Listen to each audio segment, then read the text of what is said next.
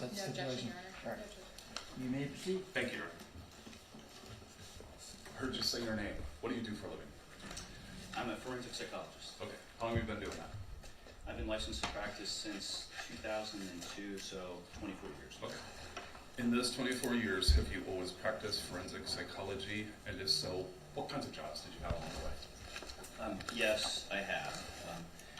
I've been in private practice throughout the duration of my career. I joined private practice shortly after completing my residency in forensic psychology at Central Ohio Behavioral Health Care, which is or formerly known as Twin Valley Behavioral Health Care. And early on in my career, I did mostly evaluations for the Franklin County Department of Job and Family Services. Those were disability evaluations, mostly for Social Security benefits.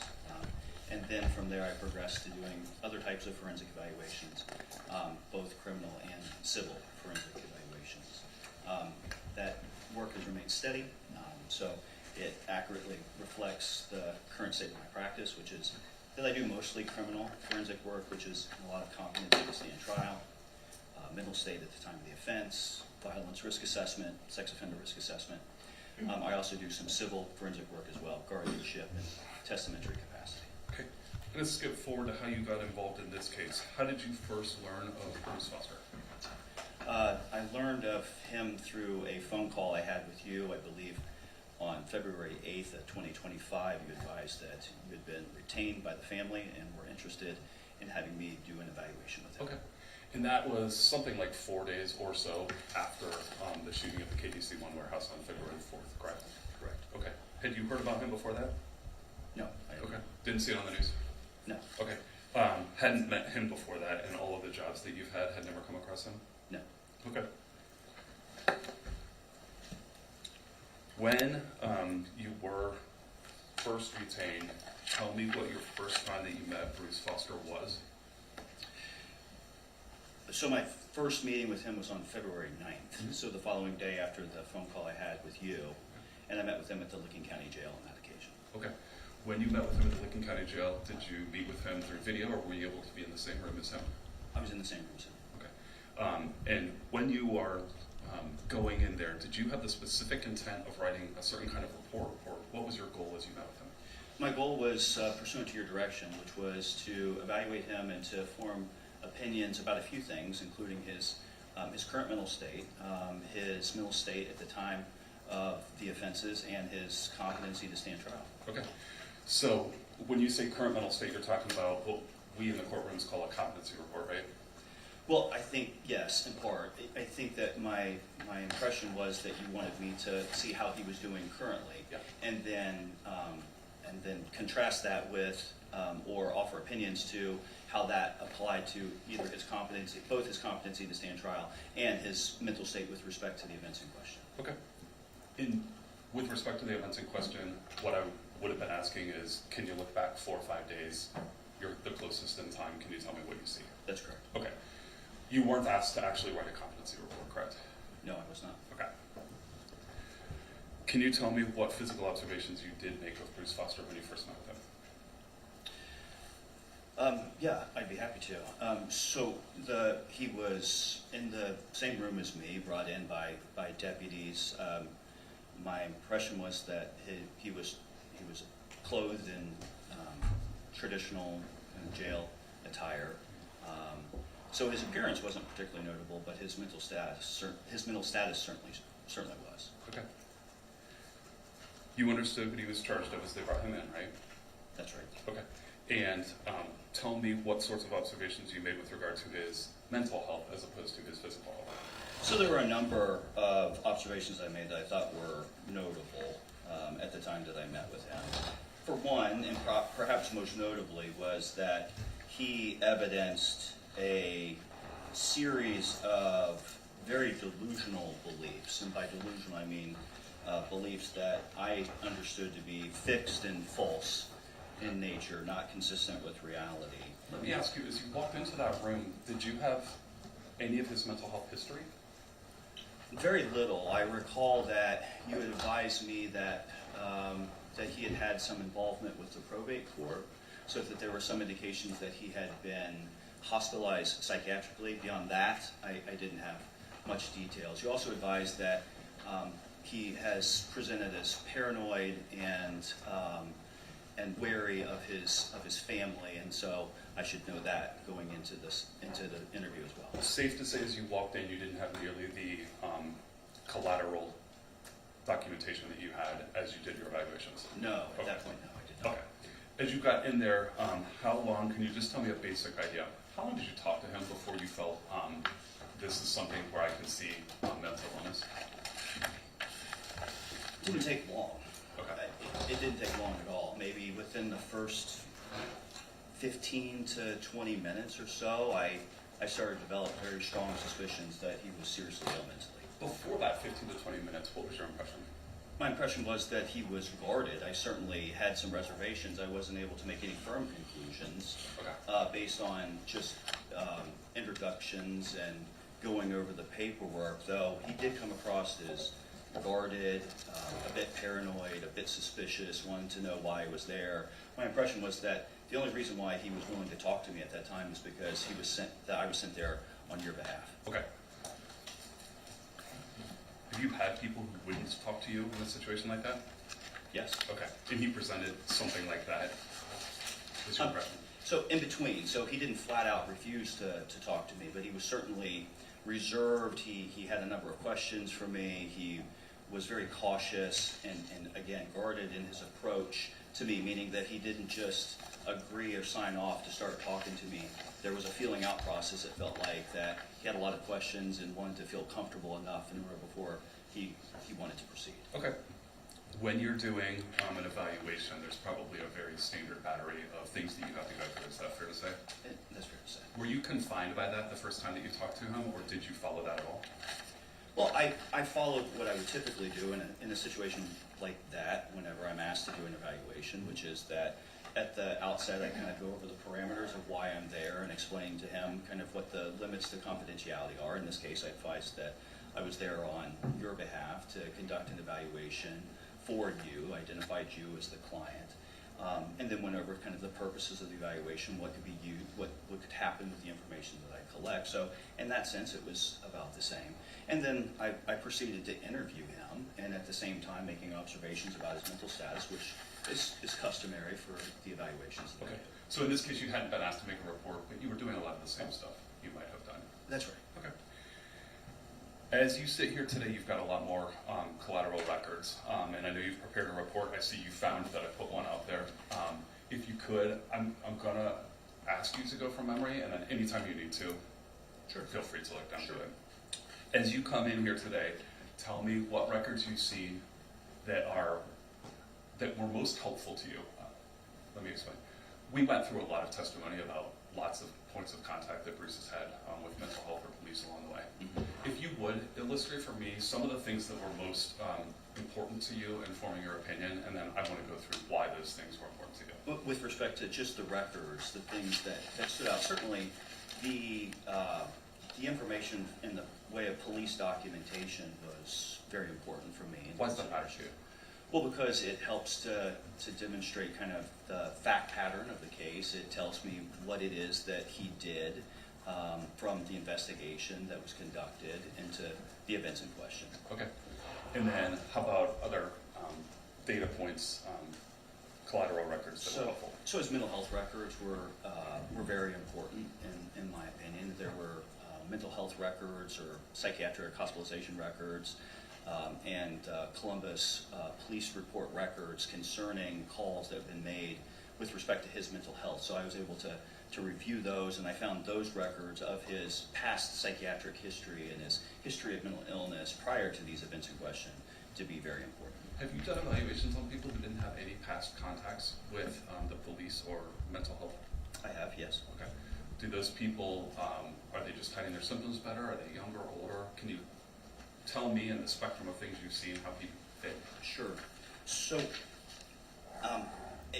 there's a number of reasons why it could be. It could be that the person I'm evaluating is maybe young and they just have not been symptomatic for very long, so they haven't had the opportunity or there's not been cause to have contact with the mental health system or contact with the the police. Sometimes the person's symptomatology, while they may be older, doesn't emerge until later on. It may be, as you said, it might be that they're better at kind of masking their symptoms or compensating for their symptoms.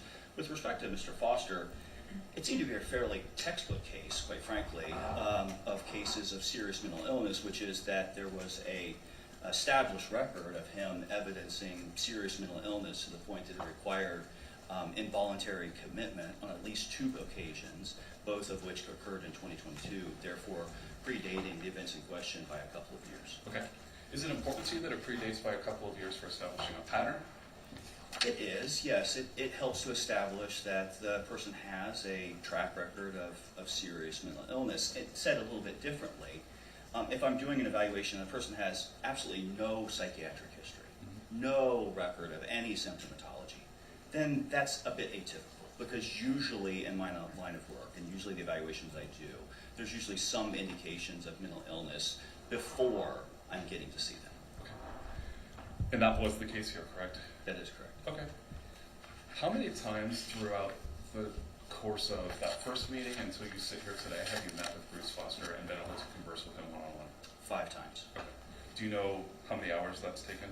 Approximately 5 hours, I believe, Okay. in total. Roughly an hour a pop on average? Roughly. Okay. During the other times that you saw him, and I know one of them was 5 days after, how long after were the other times as you walked into the courtroom today?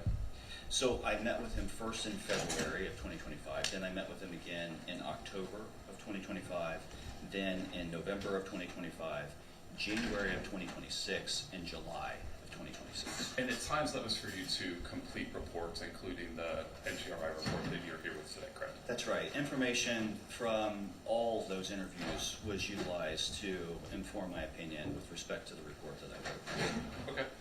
You have in your report kind of early on that you do a Miller Forensic Assessment of Symptoms test, shortens to MFAST. Can you describe what that is? Yeah, the MFAST is a screening instrument that's used to assess for feigned mental illness, like feigned delusions or feigned hallucinations. Is that something you do standard with your reports? It's not something that I do in every single case, but it is something that I routinely administer as part of my evaluations, yes. Okay. When you did it here, did you do it because you suspected feigned mental illness? No, I did not do it because I suspected it, but I certainly wanted to rule it out. Malingering or feigning is always a consideration in cases like this where there's an incentive for the individual to embellish or exaggerate or feign symptomatology. So it was more of a play it safe, make sure that I'm covering all my bases approach to the evaluation. Did the gravity of the allegations have anything to do with you wanting to be? Of course. Okay. You talked about some of those contacts with police. If we can chronologically go through, I know one was in April of 2022. I'm on page 3 of your report if you need to make reference to anything. When you see that somebody has contact with law enforcement, are you able to, as you look backwards, see how the interaction went, or at least read reports? You can, yes. Okay, did you do that here with this first interaction? Yes. Okay. You saw him in February of 2022, so you had, February of 2025, so you had your own impressions of him, right? That's right. By the time you saw or read this report from Columbus Police, you had your own impression and you could match it against what you were seeing in the past. Is that fair to say? That is right. Okay. Can you tell me what things you saw in that 2022 report from this first interaction with the police that struck you or seemed important to you? Yeah, the report is replete with indications that he was showing signs of serious mental illness. He was delusional. He was making claims his mother was trying to kill him, that he had cured cancer. He was also expressing thoughts of harming others, though I noted with some interest that he had advised at that time that he was only interested or motivated to hurt others in self-defense. And at the time of that contact, he was ultimately determined to have been dangerous, and he was placed in an involuntary hold and transported for further evaluation. Okay, I want to go back and ask just a couple questions. When you say claimed that he had cured either COVID or cancer according to the police report, what kind of a delusion is that? That would be a delusion of grandiosity. Okay, so you were seeing delusions of grandiosity from that time, matching what he was saying to the reality that cancer and COVID had not been cured, correct? Correct. Okay. And then when you talk about believing that his mother was trying to kill him, what kind of delusion would that be? That would be a delusion of persecution. Okay. Does that give you any insight into if this man is schizophrenic, like what the characteristics of this particular schizophrenia are? It does, yes. Delusions are a hallmark sign of psychosis, and there are a number of different conditions of psychosis. Schizophrenia is one of them. It's probably the most prominent. It's probably the most well known. There are a few other conditions in which delusional beliefs play a prominent role, but certainly an indication that he is delusional at that time gives me indications that he was potentially suffering from some type of disorder of psychosis. Okay. Seems like the police got to that point too because he's what you call involuntarily committed, right? That's right. And for short, people say pink slipped, correct? That's correct. Same thing, right? It is the same thing. Okay. How long are you able to involuntarily commit someone based on that initial finding? My understanding is 72 hours. Within that 72 hours, do you know what findings have to be made in order for a person to remain hospitalized? Yeah, they have to meet the criteria having being a mentally ill person subject to court order. Okay. In this case, he's released, correct? Well, my impression is that the police took him into custody, and he was eventually placed at Mount Carmel Behavioral Healthcare, a psychiatric hospital for continued observation and treatment. Okay. Do you know what continued observation or treatment was in that case? I don't. Okay. I didn't have access to those records from Okay. Mount Carmel Behavioral Health. So what I know about that, I'm piecing together from records I had from other places. Got it. Next time that Bruce Foster's records are things that you can easily document and look back on is another police contact, correct? That's right. Do you know how long after that first contact the second one was? It was in May 31st of 2022, so that would have just been a few weeks after the first contact. Pretty short order, the police are calling in, correct? That's right. Okay. At that incident, can you tell me things that you thought, well, let me ask a general question. Did you have a chance to read reports and find out some information about the police interaction with Bruce Foster? I did, yes. Okay. Can you tell me what things from the police observations struck you as important to the job you ended up doing? Yes, they noted that he was being violent. They noted that he had apparently had slapped a cousin, and he was acting unpredictable. Okay. So as a result, they again took him into an involuntary hold and transported him to a hospital. Okay. Does this stay consistent then with the first interaction as far as what symptoms stood out to you and established sort of a pattern? It was, yes, it was very consistent. Okay. When he is involuntarily held, do you know where he was taken? Yes, he was initially taken to Riverside Methodist Hospital. Okay. Did you get records from Riverside as far as what their observations were at that time? I did. Can you tell me a little bit about what their and let me ask a simple question. When the police get called, gotta assume you're probably not getting mental health professionals who reply, although the police could have some mental health care. I think that's safe to say. But to be fair to police, that's not their job, and we know that police go through specialized training, and so they endeavor to be sensitive to those type of issues. But to answer your question, yeah. No. And it seems like they sorted him this time into a hospital, demonstrating some understanding of the fact he needed some help, right? Yeah. Okay. Once he gets to Riverside, can we draw the opposite conclusion and presume that he was probably talking to mental health professionals? Yes. Okay. Can you tell me, now they're speaking more your language, can you tell me what things they observed that you were able to glean information from? Yeah, my impression is that while at Riverside Methodist Hospital, he demonstrated indications of serious mental illness. Specifically, he was evidencing paranoia and persecutory delusions. He thought his mom was, for instance, putting semen in his drink and putting cocaine up his nose while he was sleeping. Okay. Is that consistent with your observations made on February the 9th of 2025? Yes. Okay. Does he tell similar stories about his family when you eventually talked to him after the incidents that happened at KDC One? He did, yes.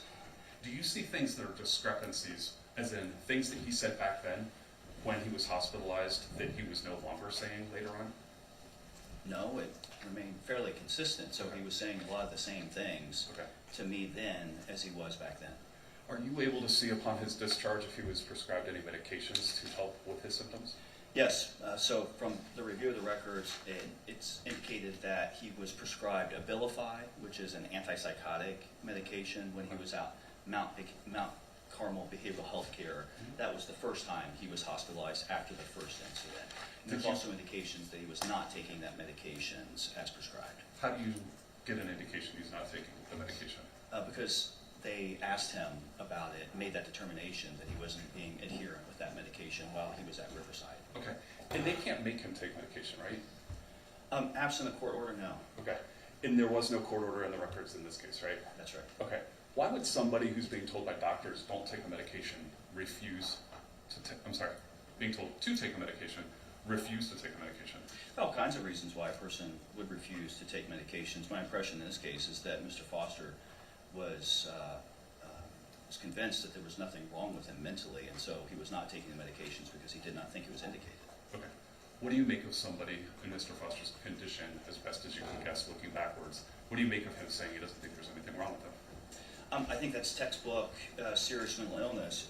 Often it's commonplace in my experience for individuals who have a serious mental illness, when they are acutely symptomatic with their serious mental illness, to lack insight into their illness. It's something that's quite frankly paradoxical that we observe in instances of serious mental illness, meaning the more sick you are from a mental health perspective, the less aware you are of your illness. So Mr. Foster lacking insight into his need for treatment and medication is not surprising to me. It's actually more normal for somebody who's really mentally ill to think everything's fine with me, you're the one who's got a problem? That's, in my experience, yes. Okay. I want to talk about if you're discharged and they give you a medication that you're not taking, are there other services that tend to be provided? Are you linked with somebody? Is there follow-up recommended? Traditionally there is, yes. That's kind of standard protocol whenever you're being discharged from a psychiatric facility for them to link you up for services if indicated in the community at the time of discharge. Okay. Do you know if that was done in Bruce's case? My understanding is that he was. At some point he was, around this time, linked up with North Central Behavioral Health Care for follow-up for outpatient care, which would have included things like medication management and case management. Okay. And that's medication management because they have a team of people who understand mentally ill may not want to take their medication. Let's stay on top of that. Right. Okay. And, yeah, absolutely. Okay. As you started to prepare for the evaluation you've completed today, you said one of the important data points that you look at is anything surrounding February the 4th or the date in question for a NGRI report, correct? Correct. You've told me about 2 different police contacts that ended up in hospitalizations. Were there other records from before that were helpful to you before we get to the description of what happened February 4th? There were also records from Sun Behavioral Health because he was transferred from Riverside Methodist after that second contact and for continued hospitalization at Sun Behavioral Health. Do you know if any of the doctors at Sun Behavioral made a diagnosis, formal or informal?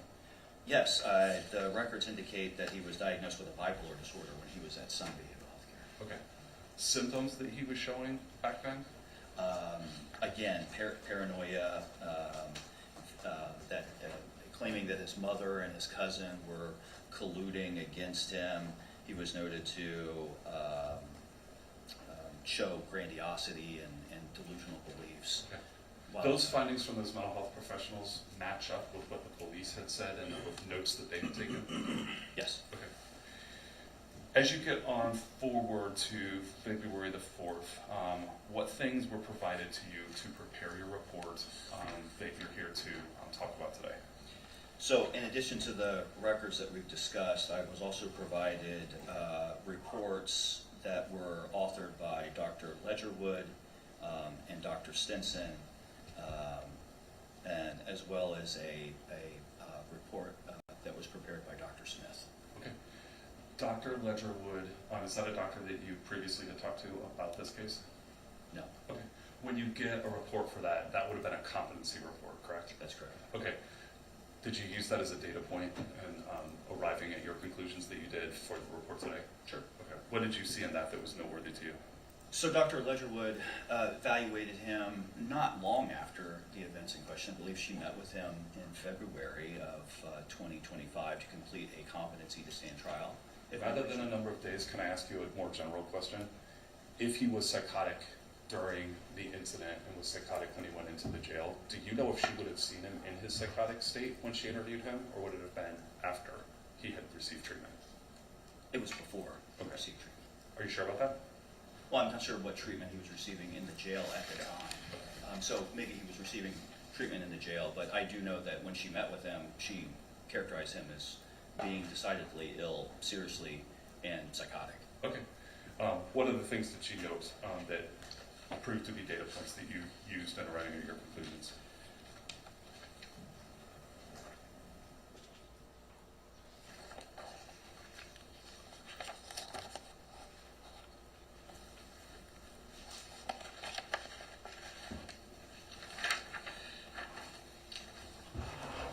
Well, it was notable to me that she concluded that he was symptomatic with a severe mental illness, that he was evidencing indications of delusional thinking, hallucinations, and disorganized thinking. And she concluded as a result of that, while he was capable of understanding the nature and objective of the proceedings, he was incapable of assisting in his defense. Okay.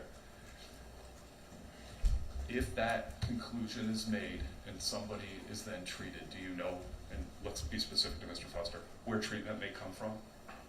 Yes, I do. Where? So he could have been treated with medications in the jail, but after that finding of being adjudicated incompetent to stand trial but restorable, he was placed, as would be customary, at a state psychiatric facility, and specifically Central Ohio Behavioral Health Care. Okay, and did that happen in this case? Yes. At Central Ohio Behavioral Health Care, do you know, was medication given? Yes. What kind of medication was it? And I don't mean the specific drug. What was its goal to do? It was to address the symptoms of his serious mental illness that he was presenting with upon admission to the hospital. Okay. Do you know from looking at records if he took that medication and what that course of medication looked like over time? Yes, so he did take the medication when he was at Central Ohio Behavioral Health Care, and there are indications that the dosage of the medication was increased several times upwards because it was the case that the dosage that they had him on wasn't effective at abating or eliminating his symptoms, so it required an increase in the dosage to better target his symptoms. Is that customary to start with a lower dose and move it up as needed? Yes. Okay. And that's what happened in this case, correct? Yes. Do you know how many times they had to increase his dosage? Not offhand. It was 3 or 4 times, I would think, at least. Okay. At some point, a determination was made that he was now restored to competency. Is that fair to say? That's right. Okay. And then he re-enters the court system, correct? I'm not sure he ever left it, but he's returned to the jail. Okay. Yes. Okay. And when that happens, then at that point there are additional evaluations done. Can you talk about there's additional evaluations done? Can you describe whether or not you performed one of those? So there were some additional evaluations that were done. Before he went to the hospital, there was a second opinion that was done on his competency that was done by Dr. Stinson. So that's a report that factored into my analysis. Okay. And when he was at the hospital, the evaluation was done by Dr. Smith. Then once he was returned, I met with him after he'd been returned to the jail from the hospital. So I met with him several times after that. Do you remember why you met with him after he had been returned to the jail? Yeah, I met with him at your direction. Do you know why? Yeah, because you were concerned about his competency to stand trial. There had been a report issued by Dr. Smith that said that he had been restored to competency.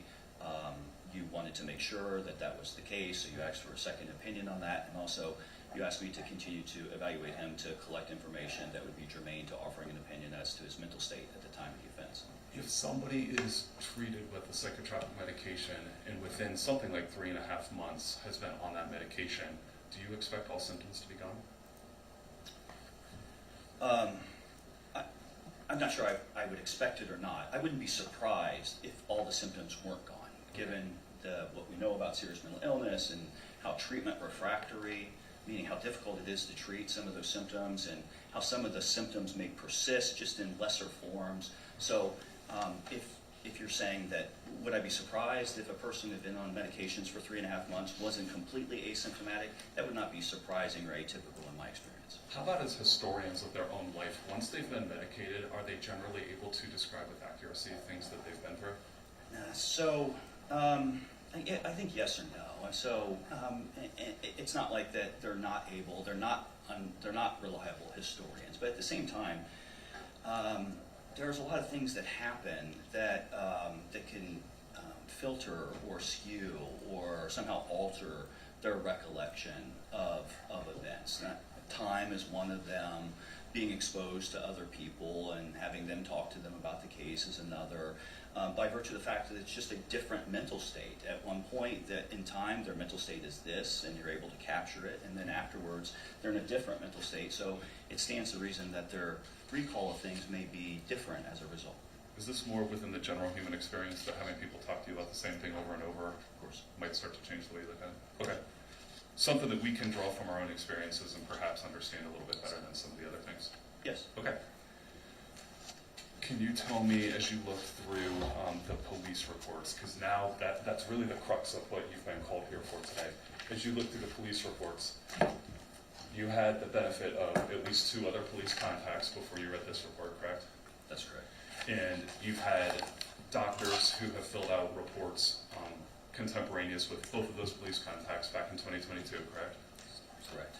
They were endorsing symptomatology that looked familiar to you based on your interaction with him in February, correct? That's correct. Okay. Can you tell me, as you looked through the date in question, February the 4th, 2025, what things stood out to you that you had some insight into that you were reading in the report? And I'm on page 8 of your report because I know that there's quite a bit with regard to this. Yeah. One thing that was obviously notable is the fact that he shot several individuals and killed 2 of them in the events in question. So that was first and foremost thing that stood out the most to me. It was notable that a victim and one of Mr. Foster's coworkers, who was present at the time, described the shooting as coming out of nowhere. So I thought that was notable. Why do you make note of that? Because there wasn't any warning, there wasn't any argument that preceded it, there wasn't any confrontation that preceded it. It's notable to me for those reasons. Because often when you I'm involved in cases in which there is a shooting, which one person shot another, there's usually a confrontation. There's usually something that sets the altercation off. But in this case, that wasn't this. If I'm following your train of thinking, then your thinking is, I would like to see something rational that would lead from point A to point B, or an action to a reaction. Is that what you were looking for? Sure. Okay. In this case, you're saying you didn't see that. Did you have context by the time you were reading this report to have some insight? I did. Can you tell me what you made of that? What I made of the... What you made of there not being an objective reason for there to have been a shooting, but that in fact there was one? Yeah, my impression is that the shooting was purposeful because he was laboring from very delusional beliefs that the individuals that he shot were involved in the mafia or some other type of organized crime outfit that were intent on killing him on that evening. Okay. As you looked at that, did you think these people were involved with the mafia as you read through the reports? No. Okay. So what you're doing is talking about the contrast between what he believed and what you were believing reality was. Is that fair? That's fair. Okay. As you read through the reports, what other things were noteworthy to you? It noted that he was observed to not be wearing a hat or any head covering, so there were no indications that he had concealed his appearance at the scene. He didn't say anything before the shooting. I thought it was notable that he left the scene in an Uber and was dropped off at his home. I thought it was notable that he was found by police at his home the next morning. I thought it was notable that the police found at his residence a gun box and ammunition that matched the murder weapon as well as the clothing. Can you tell me as a group why those kinds of things are noteworthy to you? Yeah, I think they're noteworthy to me because they signal to me that he didn't make any attempt to conceal his appearance at the scene. He used the same method of transportation away from the scene that he used on a routine basis. He used the same account that he's always used that's linked to his name, that he went to his residence, that he didn't try to evade police in the traditional sense, that he didn't discard of any of the clothing or other items that could have linked him to the scene. Can you put that into the context of psychosis or the things that had been observed by other doctors? What does that match, or is that in contrast to what you would expect based on what he had been diagnosed with before? This all fit with, certainly fit with my conceptualization of what I'd seen before, what I was conceptualizing him as. It fit with the notion that he's been delusional, been very sick mentally, been very paranoid for a very long time, and including at the time that this occurred. I know that you saw him, well, let me ask a really general question. If you have to do an evaluation like you're here for today that talks about the date of February the 4th specifically, you're being asked to look backwards in time, is that right? That's correct. Okay. When you do that, no perfect way to do it, you just collect the information that you can, correct? That's right. Are data points that are closer in time to February the 4th more important to you? Are they less important to you? How do those, generally when you're doing your job, not specific to this one, how are those things factored in? I think that the closer that you have to the events in question, the data points that emerge from that time period, all things being equal, probably carry more weight than data points that are collected far after the events in question. Do you think he's going to get better in the meantime with no medication? No. Okay. But why does it give you more insight then to look at it? Say the day of, if you could have met with him in a perfect world, would you feel more confident about your observations? Slightly more confident, because all things being equal, the closer you have to the time in question, the more ripe the data is. I'm not sure it would have changed very much. I felt very strongly about the data that I collected. I felt like that seeing him just a few days afterwards, I was seeing his mindset kind of as close as to what it was at the time of the events in question. So I was able to get a snapshot and a contemporaneous view of his functioning that I could have then applied to the events in question. Okay.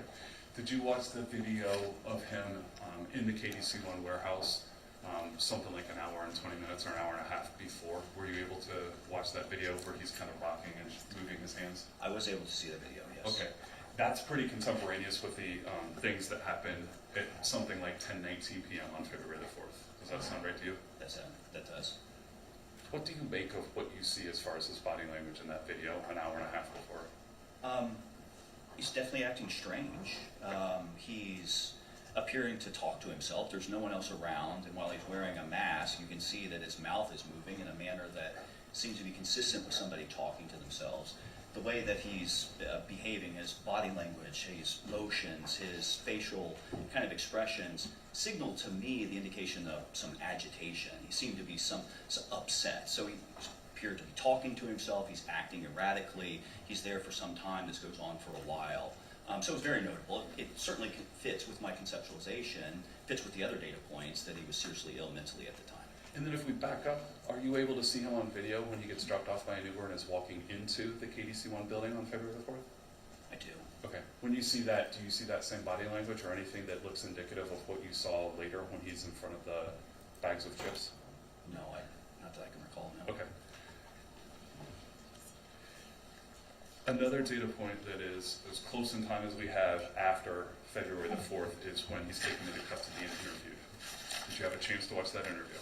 I did. I reviewed the detective's summary of that interview, and then I also viewed their interview, the video of the interview itself. Okay. They had a law enforcement goal in mind, and so they conduct a law enforcement interview. Can you tell me from a psychiatric perspective what you were seeing as you watched that interview, or what things struck you about watching that interview? Yeah, there were a number of things. So he said a number of things that signaled to me the presence of paranoia and delusional beliefs.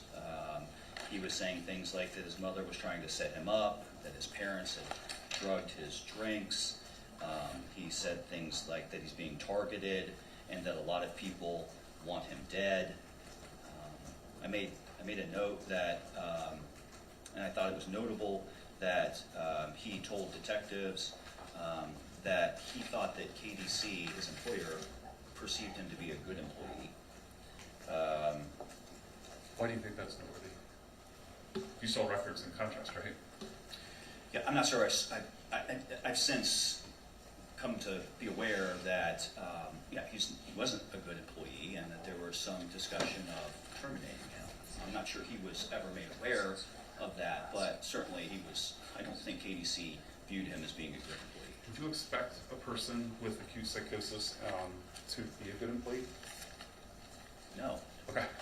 So this fit with sort of the working theory that you had. Yeah, of course, yes. That to learn that he was not a good employee objectively is not surprising in light of his illness. In light of his illness, is it unusual that he would try to get a job at all? I know I'm asking for a really broad generalization. Yeah, I don't think it's atypical. Individuals with psychosis still have debt and bills and reality to pay for. So no, I think that simply because you're seriously mentally ill doesn't mean that you can go without a job. Okay. During his interview, is there anything else that, although they were doing a law enforcement purpose, anything else that he told them that was noteworthy to you, either for or against your hypothesis at that point, that he was seriously mentally ill and delusional? Yeah, he told the detectives that one of the victims, Shakar, had threatened him in 2013, and that he, meaning Mr. Foster, invited Shakar and his family to work at KDC. If I can follow what your observation was then, he's saying that as far back as 2013, which would have been 12 years before he sat in that interview room, that one of the victims had threatened him in the past? That's correct. Okay. Did you have any reason to think that was true? I have no reason to think that was true. Okay. And then, objectively, if he believed that, what he's saying next is that he took this person who threatened him and invited him to work at Bruce's place of work. That's right. Okay. What other things does he say about people who he works with?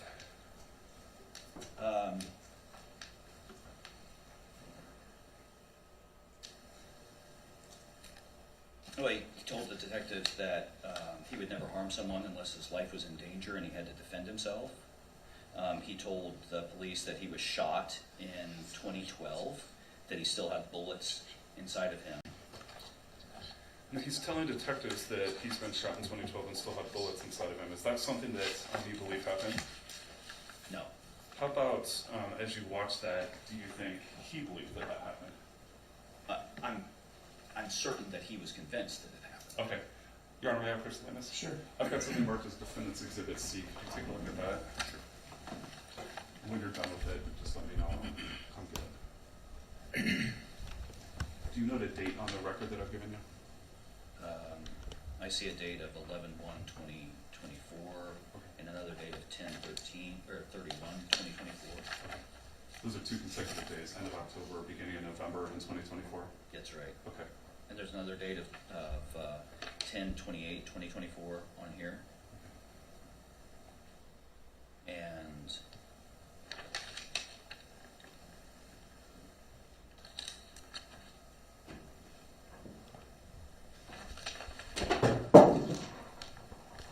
that appears that there are other dates of 2028, 2024 that occur on other pages. Is this a record that you've seen before today? I'm not sure. Okay.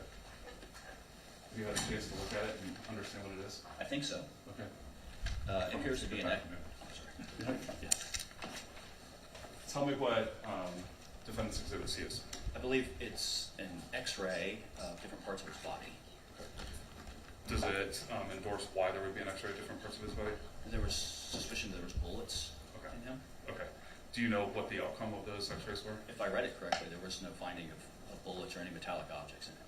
What is a misunderstanding about your own body called in psychiatric circles? That'd be a somatic delusion. Somatic is kind of what we use for bodily Okay. functions, or so it would be a somatic delusion to believe that you have a bullet inside of you when you really don't. Okay. And this is in November of 2024, so we're talking about something like 3 months before the KDC One shooting, correct? Correct. Okay. As far as you can tell, this wasn't ordered that he get this done. This was a voluntary walk in to get x-rays, right? Sure. Okay.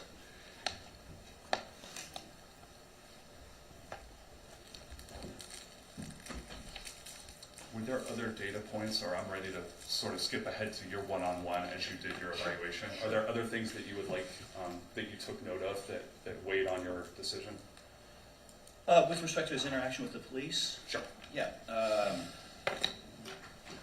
He was saying other delusional things, like he's a medical doctor and that he started some type of serotonin project that helps families have twins.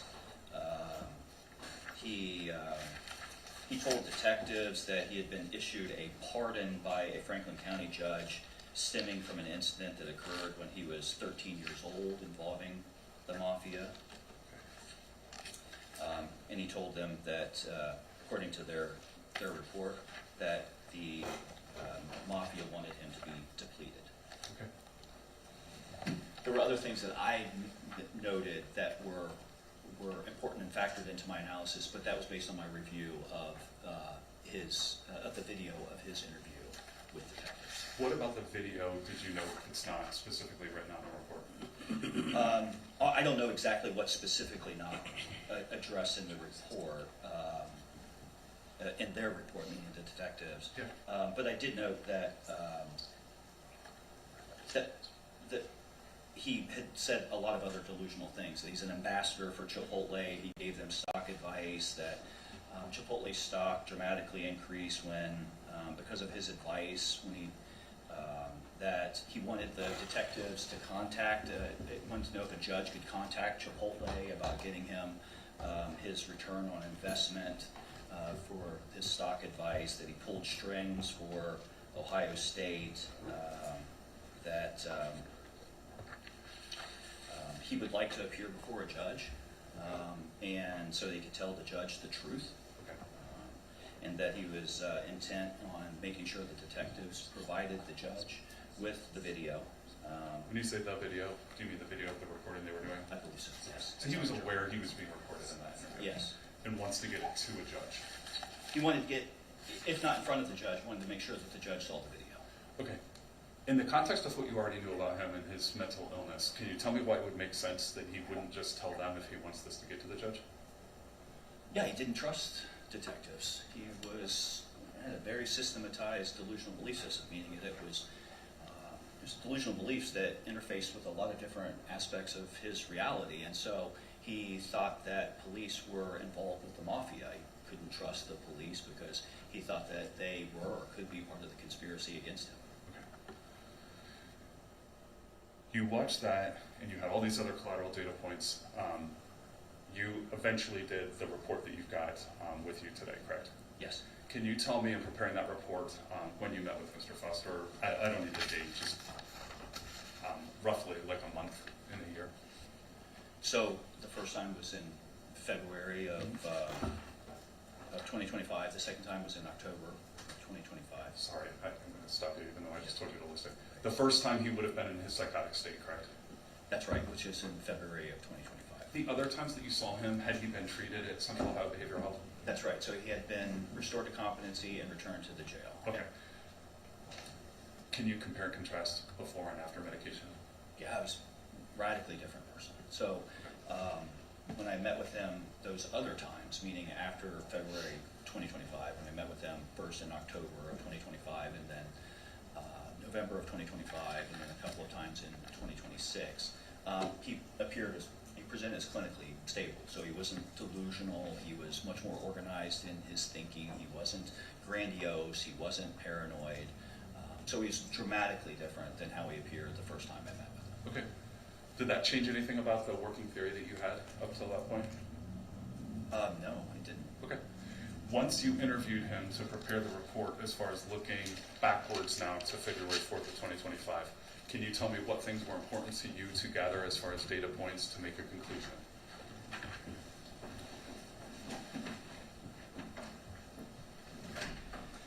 So, in addition to the things that we've already discussed, I asked him, I interviewed him, and asked him a lot of questions about kind of what was going on, why he did what he did. When you say what was going on, you mean back in February the 4th? That's right. Okay. Yeah. When you're asking a lot of questions, do you count on him being a good historian? It's always appropriate in my line of work to be a healthy skeptic. It means that it's important to ask the individual for their account, but it's also very important to compare and contrast that to other data points to make sure that what they're saying is reliable and valid. Okay. Can you give me the things that made an impression on you as far as interviewing him and asking him about what happened on February the 4th? Yes, of course. So, kind of as an overview, my takeaway was that from what he described, he was not doing well, and from a mental health perspective, and his condition deteriorated substantially over a period of several weeks leading up to the events in question. During that period of time, he became convinced of various delusional beliefs. He was operating under these very delusional notions that there was a mafia or an organized crime family that was plotting against him and sought to kill him. And that would have been the weeks before. We talked about the hospital records showing him going in and asking to get lead x-rayed in his body. That would have been 3 months before. Does that sound right? Yes. Okay. And you're saying that it was in the weeks before that some of these symptoms, including belief in persecutory or a persecutory belief by the mafia, was amongst the things happening? Yeah, that's right. In addition to that, he was hearing voices, or what we call hallucinations, of family members like his mother and his father that were telling him things like that his life was in danger, not compelling or commanding him to do anything, but just kind of confirming or aligning with his delusional beliefs that his life was in danger. Do you sometimes hear people who are mentally ill describe auditory hallucinations that are command hallucinations? Yeah, I do. And in this case, he said he wasn't hearing that as leading up to the incident? That's correct. Okay. Does he remember the day in question did he remember the day in question when you interviewed him? Yeah, he did. Can you tell me what things he said about that day? Yeah, so with respect to that day in question, he heard a voice, an auditory hallucination, that said that he didn't have a choice. And that hallucination, in addition to his delusional beliefs, led him to believe that his life was on the line, that the members of the mafia, this organized crime family, these co-workers that he had at KDC One, were not only plotting to kill him, but planned to kill him that evening, on the night of the shooting. Okay. When you can go back and test that, when he walked into work on February the 4th and you could see his body language walking in, I asked you earlier, did his body language look agitated, or was there anything in the way he carried himself on his way into work that was noteworthy? Put that into context now that he's talking about throughout the night what was happening. He went into work as planned, and I think in his mind was convinced that tonight was going to be the night that they were going to kill him, so he would have to act, and to save his own life, he would have to act with deadly force. Can you compare and contrast then in that hour and a half before when you can see him in front of, in the cafeteria where his body language is different?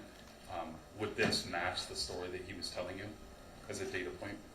Sure, it would match, yes. Okay. How so? Well, because what he's telling me is that he's, more or less, he's acutely delusional, he's acutely psychotic, he's very seriously ill mentally, and the way he's behaving in front of that food stand or whatever it was that he was in front of, and he's talking to himself and he's acting in an agitated manner, that would certainly align with how he characterized himself as feeling at the time, that he was delusional, he was upset, he was agitated, he was convinced he was about to be killed. Okay. Given all the things that you saw, one of the things that you're asked to do when you do a NGRI evaluation is draw a conclusion. Were you able to do that here? Yes. Were you able to do that with a reasonable degree of scientific certainty? Yes. Okay. Can you tell me what conclusion you drew? So my conclusion was that Mr. Foster was symptomatic with a severe mental disease or defect at the time of the events in question, and as a result of his severe mental disease or defect, he did not know the wrongfulness of the acts charged. Okay.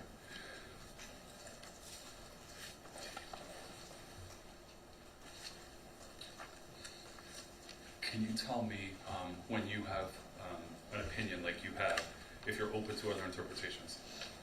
Of course. You're aware there's other interpretations here, correct? Yes. Can you address some specific things with me and tell me how you factored those in and why you drew the conclusion that you did, okay? I think it's always important to test hypotheses. Hypotheses are kind of these propositions that you have. One proposition is that he was not symptomatic with a severe mental disease or defect at the time of the events in question.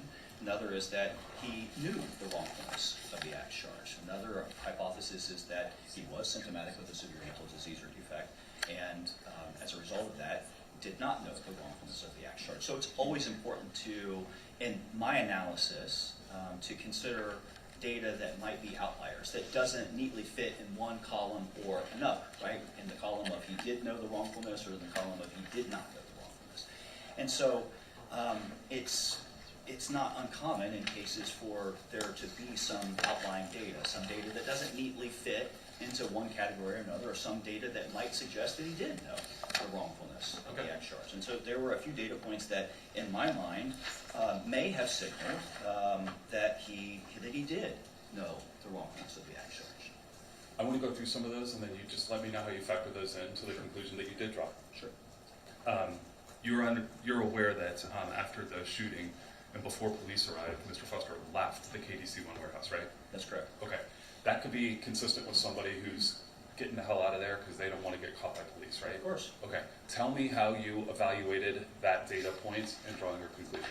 So I asked him why he left, and specifically why he didn't stick around to talk to the police. And he advised that he left because his life was, he considered his life to still be in danger, wasn't really sure of the extent of the conspiracy against him, didn't go to police beforehand, and didn't stick around for police there at the time because, again, the police were involved in this conspiracy. They could have been or were involved with the mafia, so he didn't trust the police. Now, everybody who's evaluated Bruce Foster came to the conclusion he was seriously mentally ill. Does serious mental illness, does that sound consistent with what you might expect from somebody with persecutory beliefs? Absolutely. Okay. Changing clothes is something that maybe everybody does after work, but given that he changed clothes at least partially before this incident, can you tell me what that meant to you as you did an evaluation? Right, so that was another indicator that there might be something going on there that signaled his understanding of or knowledge of wrongfulness at the time that he changed his clothes beforehand. So I asked him why he changed his clothes, and he said that he changed his clothes to be more comfortable. I noted that he didn't conceal his appearance. He didn't do anything to appreciably alter his identity or his appearance. So while he changed his clothes, it certainly didn't align with the notion that he changed his clothes so that he could alter his appearance and so people wouldn't know that he was about to engage in a criminal act. Okay. He talked about before he went to work that night that he smoked marijuana. Did you read that? I did. Do you have experience with mentally ill people and substances? Yes. What is that experience? Well, the experience is that not only my experience, but the literature is conclusive in indicating that substance use in individuals who have serious mental illness is almost ubiquitous, meaning there is a very strong overlap. Those who have serious mental illness are exceedingly more likely than those who do not to abuse substances. So it's not uncommon in our world for somebody to have serious mental illness and to also use, if not abuse, substances. Okay. When you say it's almost ubiquitous, the agency that treats one, do they treat the other as well? Yes, the Department of Behavioral Health. That's correct. It used to be the Ohio Department of Mental Health and Addiction Services. Okay. Recognizing that they're more or less one and the same, there's so much overlap aligned with the name change. Your experience with people who are using marijuana, there was a long period of time in Ohio where marijuana would have had to have been purchased illegally, correct? Correct. Could be a street drug, right? Correct. Okay. When that happened, you wouldn't necessarily know that you were getting marijuana. Is that a fair statement? Fair statement. During at least a lot of the time that you were seeing marijuana around mentally ill people. Sure. Marijuana can now be purchased lawfully in Ohio, presumably in a more controlled manner. Does that sound fair to say? Yes. Okay. Have you seen a difference in how marijuana affects people who are mentally ill who are using it since it's become legal? Yeah, I think yes, because I've seen less instances of people evidencing adverse psychiatric reactions to synthetic cannabis now that cannabis is legal and more readily accessible. Okay. In your opinion, could cannabis have caused the kind of paranoia that Bruce Foster had? It could have, sure. So there are instances in which there are cannabis-induced paranoia, cannabis-induced psychotic disorder. So certainly it's well within the possibility that symptomatology like his could have been substance abuse, and that was a factor that I took under consideration. How did you weigh it against your final conclusion?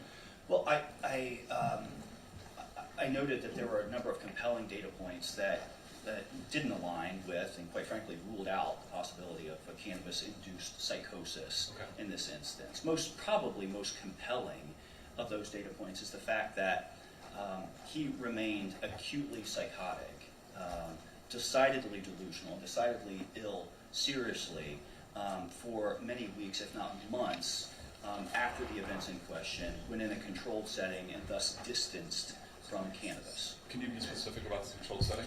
Yeah, he was in jail, and then he was at Central Ohio Behavioral Health Care, which is a psychiatric hospital. He's not going to be able to get marijuana there, correct? Presumably no. Okay.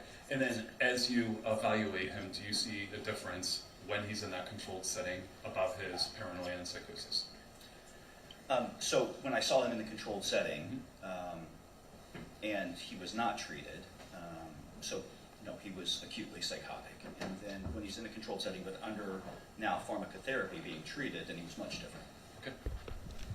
So it wasn't, it was over a period of time, and only once he retrieved psychotropic medications that those symptoms you were seeing started to fade.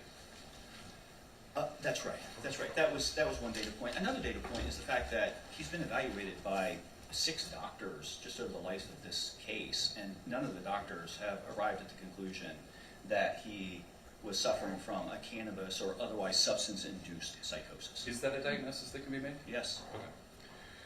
Okay. And at least 2 other doctors before this, after those police interactions, are those amongst the 6 you're counting? That's right. Okay. Maybe 5. Maybe 5. Okay. Maybe 5 doctors. Maybe I miscounted. But Okay. there have been every doctor that has evaluated him for the purposes of this case has not rendered, including myself, a diagnosis or come to the conclusion that his symptomatology was caused by cannabis or any other substances. Okay. One of the counterpoints could be that after the shooting on February the 4th, Bruce Foster did make it back home. Are you aware of that? Yes. When he got home, physical evidence of him being there was still present, and you mentioned those things, right? That's right. He also appears to have vomited. Did you factor in vomiting into how you think he was affected as you tried to look into his brain? Yeah. So that was something that I noted, that he vomited. So I asked him about it. Why did you vomit?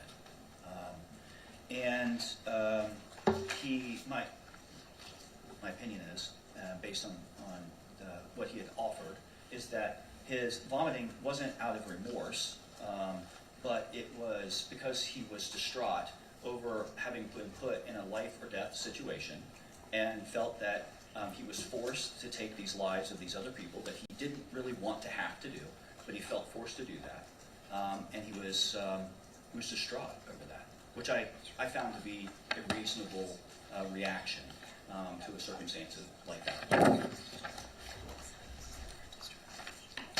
Just a moment. Sure.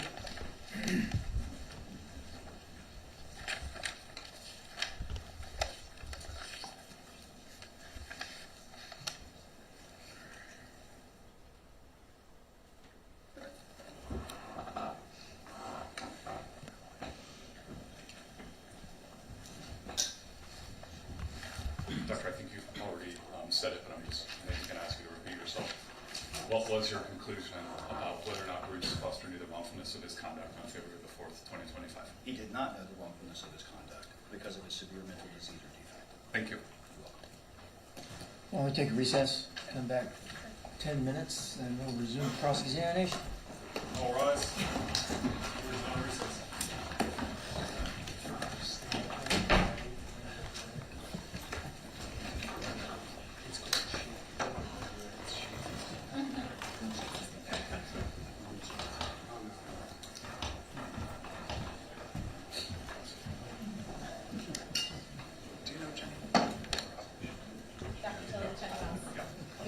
Nice to meet you. How you doing, Terry?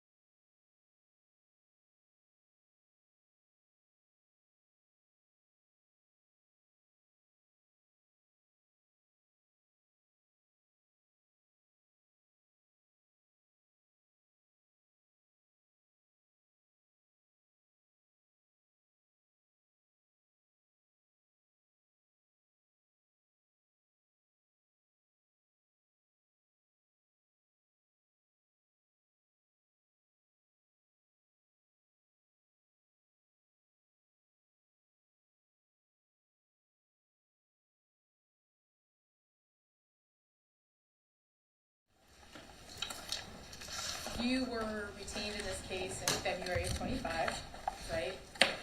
Saw the defendant roughly 4 or 5 days after the shooting, correct? And you completed your sanity evaluation July, I believe, 7th of 2026. Is that correct? That's correct. I'm sorry, You- July 5th. I'm July sorry, 5th, July when 5th. you completed your report? That's the date of the report. Okay. yes. My bad.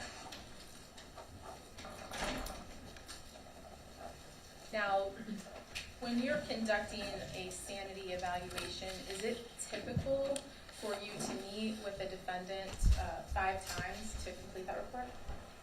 It's not typical, no. Would you agree that's kind of unusual to meet with a defendant that many times? I'm not sure I'd call it unusual. For Okay, out of me, the I norm? don't typically meet with a defendant 5 times, but I don't limit the amount of times that I. So what's your standard usually? That you Usually, for most of the evaluations I complete, usually I just meet with them 1 time. One time. Yeah, maybe 2, but usually once. Okay. So, again, this would probably be an unusual circumstance for you to have met with the defendant 5 times. Yes.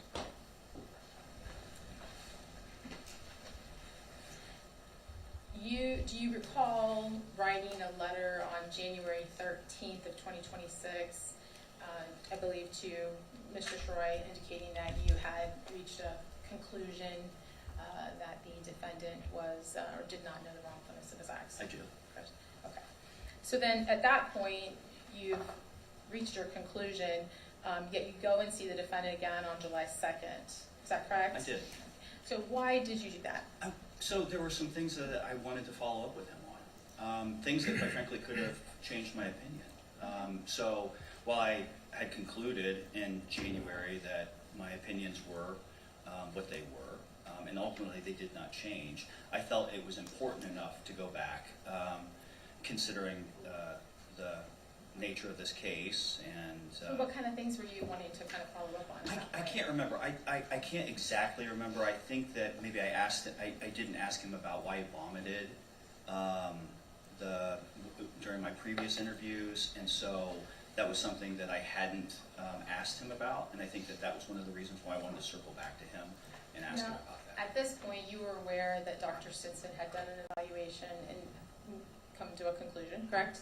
Yes. And you were aware that Dr. Marciani had done the same as well as Dr. O'Donnell. Is that correct? No. So in July, you were unaware that the other 2 doctors had completed evaluations? No, I was not aware. In fact, I got word that there were some other evaluations being done, but I did not have any firm conclusions that it was Dr. Marciani or Dr. O'Donnell who Okay. did those evaluations. You were just aware of Dr. Stinson? That's right. Okay. In fact, the 2 of you had a phone conversation on January, I believe, 13th, am I right? I said 13th, I think originally about your letter to Brandon Troy, but that letter was the 26th of January. Is that correct? I think I misstated that. I think so. I think my letter is dated on January January 26th. 26th. I apologize for giving you the wrong date there. That's okay. January 13th was the phone call you had with Dr. Stinson, correct? I can't recall. I'm sure that I had that noted somewhere, but that sounds about right. I don't believe it's noted in your report. I saw it in Dr. Stinson's report where he indicated he had a phone call with you. Right. So you would agree if Dr. Stinson reports it was the 13th, that's the actual Sounds date? right. Yeah. Okay. So the 2 of you talked on the 13th, and then 13 days later, you wrote that letter to Mr. Troy saying that you had come to a conclusion, correct? That's right. Okay. You and Dr. Stinson have known each other for many years, correct? Yes. We're partners for approximately 10 years, would that be right? Yes. Business partners. Business partners in Form 1. And in fact, I believe from Dr. Stinson's testimony yesterday, that you're still kind of on contract or on an as-needed basis, you'll do work. That's right. I remain affiliated with the practice. I co-direct, along with Dr. Stinson, the postdoctoral fellowship in forensic psychology through Forum Ohio, and I will occasionally conduct evaluations through Forum. I can't remember the last time that I did, but I remain affiliated and on good terms with the practice. And I believe you're still located at that address, correct? That's right. We share the same office You space. share the same Yep. office space, okay. And so then, have the 2 of you ever been on, I guess, I'll call it opposite sides, like retained by opposite parties in an action? Yeah. Okay. And do you have any ethical or feel like you have any ethical duties to kind of disclose to that side, to your client that, hey, I have a relationship with Dr. Stinson. We're business partners, we're former partners, we work together very closely. Do you have any, I've said that before, yeah, several times. to avoid any kind of appearance of? Yeah, just to right, make sure that everything's out in the open. to make sure everyone has an informed decision on who they're hiring. Sure, Sure, yeah. the parties, right? Yeah, absolutely. Okay.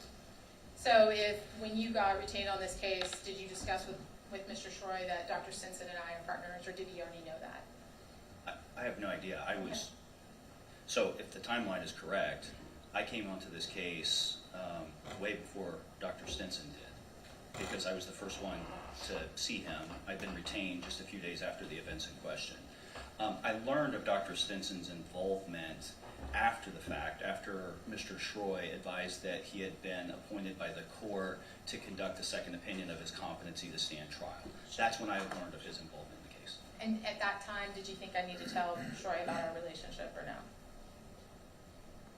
I might have. I'm not sure. I'm just asking. Yeah. Is your business practice, that's something you would have done early on if you would have realized Dr. Stinson was really? Maybe, but probably not in this case. Mr. Shroy knows that that Dr. Stinson and I have been in business together. He has assisted us in conducting mock trials through our postdoctoral fellowship. So maybe I did, maybe I didn't. If I didn't, I would just assume it's because he's well aware of my business relationship with him. You do a lot of work in Franklin County, that'd be fair to say? Yes, And so does Mr. Shroy. that's right.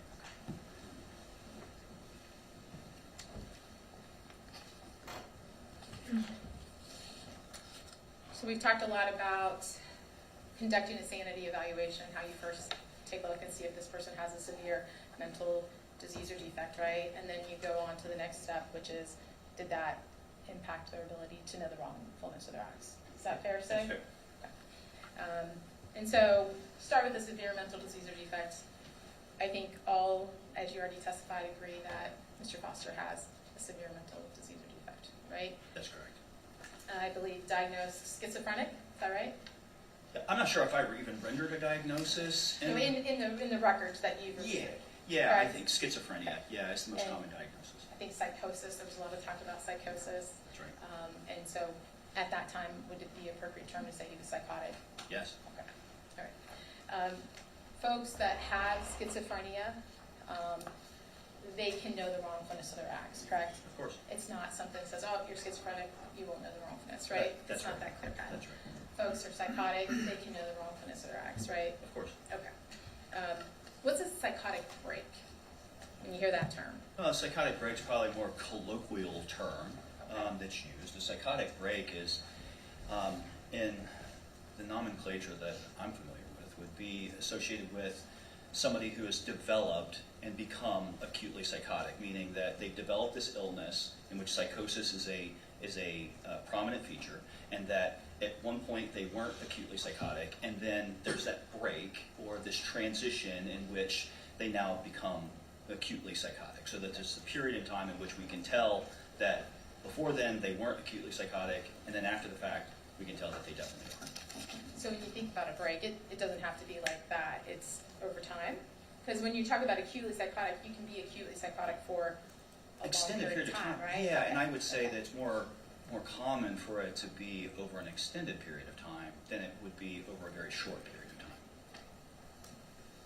So it's not you're gonna be psychotic 1 minute, and then not psychotic the next, and then psychotic back again.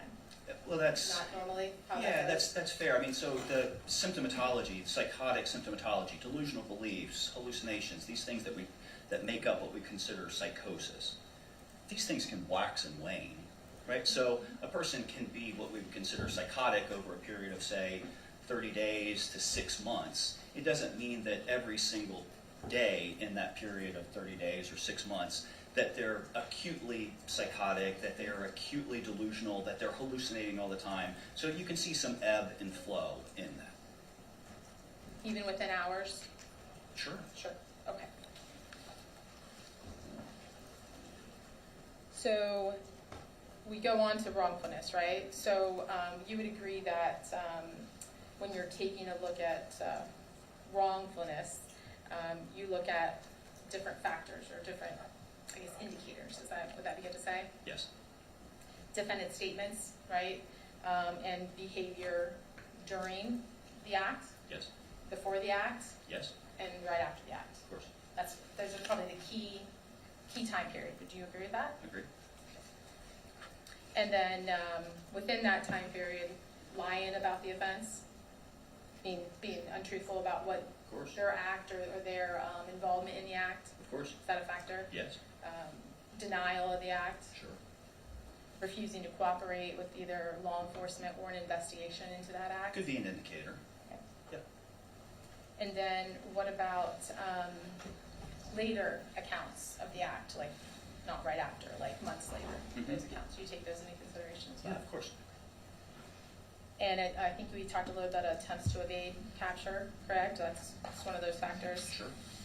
And then what about, do you kind of ask if the delusion were true, would the act be right? Is that one of those things that you take a look at as well? Of course. Yeah. Okay. You have done approximately how many evaluations? I'm not sure if I caught that number, if Brandon asked you or not. I'm not sure he did ask me. Total evaluations for what? Sanity evaluations over your years, Conservatively, probably about 500. 500? Yeah. And you've been on cases where you've had to testify, like in this case here, right? Yes. And there have been experts that have had different opinions than yours, Yes. correct? Yeah. And that probably happens pretty frequently. Would that be safe to say? In my line of work, yeah, it usually is the case that if I'm testifying, it's probably because it's a contested hearing, and that's usually because you have a couple of experts that don't align in terms of their opinions on the matter. And that's, what would you say that's attributed to? That their opinions don't align? Reasonable minds can disagree. Are they interpreting different data, putting maybe more weight on some data than other data? Would that be fair to say? Sure, that could be it. So when you come to your conclusion about wrongfulness, you, in your report, you have it up there, so let me grab my copy here. You kind of list out some of these pieces of information that you, I guess maybe, lack of a better way to say it, put more weight on to attribute that he didn't know the wrongfulness. Would that be fair to say? But your list of, I don't know, I'm trying to go, let me go to the back here, I don't know how many you indicate that. I think it's on page 34, Mr. Foster's knowledge of wrongfulness. And you kind of list out, looks like 8 on that page. 10, 9, 10. So you list out like 10 kind of points that go to showing that he did not know the wrongfulness. Is that Yes. correct? Yes. Okay. Those were data points that I found to be particularly salient. And so one of them is that we already talked about was attempting to evade detection, right? You kind of think that, let me find your Number 6. number 6, thank you so much. He did not attempt to evade law enforcement. He was found at his apartment soon after the events in question. That's right. In your years of doing this, you would agree that many defendants charged are located at their residence when they're arrested by police, correct? Sure. Yeah. That's kind of a typical, people kind of run home when they do something wrong, correct? That happens, yes. And especially when we're talking about a defendant with very limited resources. Would you agree with that? Sure. Mr. Foster has very limited He did. resources. Yes, it does. He did not have a car, correct? No, he didn't.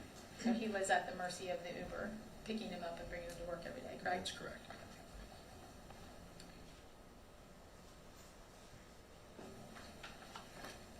Would you agree that leaving the scene of the crime is an attempt to evade law enforcement? Yeah, it could be, absolutely. Yes. And that that's exactly what this defendant did in this case, right? He left the scene. He shot 6 people Yes. and then left the scene immediately. Yes. You don't attribute that to him evading law enforcement, though? Is that Well, not in the correct? traditional sense. So maybe I should No, that's qualify. okay. I mean, Yeah, that's, because it's yes or no. You say he did not evade, correct? I did. Okay. So you interpreted his leaving the scene as not evading law enforcement, correct? Correct, yes. Okay. You, number 5, you said he did not attempt to conceal his appearance at the scene. as another reason why he did not know the wrongfulness, correct? That's right. Number 5? Yep. You've watched the video. You're aware that Mr. Foster went into the first production room there at KDC and changed his clothing, correct? Yes. Put on a different hat than he had on during his shift, correct? Okay, I believe so, yes. I'll take your word for it. Take my word for it? Yeah. Okay. If the evidence shows that he had on a different hat than what he came into the workplace with and what he wore when he came out of that production room before he started shooting, would you would agree with that? Yes. Okay. So he did change his appearance prior to the shooting, correct? Technically, yes. His clothing, right? Yes. Okay, I'm just saying, you can interpret it and you can put it whatever weight you want on it, correct? Yes. You would agree people commit crimes all the time on camera, right? They do, yes. They do. And people commit crimes all the time without wearing a mask, correct? Yes. And those people, I say generally, know the wrongfulness of what they're doing, right? Not all those people are insane. That's correct. Okay. Yep. And so, because it's not a good plan, doesn't mean it wasn't a plan. Wouldn't you agree? Correct. Okay. So he changes his clothing. I believe you asked him, he says it's to be more comfortable. Is that correct? That's right. Are you aware that he had made some additional statements to other evaluators that he brought clothes because he had recently had some sort of accident at the workplace and had to leave early? Are you aware of that? Yes, I am aware of that. So kind of a conflicting statement about why he had the clothing he did with him at that time. Would you agree with that? I'm not sure I would consider it to Okay. be conflicting. This side, not conflicting, that he changed his clothes to be comfortable, correct? And then he walked into the warehouse and started shooting his coworkers, correct? That's right. Okay. And then are you aware that he then changed his clothes again when he got inside the Uber that picked him up? I'm aware that there are some reports that he did that. Okay. And when you say reports, what are you aware of? Well, I'm aware that there's indications in other doctors' reports that he had advised that he had changed his clothes. I asked him if he changed his clothes when he was in the Uber, and he told me that that he can't recall that if he did, and he mentioned something about maybe he might have changed his boots when he was in the car. That's what he told me. So I'm aware that there are some indications that he changed some articles of clothing to some extent when he was in the Uber on the way home. Would you take my word if I told you there is video showing Mr. Foster walking back into his apartment after the shooting, where he is then wearing his khaki pants he wore to work that day? Would you agree then that I'll trust that you're telling he me. then changed his clothes in that Uber? He changed his pants in that Uber? There's Yeah. evidence of that. To be honest, I can't remember what pants he was wearing at the time that he was doing the shooting. So if you Okay. are telling me that the evidence would show that those are different pants, then I would trust that they're different pants. When you reviewed the video recording of the shooting, you would agree that Mr. Foster had changed from whatever he was wearing during his work shift into a different pair of pants. Is that correct? Yes. Okay. And that he had put his backpack over his back and then concealed that backpack with a flannel shirt, correct? Yes. Okay. And then concealed the firearm on his person, correct? Yes. And that video of him arriving back at his residence at 10:50 something in the evening, he's wearing khaki pants again and a green colored shirt, Okay. no flannel. All right. You still hold with that is not a changing of his appearance. Would you agree with that? As your factor, right? You're saying Yeah. he didn't change his appearance, therefore. I don't think, yeah, he changed his clothes, but not his appearance. Okay.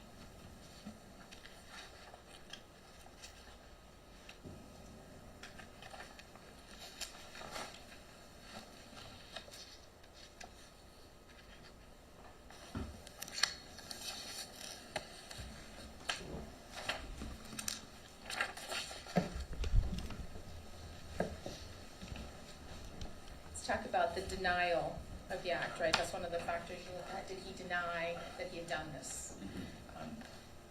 You watched his interview with law enforcement. I think in your report you indicate he should I put the right one?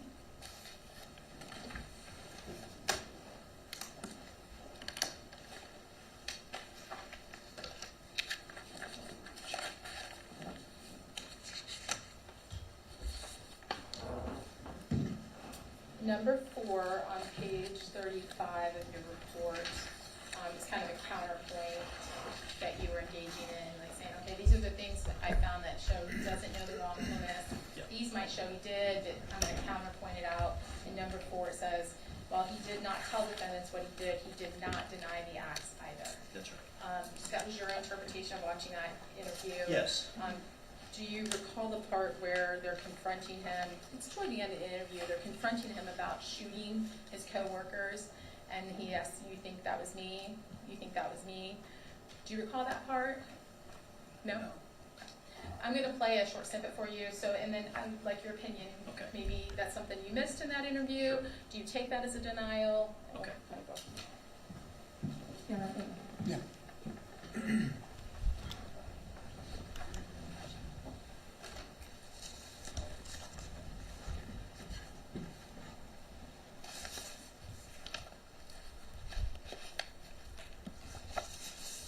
So you are curious. I'm not really. I wasn't curious. Curious. Tell me now. But now you're curious. Now, yeah. Oh. I'm not curious. Okay. Well, in the video, because I mean, they have surveillance everywhere in the warehouse, right? Yeah, there's cameras everywhere. Yeah, you know that. Yeah, right? I know that. I'm Is aware. that to prevent thieves, or what is that for? I'm not law enforcement, man. Oh, God. I don't know why people put cameras inside businesses, but Yes, you do. I mean, I guess I know for their fact, but normally it doesn't get to the criminal And it's side. their business. Yeah, it's their business. It's their business. Not our business. But I mean, in the video, I'm going to be honest with you, man. It's pretty horrific. Is that horrific? Yeah. Yeah. Scary the way I live, man. Scary It's the way I horrific, live. man. It's horrific to see you, Bruce Foster, shoot and kill Kyle Baber, You believe that was me? and shoot and kill Shakar Chapagi, That's his last name? You believe that was me? and you shoot and injure 4 other people. Okay?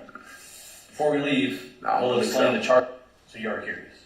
I'm not really. I wasn't curious. Okay. Do you see Mr. Foster shake his head to that I did. I and saw. say, "I don't believe so"? I saw the.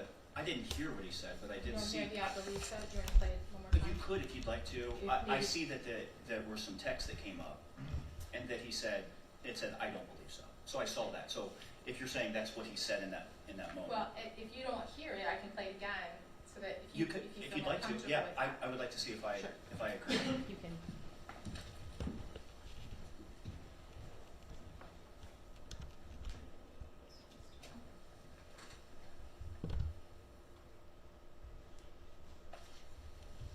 I'm not curious. Okay. Well, in the video, because I mean, they have surveillance everywhere in the warehouse, right? Yeah, there's cameras everywhere. Yeah, you know that. Yeah, right? I know that. I'm Is aware. that to prevent thieves, or what is that for? I'm not law enforcement, man. Oh, God. I don't know why people put cameras inside businesses, but Yes, you do. I mean, I guess I know for their fact, but normally it doesn't get to the criminal And it's side. their business. Yeah, it's their business. It's their business. Not our business. But I mean, in the video, I'm going to be honest with you, man. It's pretty horrific. Is that horrific? Yeah. Yeah. Scary the way I live, man. Scary It's the way I live. horrific, man. It's horrific to see you, Bruce Foster, shoot and kill Kyle Baber, You believe that was me? and shoot and kill Shakar Chapagi, That's his last name? You believe that was me? and you shoot and injure 4 other people. Okay? Before we leave, No, I don't we'll believe explain so. the charge. So you are curious. I'm not really. I wasn't curious. Okay. Curious. Tell me now. But now you're curious. Now, yeah. The sound is off from the video, so if you can't really read the lips. But did you hear it that time when he says, "I don't believe so"? No. Okay. No. So you don't believe him shaking his head is a denial of those accusations that he shot and killed these I think people? it's reasonable to suspect that that's what that could infer. So certainly. Shaking his head. Shaking saying- his head could And be. let's say if he did say, "I don't believe so," is that a denial? Oh, it could be. Yeah, that could be interpreted. What else could it be? I don't know. I don't know. I'd have to think about that. I mean, this is the first time I'm being presented with this, so. So the first time you've seen this video? No, the first time that I've been at, I didn't hear him say, "I don't believe so." So if he did say it, I didn't catch it on the first pass, I didn't catch it on the second or the third pass. But it could be interpreted as a denial, but you're not sure what else it could be interpreted as. Is that right? I would have to think about that.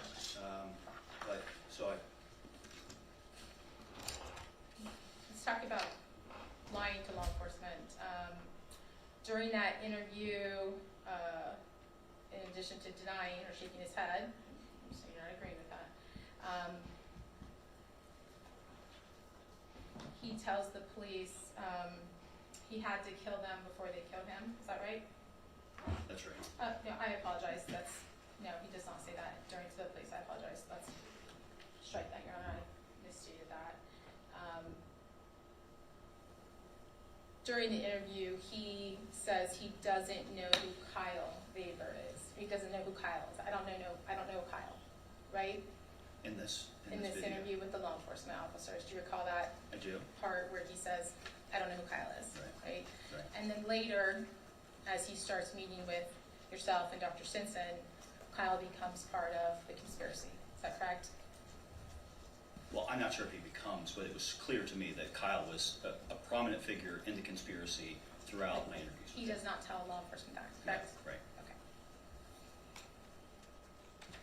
He also indicates, I believe, that he doesn't know what Nick Harris's name is, that he was just a guy, tall guy that worked on, was a line lead, correct, during that interview? That's right. And then in subsequent interviews, he is part of that conspiracy as well, correct? Yes.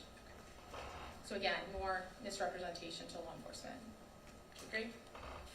Well, I'm not He's sure. not being honest with law enforcement at that point, Well, he's saying that he doesn't know who Nick is, correct? but And he doesn't know who Kyle is. I'm not sure that he knew who Nick was whenever I interviewed him either. He just said that he knew that the guy next to him was also involved. I'm not sure if he knew what his name was or not. But he becomes part of that conspiracy. He doesn't say that to law enforcement, right? No, he didn't say that. He shares information with law enforcement about his mom, right, wanting to hurt him, with his shenanigans at Chipotle. He talks about lots of different things to law enforcement, correct? Yes. Part of his delusions, correct? Sure. However, every time he's asked about a gun or asked about shooting, he doesn't want to talk about it, right? That's Is right. that your interpretation That's of it? You agree? That would be any time he's asked to give any type of incriminating information, he doesn't want to talk about it. Not to the detectives now. Correct. Wouldn't you agree that that's an indicator of him knowing the wrongfulness of his acts, why he doesn't want to tell law enforcement about them? No. Okay.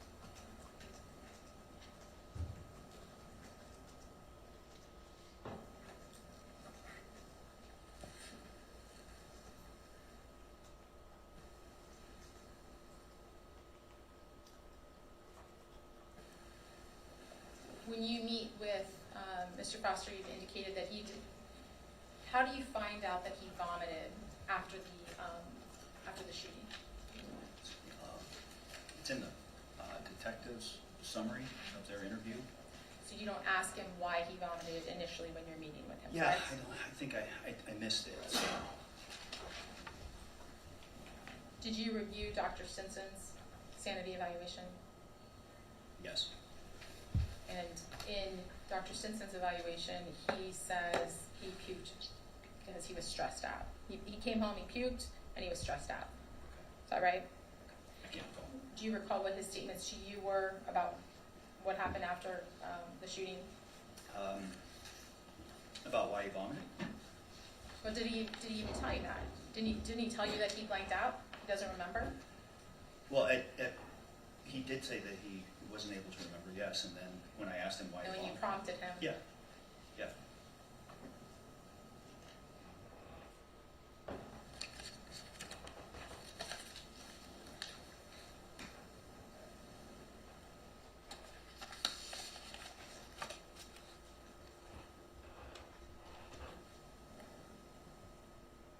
During that interview with law enforcement, they give him basically an out. They are basically telling him you were attacked, weren't you?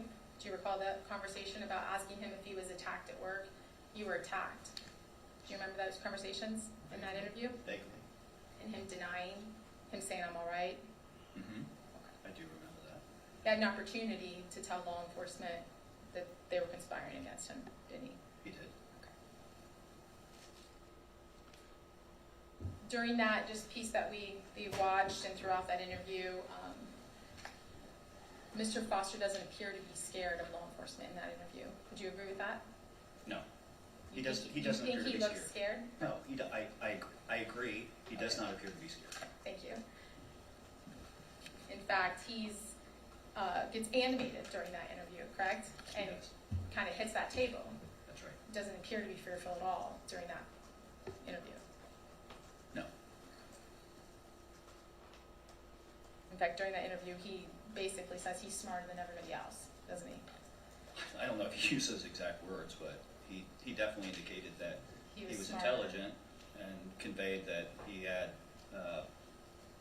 advanced knowledge of things. If the video shows that he said I'm smarter than everyone, would you agree with that? Yes. Okay.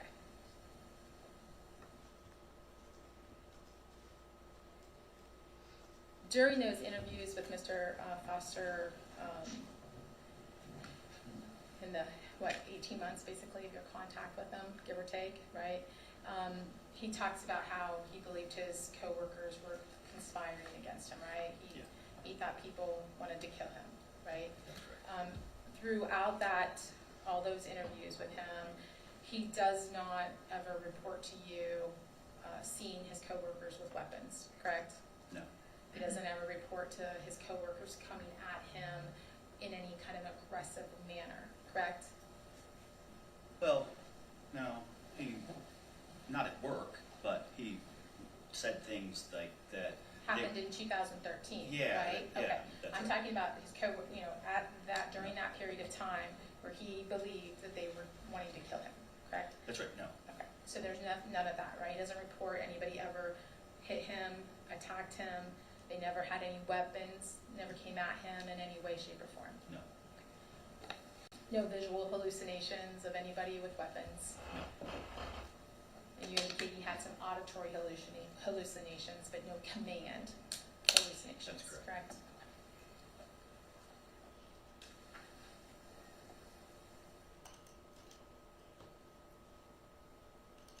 So the support he gave to you in your interviews for why he thought these folks were wanting to kill him was they were talking or conspiring against him. Is that correct? That's right. He saw them talking together, or he saw them miss a day of work or something to that effect. That's Is right. that correct? That's Okay. right. And that he had this pardon. So let's talk about this pardon a little bit, right? His pardon, he believed that protected him from the mafia. So when they came at him, he could respond and be safe. Is that right? That's fair Is that fair? characterization. It's kinda, I remember him saying something about come at him, right? Like in your report or someone else's report. When they come at me, I'll be able to respond and be safe, right? In your interviews with him, he doesn't ever disclose or tell you how they came at him. Is that correct? Well, no. Okay. I think Okay, there was the. That answers my question. He never talked about how they came at him. Okay. No, he did. I thought you said no. So I think it was the continuation of a response to say, no, he did. Okay. So. What was his statement how they came at him? Well, I think it's dated from the first interview and consistent. He talked about how the mafia was after him when he was 7 years old. I was asking about his coworkers I see. coming at him. I see. So did he ever talk about whenever his coworkers came at Right. him? Yeah, there was an instance where, like, the coworker had his brother come up to a tennis match and intimidate them, and then there was another time when another coworker came up to a In YMCA. 2012, 2016, 2017, That's when he was saying these things were occurring. Yes, 7 years, 8 years before that's right. the shooting. That's right. Okay. So, but the pardon was when they came at him, he could respond and be protected, right? And yes, Okay. that's fair. He didn't use the pardon in 2017 or 18 or whenever he disclosed that happening, right? No, he did. He got the pardon. No, the when pardon was way back when. He was like 7. Exactly. Yeah. That didn't have anything to do with the coworkers. I did. It was all a systematized delusional belief that all factored in. The coworkers were part of the same entity that attacked and raped his sister and broke into his home, that forced him to kill 2 people when he was 7 years old, that originated Forced him this to pardon. kill, because he knows that killing is wrong, right? He Yes. knows that killing's wrong. Yes.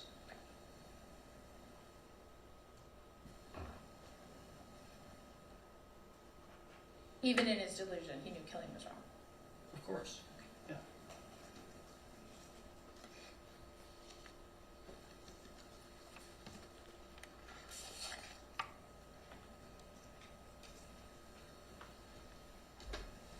You recall during that police interview that he stated to law enforcement his biggest problem was his finances, correct? Okay, yes. Do you recall that? Yes, vaguely. And no one was friendly at work to him. Yes. He doesn't indicate his biggest problem is the mafia coming out to kill him, even though he talks a little bit about the mafia in that interview, right? Yes. His biggest problem was finances. That's what he told the police, yes. Even at the acute psychotic stage he was in, finances was my biggest problem. Okay. He was about to be evicted. He's going to Sounds- be homeless, Yes, right? He discloses that. yes. He's got an eviction notice. Mm-hmm.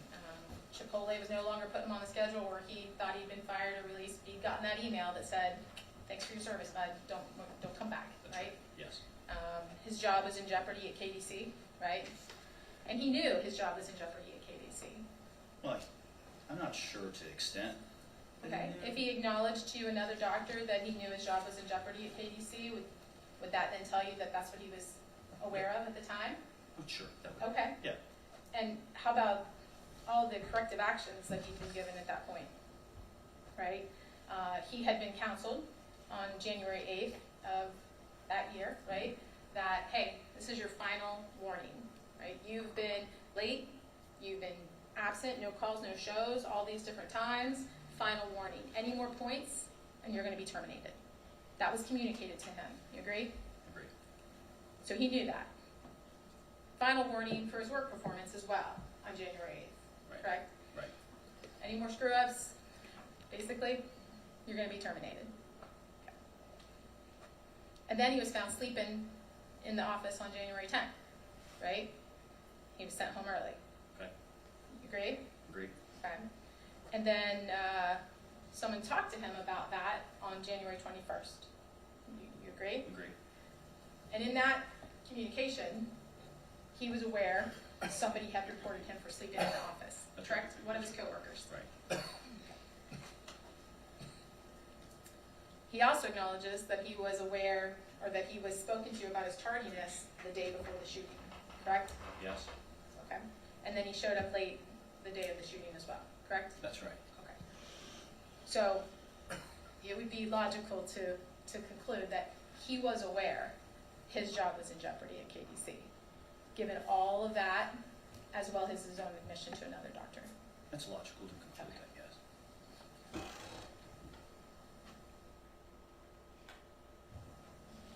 He made some other statements like he wasn't supported at work, right? Mm-hmm. How he hadn't gotten a locker, I believe, and he felt very disrespected. That's right. That was in the law enforcement interview. Right. Do you recall that? Yes.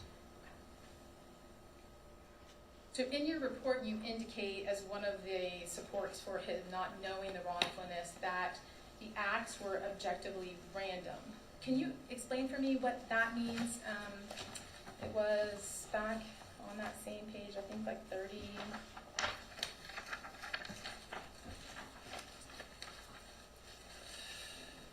Number 2 on page 34.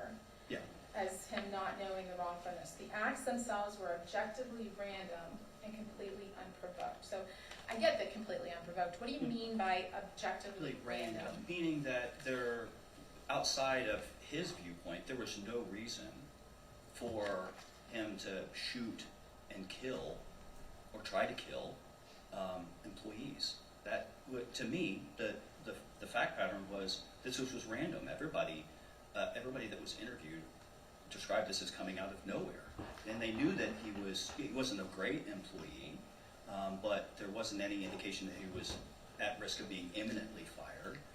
So wait a minute. We just agreed that he knew his job was in jeopardy. If he got another point, he was going to be fired.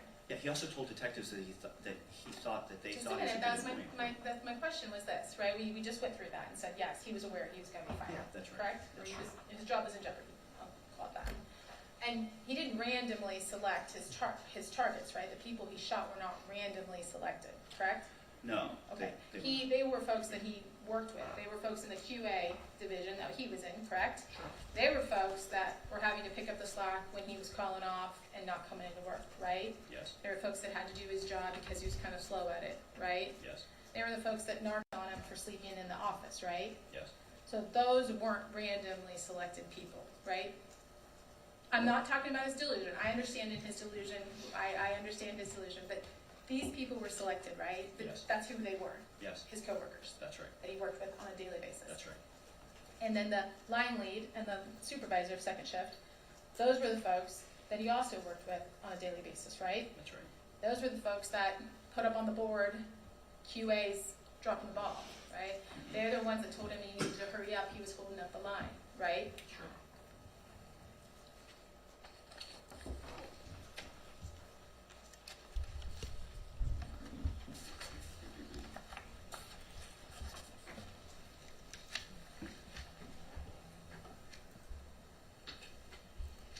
He was also aware that that very day, his supervisor, I keep getting these QA managers, supervisors, whoever, Mr.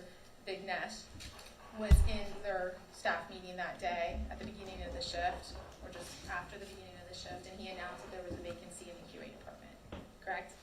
And Mr. Foster was aware of that. I think so, yes.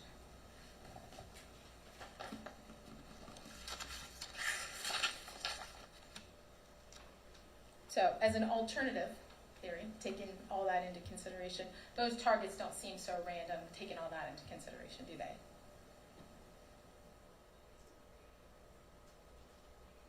In consideration of what you've.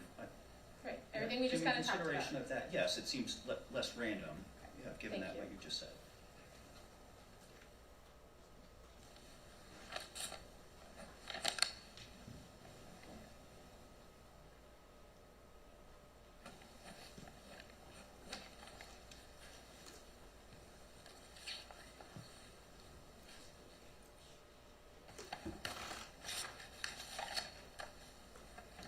Taking all of that, as we talked about being less random, taking all that into consideration, could very much be a frustrated, disgruntled, desperate, mentally ill employee who was at the end of his rope and knew he was about to be fired, evicted, and had nothing left to lose, correct? That's one hypothesis, yes.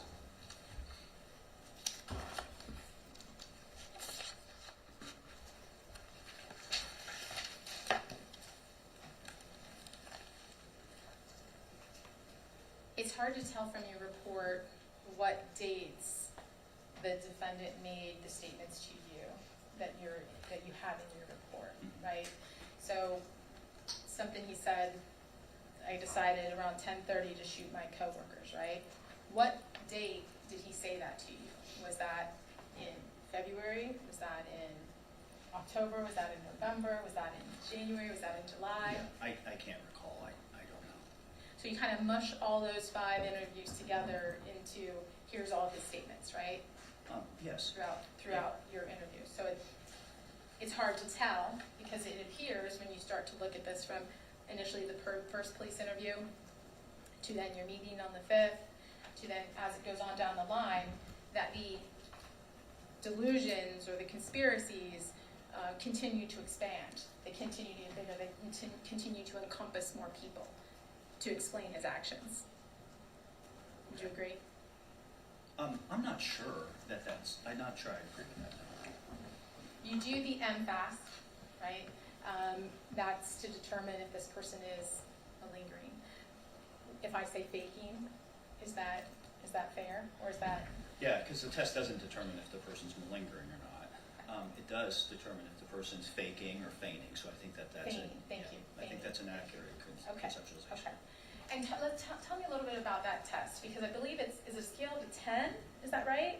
Or what's the, help me out. No, I don't know what the total score of it is. Maybe 25 items, and a score of 6 or higher on this particular test is the cut score, or the score that you would use as the threshold for indicating that the person is feigning or indications of feigned serious mental illness. Okay. So when you did the test, was that in January of 26, I believe, during that Yeah. January visit, I believe, Yeah. you found that he had a score of 2. Is that right? That's right. Okay. And forgive extreme symptomatology. Can you explain what that is? Yeah, so the MFAST is designed to inquire into symptomatology that that would be considered extreme. So it's parceled out into different metrics or into different indices, and so extreme symptomatology would be like somebody endorsing something that we would consider in our field, given what we know about the research. That would be like an extreme symptom, something that we would consider extreme. It's not amongst the norm, not typical. Not typical of a delusion, or not typical of a mental illness? Of serious, so it's for serious mental illness. So we're talking about things like hallucinations and delusions. So he scored a 1 on that. So does that mean there was an indicator of maybe some exaggerated type of symptom there? So yes, he did score a 1 there, though when you look at the indices for that, that 1 is not judged to be significant. So Right. I'm just kind of trying to understand how he scored on that. yeah. So no, he did score. He did. There was a 1 that was noted there. So he did score a 1 on that. But that doesn't rise to the level of being significant according to that indice or towards the total score. Or toward feigning, right? That's Because right. everybody agrees Mr. Foster is severely mentally diseased or has a severe mental disease That's defect, right? That's right. So this just tells, is this person feigning their symptoms, right? Or feigning their disease or defect? Well, to be fair, the MFAST is designed as more of a screening measure. So screening for feigned mental illness. Okay. So the purpose of the test is to help to indicate if there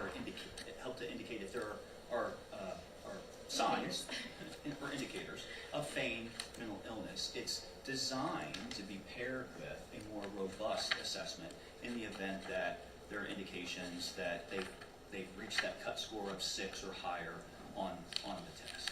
But So you've already- it's a screening measure, so Right. it's not intended to be a standalone measure on its own. But you've already met with him February, October, November. You've already determined this guy is delusional and he's got some mental illness, right? That's what I So would what's the purpose of doing this test? ruling it out to make sure I'm not missing anything. I'd like to be thorough to make sure I'm not missing anything. Okay. And this rare combinations, help me out with that. He scored a 1 on that. Yeah. So again, this score does not rise to the level of being significant with respect to that particular indice, the rare combinations. Rare combinations would be referred to as like symptoms that we don't observe commonly occurring together in instances of genuine mental illness. And in this situation, he scored a 1. Do you know what that would be that he was showing a combination together that would not be? No, I'd have to look at the test.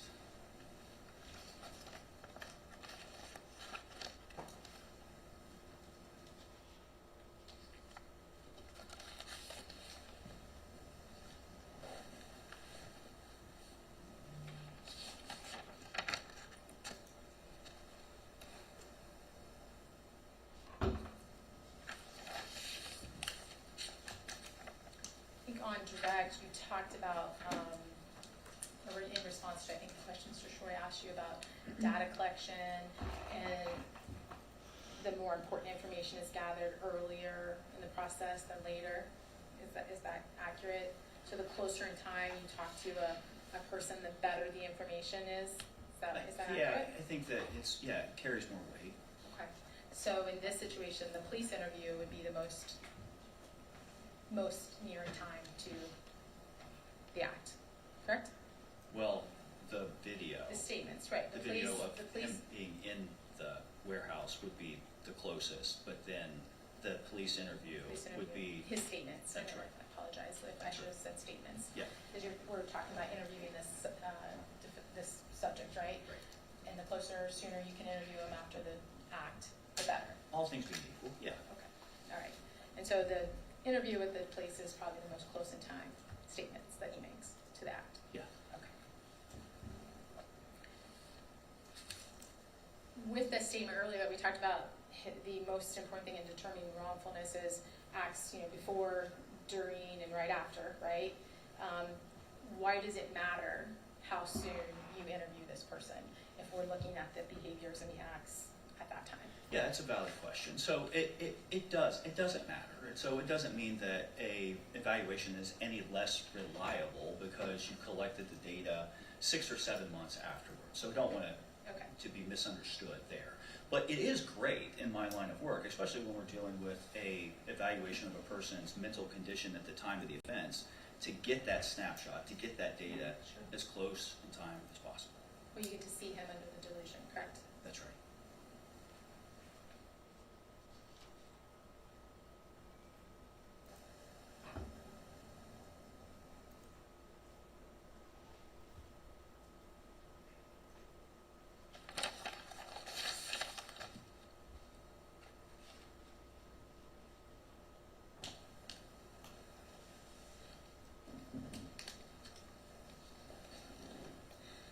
There's a lot of talk during that police interview by the defendant about talking to the judge, about an indictment, about a no contest plea. These kind of legal terms, correct? Right? Yes. That would, do you agree that would indicate an awareness that what he did was going to have some legal, criminal consequences? I'm not asking, that indicates that he knew that. I'm not saying that he didn't think he was justified, but that indicates that he knew he was going to have some sort of criminal consequence. There were going to be some type of ramifications, yes, of course. Yeah.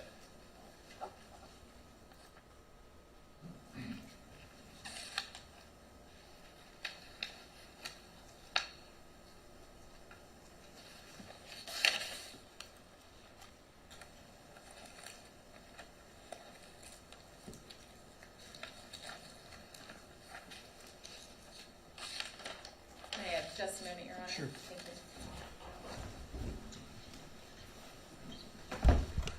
Have no further questions, Your Honor. Thank you. Redirect? Thank you, Dr. Kelly. Dr. Tilly, I'm going to ask follow-up questions to what Ms. Wells just asked, okay? Okay. And this will be the last time anybody asks you, I think, about this. What effect did knowing that Bob Stinson was another doctor on the case have on you doing your diligent work towards coming to an outcome? Did it have any? None.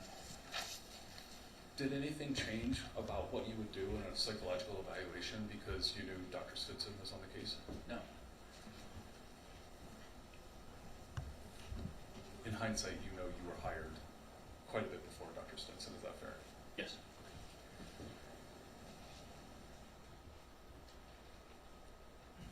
I want to see if you can help explain schizophrenia just a little bit, and the delusions and things that we've talked about. Do people who are schizophrenic cease to understand all things reality? No. Can you explain what things they might understand? Well, there's any number of things that they can still understand. So while they are separated from reality in one standpoint, meaning like they're laboring from these delusions or they're hearing these voices that they think are real, they still don't cease to adequately perceive reality in other areas. So it's not like that they don't understand that there are laws and that things are, we have money and economies and work and normal social interactions and all these other things that normal people do on a regular basis. So simply because you're schizophrenic doesn't mean that you're impaired across the board. It doesn't mean you're completely impaired in all areas of your function. You're just substantially impaired in certain areas of your function. Okay, and I want to use an example I heard. If you were at a mental hospital and everybody there is extremely sick, how do they eat food? Right, so I've worked on psychiatric units. I've been on psychiatric units a lot, and some of the individuals that are very, very sick, just like Mr. Foster was. And nobody, to my knowledge, has ever forgotten how to eat. They know where to go to get their trays when it comes time for lunchtime or dinner time. They know when it's time to go on a fresh air break. They know where to line up. They know how to put on their clothes. They know where to go to get their meds when it's med pass time. So these people are all very, objectively, very ill. but yet they don't lose their capacity to these other things that allow them to kind of function in their world. Is it fair to describe that kind of concept of reality as a reality that we share with them? Yes, Okay, we might go to the same place at the same time to get food if we work there. that's correct. Okay. Then can you describe how schizophrenia or a delusional framework is sort of overlaid or interplays with our reality? People who are not mentally ill. So, meaning how do, Let me give you an example that we were using when it came to food. yeah, If we all knew that there was food and where to go and how to eat, a seriously mentally ill person may understand that also. yes, If I suddenly endorsed a belief that the pudding was not to be eaten because it had been poisoned with drugs or something, it's not that there's not pudding, but I have a different belief about it. When I'm listening to descriptions of mental illness, I'm hearing those sort of anecdotal things. Can you help us understand how the schizophrenic or a delusional mind might overlay their beliefs onto the reality that we share? yes. So it starts to filter everything that they're perceiving. So like a serious mental illness, like a delusional belief system, the things that the person is perceiving is kind of filtered in through that delusional belief system. And so as a result, they might have a much different approach or reaction or perception of that reality because of that kind of psychosis filter through which everything is coming. Okay. When you have a systematized series of delusions, can you tell me, maybe you've already explained it, but can you explain what a systematized series of delusions is? Yes, systematized is whenever the delusional beliefs have kind of integrated themselves or interconnected in multiple facets of the person's world. Did you see evidence of a systematized series of beliefs back in 2022 when Mr. Foster came across Columbus police officers? I'm not sure that I did. He was delusional about, from what I recall, he was delusional about his mother and then a cousin. So it was constrained, I think, to the family members at that point. Had those delusions changed when you began interviewing him? Yeah, I think that because at this point now they've now grown to now start to incorporate not only family members but also now co-workers and the mafia, and then what happens is that those the mother and the father, those have now become incorporated into that because he's thinking that they might be affiliated with the mafia. So everything starts to kind of revolve around this delusional belief that there's this mafia enterprise and all these other things, these perhaps like completely benign things, have very personal significance and help to highlight the fact that he's being targeted. Then let me talk about what Ms. Wells asked you about. If you're being asked something by police, an objectively logical person may look at that as an important event where they need to be engaged with the police. Is that fair to say? Sure. Okay. A person who's delusional and schizophrenic may understand that as well. Is that fair to say? Sure. Okay. Then explain how they may misunderstand what an interview like that is.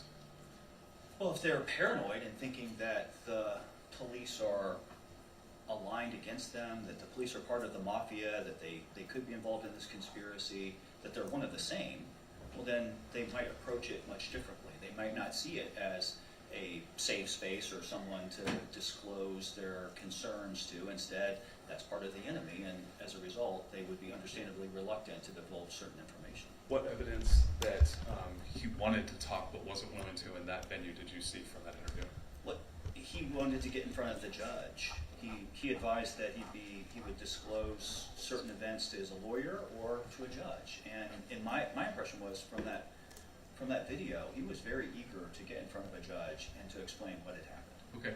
The detectives tell him they saw him attacked and that they had watched the video. Did you hear that part? I'm sorry. Detectives told him, hey, you were attacked. We think you were attacked tonight. Did you see that part of the video? Do you recall? I recall us talking about that, and Okay. yes. Having seen what you saw from the warehouse, do you objectively believe that he was, in fact, like we would have seen it, attacked? No. Okay. So when they're saying that to him, what's your take on what they're doing as they interact with him? My take was that they were trying to get him to discuss why he did what he did. They were trying to get some understanding, some explanation from him as to why it is that he did that. Okay. And they disclosed to him that there are videos all over the place, right? Yes. Okay. From what you saw, he seemed to be aware there was video all over that warehouse. Is that fair? That's right. Okay.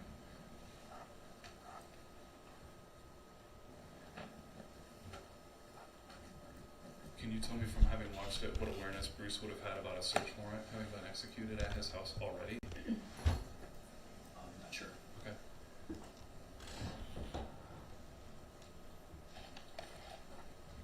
We talked about the concept of evading law enforcement and I'm sorry. Was I aware that the search warrant had been? did you hear them talking to him on the video about a search warrant having already been executed? Yeah, I can't recall. Okay, I can't. that's fine. We talked about evading law enforcement. You said you didn't feel that Bruce was trying to evade law enforcement in the traditional sense. Can you elaborate on what you meant? Yeah, so in the traditional sense, it's, hey, there's a crime been committed, I've committed the crime, I'm the perpetrator, and I need to get out of there because I don't want the cops to put me at the crime scene and catch me soon after the act. I gotta get out of here because I've just done something wrong and I don't want the good guys to catch me. Okay. That wasn't my sense of this. My sense wasn't that he was... But he did leave, right? He did. So leaving a scene of the crime is just a possible indicator that you knew what you did was wrong. Okay. It's not. It's a good hypothetical working theory, though, right? That's right. Okay. How do you get to a different conclusion then? So for a couple of ways, you first, foremost, you ask the person, why did you leave? Why did you not stick around and explain to the police that you had to kill the guys because they were going to kill you? And his explanation made sense in light of his delusional belief system, was just that the police were part of the mafia, that this was all a conspiracy, he couldn't trust them, and he wanted to vacate the area, not because he felt he did something wrong and he needed to get away from police, he just needed to get out of the area because his life was potentially still in danger. Okay. And that's sort of the delusional framework overlaid into our reality. Is that fair? That's fair. Okay. You asked him about throwing up. He says that he threw up when he got home. Can you explain what that meant to you? Yeah, it meant that he was having a physical reaction to a situation in which he felt like his life was in danger, and he just felt compelled to act and take the lives of others that he didn't really want to have to. Okay. Is a physical reaction indicative of right versus wrong, or knowledge versus a lack of knowledge? No. Okay. Have you ever worked with people who have done something like kill somebody, like say a police officer or a military person who had a similar reaction? Sure.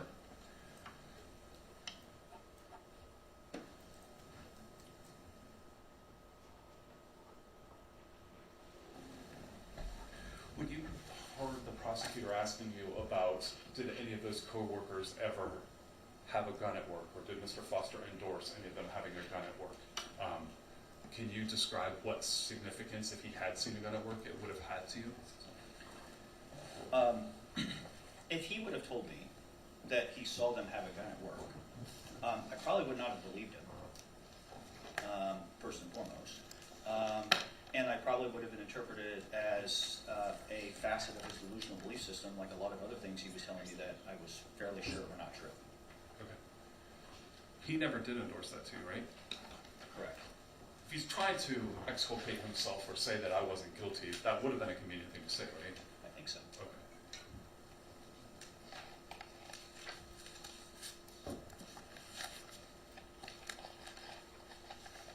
When he talks about some of his coworkers, can you describe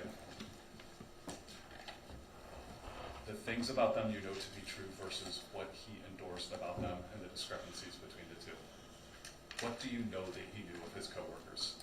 Did you feel that he knew all of their names? No? Do you think he would have been able to list them off as people that he had targeted? No, but not by name. Do you think that he, or can you describe any reasons you think he attached significance to them anyway? Because of his delusional belief system. He was convinced that they were conspiring, that they were targeting him, that they were central members of this mafia. Is what you saw in the video, does that corroborate your belief, as in that certain people were targeted? Yes. And when you said it's objectively unreasonable, you were going by what you saw and looked at when you saw it. Is that the objective part? Yeah, objectively random. Yes. Objectively Yes. Yes. Okay. Correct.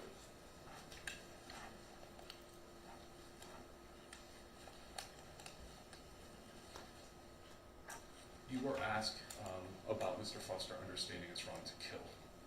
Can you elaborate on what you meant when you said, yes, of course he knows it's wrong to kill? Yeah, he didn't lose contact with reality, and knowing that killing people without justification is a fine thing. So he knows that killing in general was wrong.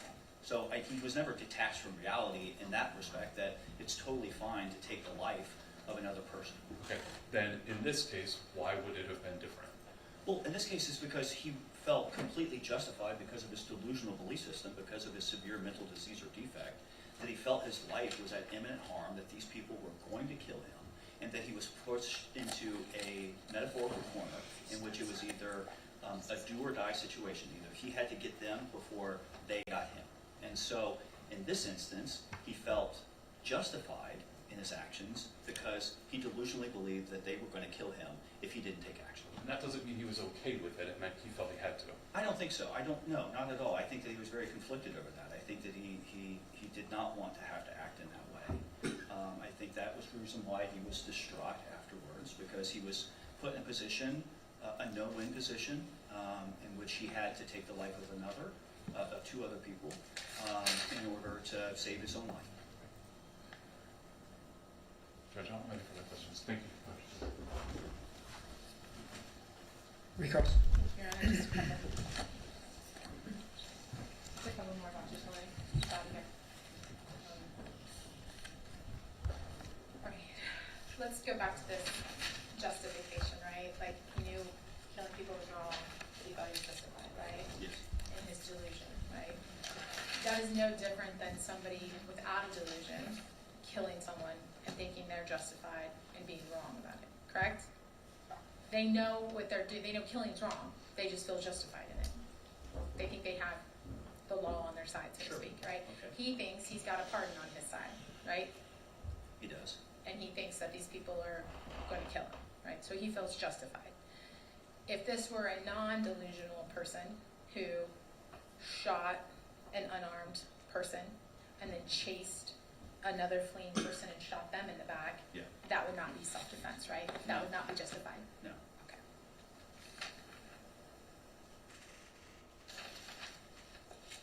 So he's got this delusional misperception of self-defense.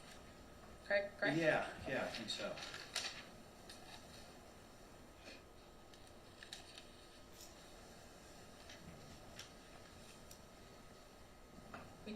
You were asked about him wanting to talk to the judge and get before the judge to tell him his story, but that was so he could get his pardon, right?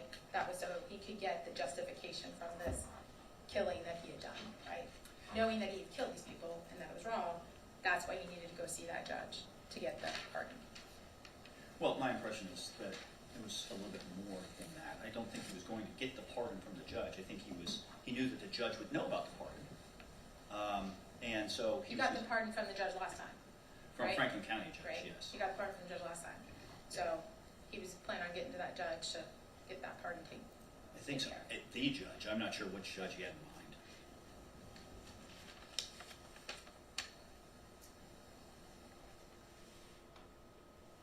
He's made multiple statements that he left KDC because he had been doing something dangerous there, right? He said that to another doctor, right? Yes. I left there because I did something dangerous and the police were coming. Yes. Okay. That's knowledge that what he did there was going to cause the police to respond, correct? Yes. Criminal. Okay. Was that a yes? I'm sorry, you nodded your head. Yeah, no, I kind of shook my head because Okay. I'm not sure I would. You're not sure you agree with that? I don't know the definition of criminal. I mean, I do agree that he thought that the shooting was going to have a police presence, that they would come. Why he left, I don't think it's because he thought, well, I've done something criminal, because I don't think he did anything criminal. we've talked about him knowing that killing people is wrong, right? That's correct. Okay, all right. But he had justification, so that didn't make it wrong anymore, right? No, not in those instances, no.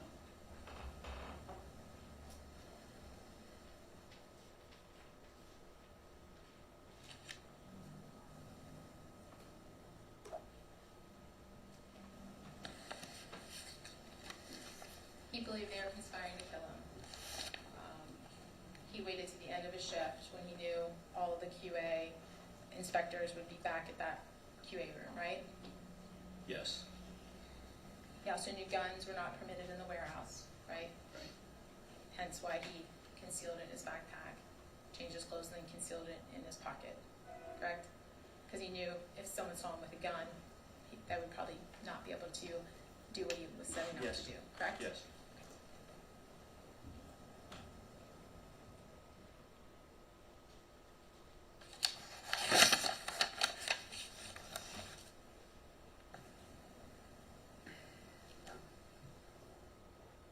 People flee the scene.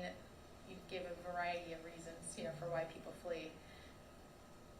Mostly because they don't want to go to jail, correct? Yeah. They've done something wrong and they don't want to go to jail. No. Okay. Right. The Uber driver is not part of the conspiracy, right? No. Never been disclosed that he's part of the conspiracy, right? So he was not in any danger with the Uber driver in his delusion, right? That's right. So that Uber driver asked him, if he knew anything about it, and he said no, he didn't know anything about it. He had no reason to lie to the Uber driver about what had happened there, did he? He was justified. I had to kill some people in self-defense, right? He doesn't say that, does he? He doesn't say that. He says, I don't know, Yeah. right?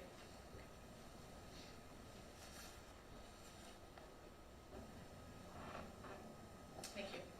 You're welcome. Would memories formed during a psychotic or psychosis during psychosis be reliable?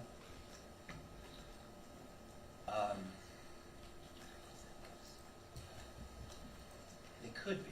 So simply because they were formed during a psychosis doesn't mean they're not going to be reliable. But it would be highly suspect. Okay. Would it be, might a person have different memories or interpret them differently after they're no longer psychotic? Of course. Would you expect that to be unusual? No.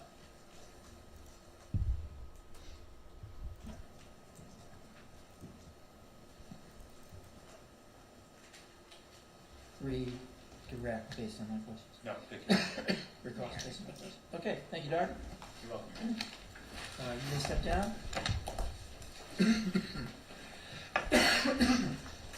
Council, come on up.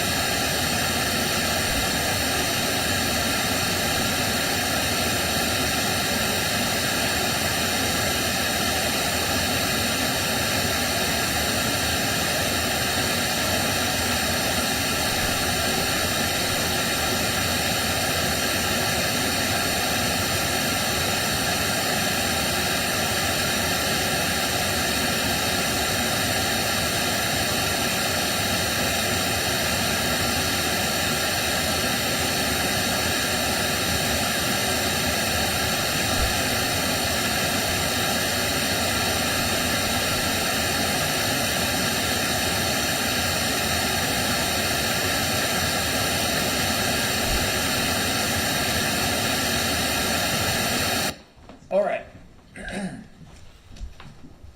Mr. Shore, your next witness. Thank you. With Dr. Tilly resting, the defense would also rest. We would move to admit 5 exhibits labeled A, B, C, D, and E. Your Honor, those will be the CV and report of Dr. Stinson. That was in order, so A will be Dr. Stinson's CV. Your Honor, B will be Dr. Stinson's report submitted pursuant to court order. Exhibit C, Your Honor, will be Dr. Tilley's. Oh, I went out of order here. Exhibit C, Your Honor, will be medical paperwork that was used during testimony from Dr. Tilley. That is of x-rays of Mr. Foster's elbow and knee. And then, Your Honor, Exhibit D is the CV for Dr. Tilley, and E is Dr. Tilley's report. Believe those are without objection, and if so, upon submission of these exhibits, the defense would rest. Any objection to defendants A through E? No objection. I just wanted to note for the record, the stipulations, I think, labeled them a little differently. Because I think you put Tilley's as A, his report, and then Stinson's report as B. Yeah, I just wanted to know for the record that stipulations. All right, well, They'll be out of order with the stipulations. They are all included. we're labeled that way, the way you just identified. The way I just said it, not the way they are in the stipulations. A through E are admitted, defendants A through E are admitted without objection. Your Honor, with that, the defense would rest and renew the Rule 29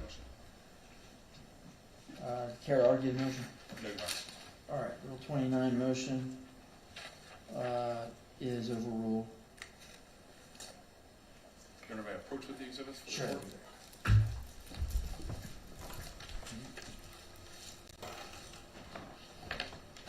Thank you, Your Honor. Nothing further. All right, so defense rest. All right, why don't we resume in an hour, 12:30 or so, and be ready with station vote. Thank you. All right, okay, thank you. All rise.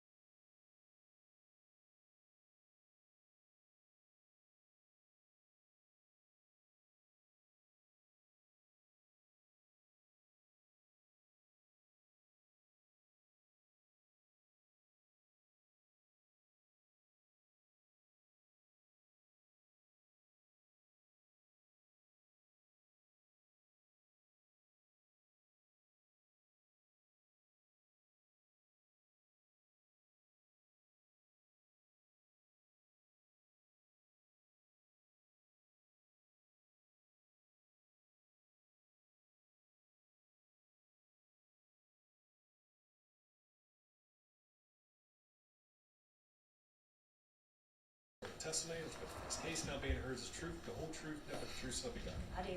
See, you state your full name, spell your last name, please, for the record, doctor. Yes, I am Kara Marciani. That's Marciani. Thank you. You may inquire. Thank you. Hi, Dr. Marciani. Hi. In front of you, do you see Stacy's exhibit 25? There's 25 and 26, I believe. 25 is that one. Oh, yes. Okay. What is 25? 25 looks like a copy of my video. Okay, so your CV? Yes, my CV. I believe there was a stipulation that you're qualified as an expert in the field of forensic psychology. Is that correct? So stipulated. Thank you. So, can you just briefly go over your educational background? Yeah, so I have a bachelor's degree in psychology from Miami University, a master's degree in clinical psychology from Eastern Kentucky University, and a doctorate in clinical psychology from Xavier University. And I completed an APA accredited internship with the Hamilton Center in Terre Haute, Indiana, where I was trained in the assessment, diagnosis, and treatment of severe and persistent mental illnesses. I then completed a year-long postdoctoral fellowship with the Forensic Psychiatry Center for Western Ohio. And then I became licensed as a psychologist in Ohio in January of 2003. Then I subsequently became board certified in forensic psychology in October of 2009. Okay. And were you commissioned or ordered by the court to perform a sanity evaluation on Mr. Bruce Foster? Yes. Okay. And I believe you have Stacy's exhibit 26 in your hand right there. I do. Okay. Is that the report that you drafted? Yes, this appears to be a complete copy of my report. Okay. And do you remember when you interviewed Mr. Foster? Yes. Yeah, I met with him on January the 21st of 2026. Okay. And what kind of evidence did you review other than the interview that you had with Mr. Foster? Yeah, so in addition to the clinical interview, so our face-to-face interview, I had access to discovery materials to include like field case reports, videos, that kind of thing. I also requested records, got Mr. Foster's permission to get medical records, documenting treatment that he received at a few mental health facilities, as well as records from the jail. In addition to that, I called his mother and got some collateral information from her. Okay. So what's like your general process when you receive an order from the court to do a sanity evaluation on an individual? Yeah, so typically what I do, when I get an order, at that point I typically just have the discovery materials in terms of other information. So I review those to the extent that I can before seeing the person, and then I schedule a time to evaluate the defendant. In this case, Mr. Foster was incarcerated here at the Licking County Jail, so I made an appointment to come up here to see him. Okay. Yeah, and conducted the evaluation. Okay. And how long would you say your interview with Mr. Foster was? Yeah, it was about 2 hours and 15 minutes. Okay. And when you're interviewing an individual in a forensic setting, are you taking everything they say at face value? No. I'm documenting what they tell me, but part of my job is to kind of figure out if what they're telling me is credible. Okay. And when you were speaking with Mr. Foster, can you give us a detail of what he said to you about the offense in question? Sure. So as part of my evaluation, I ask folks to give me their account of the alleged offense. And what he told me is that the offense occurred at his former place of business, KDC One. According to his report, he got up that day about noon. He was scheduled to work a 2:30 to 11 shift, got up about noon, had something to eat, played some Madden, and essentially prepared to go to work. What he said is that he ordered an Uber to pick him up to take him to work because he didn't have a car and didn't have other means of transportation. So he was utilizing rideshare programs to get to and from. And that before he left his apartment in that Uber to go to work, he saw that his mom was outside. By his report, he and his mom were not kind of in a good place. And he, in fact, spoke about that relationship in a manner that suggested that he was paranoid of her. And what he said is that when he saw her standing outside, his first thought was, oh, she's trying to manipulate me. It's my understanding from him, and subsequently from her, was that she was there to offer him a ride to work, but he refused to go with her. He instead ordered another Uber and went to work. According to his report that day, he was just going to work like he normally would. He presented for his shift, albeit he got there a bit late, and he said that he got there, went past security. According to his report, he had a gun with him in a backpack. He was supposed to have any belongings in a clear backpack, so that presumably so security could see what he had. But he said security there was kind of lax. He kind of walked right on through and went to the office where he and his coworkers stored their things. He said he put the backpack in there and then went, about kind of his day. And what he said is that he worked his shift, took a lunch break. He did not recall, I think, if he ate with anybody, but said there was nobody in the office with him during that break. And then he mentioned that as the day progressed, he got a little paranoid. He subsequently decided to call an Uber. And when I asked him why, he said, well, because I was getting a little paranoid and I needed to essentially get out of there. When I asked him why you needed to get out of there, he said, because, I was getting ready to hurt somebody. By his report then, he changed clothes, put on a different pair of pants, retrieved the gun from the backpack, and then went to line 717. According to him, he went there, approached one of the individuals on the line, shot him, said he felt bad about shooting him,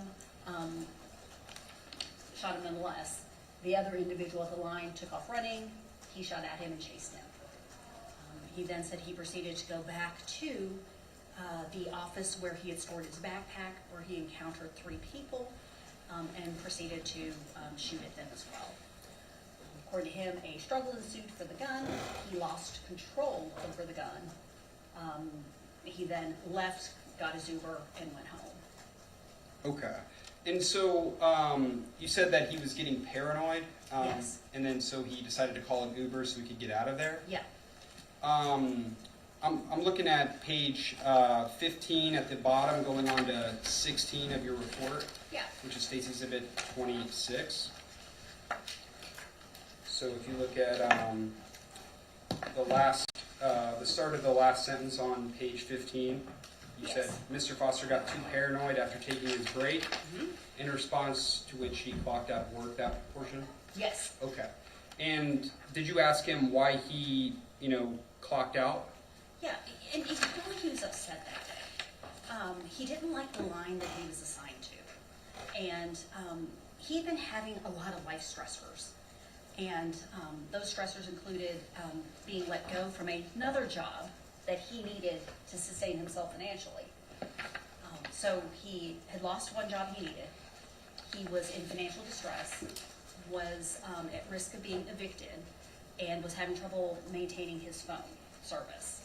He also was spending, by his report, $100 a day getting back and forth to work, which was causing additional financial hardship. And so what he said is that when he was assigned to this specific line at work, that was just a reminder to him of how crappy his life was. And essentially, he was upset by that. Okay. And you said that he got into an argument with his mom before he went to work. Yeah, he didn't necessarily describe that as a flat-out argument per se, but that he thought that she was being manipulative, that he wasn't going to go with her, and sort of that was that. Okay. And did that appear to frustrate him? Oh, yeah. Okay. Absolutely. So he was frustrated to start the day, the work day. frustrated to start the day, but by his report, he kind of was going to do his normal day until he got frustrated again at work, and then he clocked out. Okay. And he told you that it was so he could get out of there? Yes, he made reference to the fact that he was getting ready to hurt people. And did he express that he's ever had those thoughts in the past before? Yes, he told me that he had experienced homicidal ideation in the past, and that had been pretty distressing to him. He in fact said that he didn't want to act in a violent way toward others because, in his words, he knew better. He knew better than to do so. Okay. And as a forensic psychologist who's doing a sanity evaluation, what does that mean to you? That was notable. That was a notable data point because those are indications that he knew the wrongfulness of harming others. Okay. And was there any other notable data points from his accounts that you wrote in your report? Yes. Okay. Calling an Uber early, is that notable? It was. Okay. And why is that notable? Yeah, it was notable because what he told me is that he wanted to leave the scene before the police arrived. Okay. And so, what exactly did he say as it relates to his actions and why he wanted to get out of the scene? Yeah, because he was worried that if the police arrived, they would kill him. Okay. Yeah, and he, when I asked him, well, why might they want to kill you? His response was that because he had a firearm and just hurt people. And is that notable to you? Oh, absolutely. And why is that? Absolutely. So what that told me is that he knew he was at risk of having a consequence, and in particular, a legal consequence for having shot at folks and killed folks at work. Okay. And so being aware of consequences of your actions, is that Yes. an indicator of knowledge of wrongfulness? Yeah, it's an indicator of knowledge of wrongfulness if you know that you are going to incur a negative or legal consequence for that. And in his case, he did. Okay. And when you were speaking with him about, his action of going up to, the first person that he shot, Kyle Vaver, what did he state? What was his account of that interaction? So he made mention that he thought Kyle was kind of a culprit in some concerns he had about people being out to get him. Okay. Yeah. And then what about the second person that he shot? He kind of just described that as, well, I shot Kyle, so this other guy's here, I'm going to shoot him. Okay. And did he indicate anything about him being part of the plot as well? No, I didn't understand him to think that the second guy was part of the plot as well. Okay. And that second guy, would that have been Nick Harris, who was running away? I believe so, yes. Okay. So did it appear from your conversation with Mr. Foster that he thought Nick Harris, who was running away, was a threat to him? No, I did not get that sense, no. Okay. And one more second. Okay. And then you said that he then went to a different office after he shot, Nick Harris. Correct. Okay. Did he give you an account of what he was doing at that particular point, from his walk from or jog from, shooting Nick Harris to the QA office? So my sense of it was that was kind of an intentional journey, if that makes sense. That he was going from one place with the intention of going directly to another. And would you classify that as evidence of premeditation? It could be. Okay. Yeah, it could be. And does that go into your calculus of whether someone is understanding the wrongfulness of their actions? If that goes toward kind of goal-directed behavior, it's definitely kind of gives you some insight into what they're thinking, right? Because that does appear very goal-directed. And when you look at other factors, that could factor into evidence of knowledge of wrongfulness. Okay, so engaging in goal-directed behavior is an indicator of knowledge of wrongfulness? It can be. It can be, depending on what the behavior is. Okay. Would bringing a gun to work be goal-directed behavior? If one intended to use the gun for a purpose, yes. Okay. What about calling an Uber early? Oh, yeah, yeah. Okay. And then he said he went to the office, and then did he describe the situation within that office, like who he shot first and who he shot second? He said there were like 3 people in the office, that he walked in, shot one. There was a struggle for the gun. Somebody got the gun away from him. Okay. And did he talk anything about his exit, like how he got away from those people? He basically said that he left. Okay. And is leaving the scene of a place where someone commits a crime, is that an indicator of knowledge of wrongfulness? It absolutely can be, depending on why they left. Okay. And why did Mr. Foster leave? He said he wanted to leave before the police got there, because he thought the police might kill him. And again, he thought they might kill him because he had just used a gun to harm people. And then when he was in the Uber, did he make any statements about his conversation with the Uber driver? He said that he didn't tell the Uber driver about what he had done. Okay. And did he tell you why he didn't tell the Uber driver about what he had done? Yeah, because he said he was worried that it would freak the Uber driver out. He was afraid that the Uber driver would not feel safe with him in the car, and that would prompt the Uber driver to kick him out. And he was worried if he was kicked out of the Uber, he could then be apprehended by the police and then potentially be, killed or arrested. Okay. And if someone was engaging in what they perceived as self-defense, would they be worried about being arrested by the police? I would not think so, no. And then, did he talk anything about the firearm in question when you were having a conversation with him? Yes, so I did ask him about the firearm that he had. I asked him when he bought it, why he bought it, yeah. Okay. And what about the fact that he no longer had the firearm? Was he concerned? He was worried about that. Okay, so I'm Yeah. looking at page 17 of your report. So we're looking at the first paragraph. Yeah, he was worried about the fact that he didn't have the gun. And his worry was attached to the fact that he knew he had, in his words, done harm with it. And so he was worried about it being turned over to law enforcement. And why would that be problematic if you engaged in self-defense? Well, and I think for my purposes, in terms of trying to offer an opinion as to whether or not he knew the wrongfulness, that's pretty significant, right? He recognized that that weapon had been used to cause others harm. He also recognized that that could be a source of incriminating evidence or evidence against him. And he as well, part of that, having that knowledge and that understanding is a recognition that there are going to be legal consequences for having used the gun in that way and it being left behind and law enforcement having access to it. Okay. So they could potentially link that gun to him. Yes. Okay. And then, did he talk anything about what he did when he got home? He said he threw up. Okay. And after someone, commits a violent crime, for example, is it common for them to have that snap moment where they then may throw up?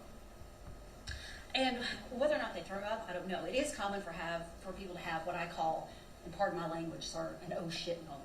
When they're like, oh no, what have I just done, kind of thing. That is common. Does everybody throw up? I don't know if they do or don't. But throwing up generally is a sign of something negative, right? We throw up if we ingest a toxin. We throw up if we, are nervous or upset.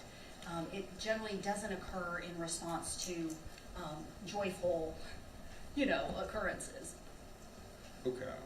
And I'm still on page 17, so it looks like you watched some videos from the U.S. Marshals' arrest of Mr. Foster. Yes. Okay. Did you glean anything from those videos when you were reviewing this case for a sanity evaluation? I thought it was, interesting that he, it kind of was inquiring about where they were going to take him. He told me he was worried because the clothes he had been wearing the evening before were still at the house. And, he was worried that they were there and potentially to be found because they were part of him having committed a crime. Okay, so he acknowledged to you that he was worried about the clothes, the bloodstained clothes, Yes, being found. yes. Was there any other evidence while you were, reviewing this case where he seemed to have concern about a search warrant or them finding evidence? I think he mentioned that in one of the interviews. Yeah. Okay, so like his interview with the police? With the police, yeah. Okay. I think he said, when are you guys going to start that search warrant? Yes.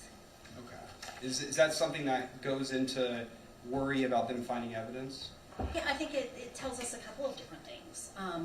One, I think it tells us that he had an understanding that he was now in trouble with the law, right? Search warrants aren't something that are done in everyday life. They're done in certain contexts. So he recognized that he was now in a situation wherein a search warrant was a thing, basically. So that was notable. And then his report to me that he was worried that they would find the clothes, kind of hangs with that. Okay. So it seems like it just keeps adding up, like toward his knowledge of wrongfulness. Yeah, there were, in my opinion, several indicators. Okay. And did you have a chance to look at his employment records? I think I may have had access to, a few things. Yeah. Okay. And did you ask him at all about his employment with KDC? Yeah, he told me that he thought he was going to be fired, but that he was hoping he would not. Okay. So I'm at the bottom of page 17. Looks like it's the second to last sentence. It says that he was having some difficulty getting the job done at KDC One, and people were noticing. Yes. Okay. So he acknowledged to you that people were noticing that he was performing poorly at work, Yes.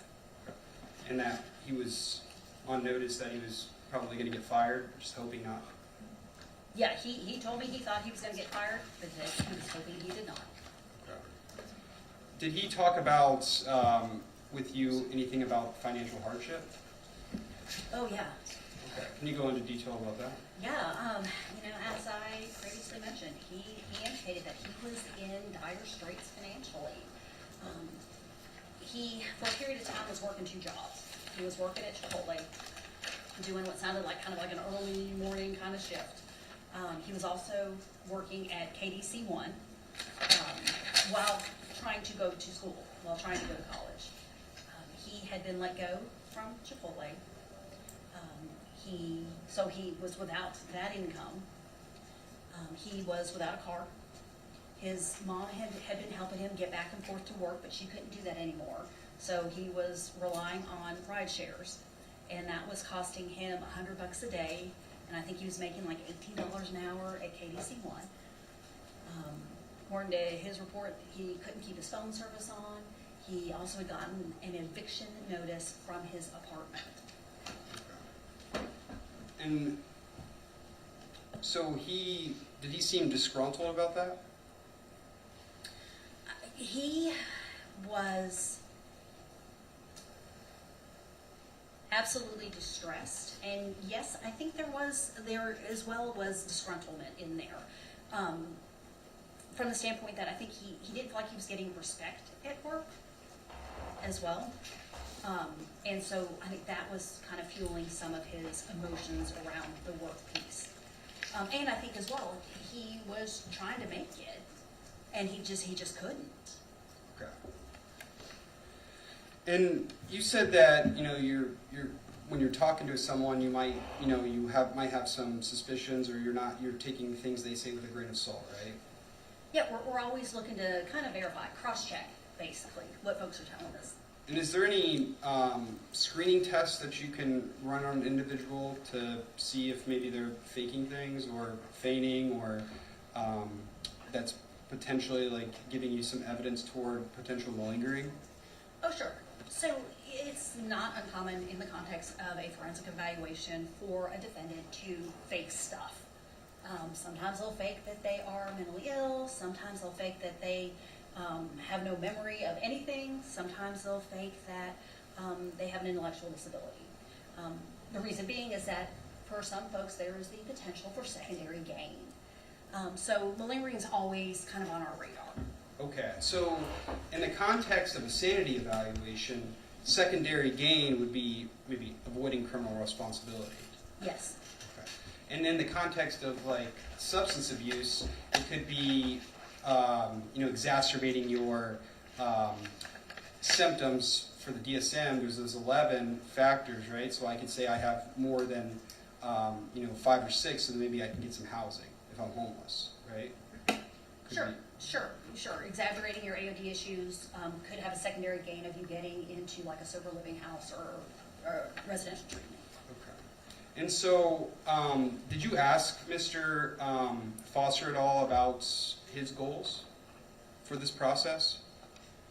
I did not specifically ask him his goals for this process, but he told me that he was hoping to be found not guilty by reason of insanity because he wanted to go back to Central Ohio Behavioral Health. And when you're doing this screening test, what do you call the screening? So I did the MFAST. I think we've already talked about that earlier today. And that is a screening measure for malingering psychiatric illness. So like psychosis and mood disorders. Okay. And what does the MFAST entail from your perspective? So you essentially you ask them questions, and based on their responses can tell you if they are endorsing symptoms that are not consistent with symptoms of a bona fide psychiatric illness, or symptom combinations that are not likely in a truly psychiatrically ill population.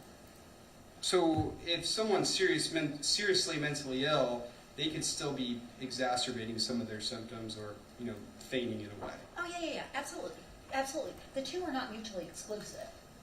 So somebody that does have a real mental illness, if it is to their benefit, or they think it's to their benefit, to exaggerate those symptoms, kind of turn the volume up on their symptoms, they at times will do that. Okay. And during your screening of Mr. Foster, do you think he was kind of turning the volume up? Yes. His responses to the MFAS suggested that he did. Okay. And can you give us some examples of how he turned that volume up a little more and more?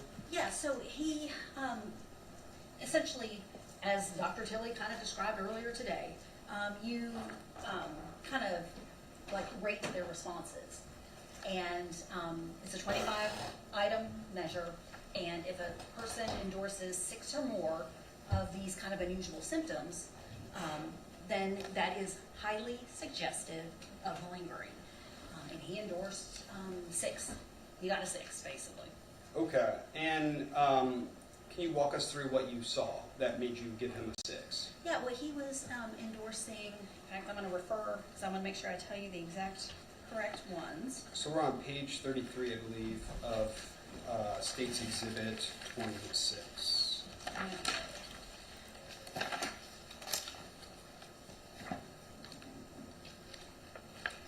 right. So he endorsed very extreme and uncommon symptoms. He also exhibited an atypical presentation, and he endorsed severe and unusual symptoms. And then one of the questions asks about, kind of pulls for if the respondent has an overly negative view of themselves, one that would be atypical for a truly psychiatrically ill person. He endorsed that as well. Okay. What is atypical presentation? What does that mean? So basically what that means if they are endorsing symptoms that either don't really exist or endorsing symptoms occurring in a way that they don't typically occur. Okay. And can you think of any examples of Mr. Foster in particular? From the MFAST? Yes. I'd rather not say, just because of test security. So if everybody knows what's on the test, I can't use the test anymore, if that makes sense. So we have to kind of keep those items secure, because if the general public knows what's on them and that gets around, people can then, throw the test where we give it to them at other times. Okay, but you thought it was atypical. Well, yeah, this based on the scoring, it was atypical. And you said you gave him a 6. Yep. Dr. Tilley said he gave him a 2. What does a 2 really indicate? So a 2 indicates that he responded to some of the questions in a way that was not consistent with a bona fide psychiatric illness. So he flagged a couple of questions. He just didn't reach the threshold where you would say that that the responses were highly suggestive of malingering. So 6 and above is highly suggestive of malingering, but if you respond, if you endorse any of those symptoms, you're endorsing stuff that's not bona fide. Okay, so there's some evidence of feigning from a 2. Yes, there's some evidence of exaggerating, yes, or Okay. faking. Yeah. Okay. I think we all agree that he had a severe mental illness. Absolutely. Okay. But can someone with a severe mental illness still understand the wrongfulness of their actions? Absolutely. So they can determine what's right and what's wrong? Absolutely. When do people learn what is right and what is wrong? Oh gosh, I mean, from at a young age. Yeah. You can start training children when they're toddlers. Okay. Did you have any evidence to suggest, based on your review of the records, that Mr. Foster did not ever gain that ability to understand what is right and what is wrong? No, I think that he had intact knowledge of the wrongfulness. Yeah. All right. I'm going to page 35 of 39. So there was some conversation yesterday, I believe. Dr. Stinson was talking about this paragraph on page 35 of 39 under severe mental illness at the time. It says, available information nevertheless failed to suggest that Mr. Foster was wholly disconnected from reality during the time. Yes. Okay. It seemed like Dr. Stinson made a deal out of that. Could you elaborate on what you meant by this? Oh, yeah. And I apologize if I wasn't clear. And I think Tilley, actually, Dr. Tilley gave a nice explanation of this. You know, even folks that are acutely psychotic and acutely psychiatrically ill, still, they don't lose entire touch with reality. They can still navigate their environment in a reality-based way. So the example Dr. Tilley gave today was, folks in a psychiatric hospital can go to the dining room when it's time to eat. They don't forget how to eat their food. They can respond appropriately if given the opportunity to go outside for fresh air, those kinds of things. So people still retain some reality orientation even when they are acutely ill. Okay. So in other words, if I could summarize, it sounds like he still understood the nature of what he was doing and the quality of what he was doing. In my opinion, yes. Okay. Yeah. So he knew he was shooting a gun, Yes. and that gun had bullets. Yes. And that gun with bullets, pulling the trigger, could kill or seriously injure people. Yes. Is that important in a wrongfulness determination, would you say? Oh, sure. Absolutely. Absolutely. It sounded like Dr. Stinson yesterday said people in my field don't actually, take that into consideration. No, because you want to get an understanding of what it was they thought they were doing, during the time period in question, and as they are committing the instant offense. Okay. Yeah. So it's important. In my opinion, yes, absolutely. And can we talk a little bit about what Mr. Foster said as to why he wanted to engage in that violence with those people that he worked with? What did he say to you as to the reasoning for which he did it? So he described it to me as being that he was frustrated, that he got frustrated while he was at work. Having to be assigned to this certain line was just another example of his shitty life. And so he was gonna, he basically was gonna take it out on his coworkers. He did, however, though, identify kind of that first victim. I think it's Kyle. Kyle? Yeah, Kyle. Kyle. Yep. as saying, oh, well, I think he's also kind of involved in this conspiracy against me. Okay. Did he identify, the tall guy, Nick Harris, as being a part No, of the conspiracy? I don't believe that he did, no. Okay. And so did he say anything about he thought that they were going to kill him? He did not tell me that he thought that they were going to kill him. He told me he thought that they were kind of conspiring against him, but he didn't tell me, hey, they were going to kill me, so I got to kill them first. Okay. And did he say anything about taking, them taking any substantial acts toward the commission of the offense? So, are you asking me if he was provoked by them? Did he say anything about that? No, he didn't. He did not tell me that they had done anything specifically on that day to make him upset. Okay. Did he ever tell you anything about any ropes or hanging or anything of that nature? No, he did not. Okay. It sounded like yesterday Dr. Stinson thought, a person who was rationally would not take an Uber using their own account or their own, Uber account to get home if they were trying to evade arrest. Do you have any thoughts about that?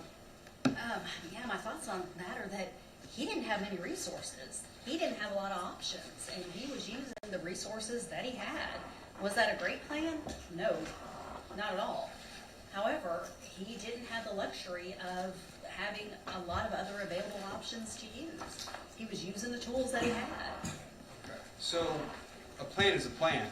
Yeah, Doesn't matter if it's a good plan or a bad plan. correct. So, when you asked him about guns, did he say he knew guns could be dangerous? He did. And did he know better than to harm others? Yes. Yes, he did. You said in your report on page 37, Mr. Foster also engaged in behavior designed to prevent others from thwarting his plan, which is a robust indicator of knowledge of wrongfulness. Yes. Okay, I can you did. explain that a little bit? Yeah, so if somebody tries to keep people from knowing their plan, what they're doing is they're trying to keep somebody from stopping them, right? And inherent to not wanting to be stopped is an understanding that you are doing something that other people are going to be objecting to. Other people are going to have a problem with. Otherwise, they wouldn't want to stop you. And that speaks directly into knowledge of wrongfulness. Okay, so if he had a black book bag, you said he had there was a clear bag policy Correct. from his perspective? That's what he told me, yeah. Okay. So does hiding that backpack under a flannel, does that seem to be a potential indicator for trying to conceal? Sure, absolutely. And why is that? Well, because, he's trying to keep something from being in kind of plain view. Just like keeping the gun in the backpack versus, he didn't walk through the front door holding it in the air, you know what I mean? It was put in a place where other people would not know that he would have it. Unless they searched him. Okay. And what about when he actually made his way into the production line? Where was that gun originally at? I believe it was in his pocket, and he pulled it out when he reached the production line. Okay. And at that point, he had changed his pants? Yes. Okay. And he was now wearing a flannel, right? Yes. Okay. And did that flannel appear to have a pocket? So.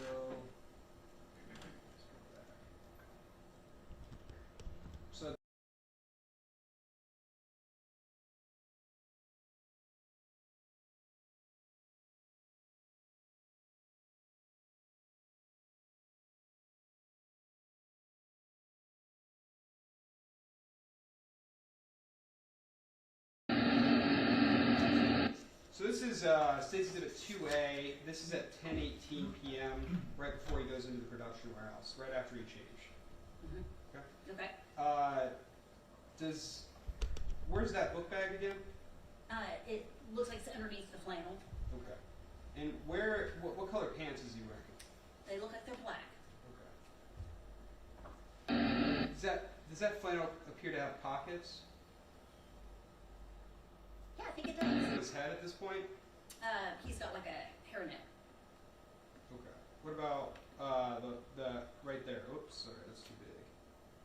he's wearing a hat. Oh, maybe it's a hat. Sorry, it looked like a hairnet from here.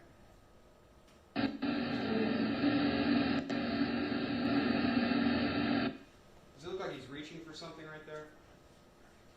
I can't tell. My eyes.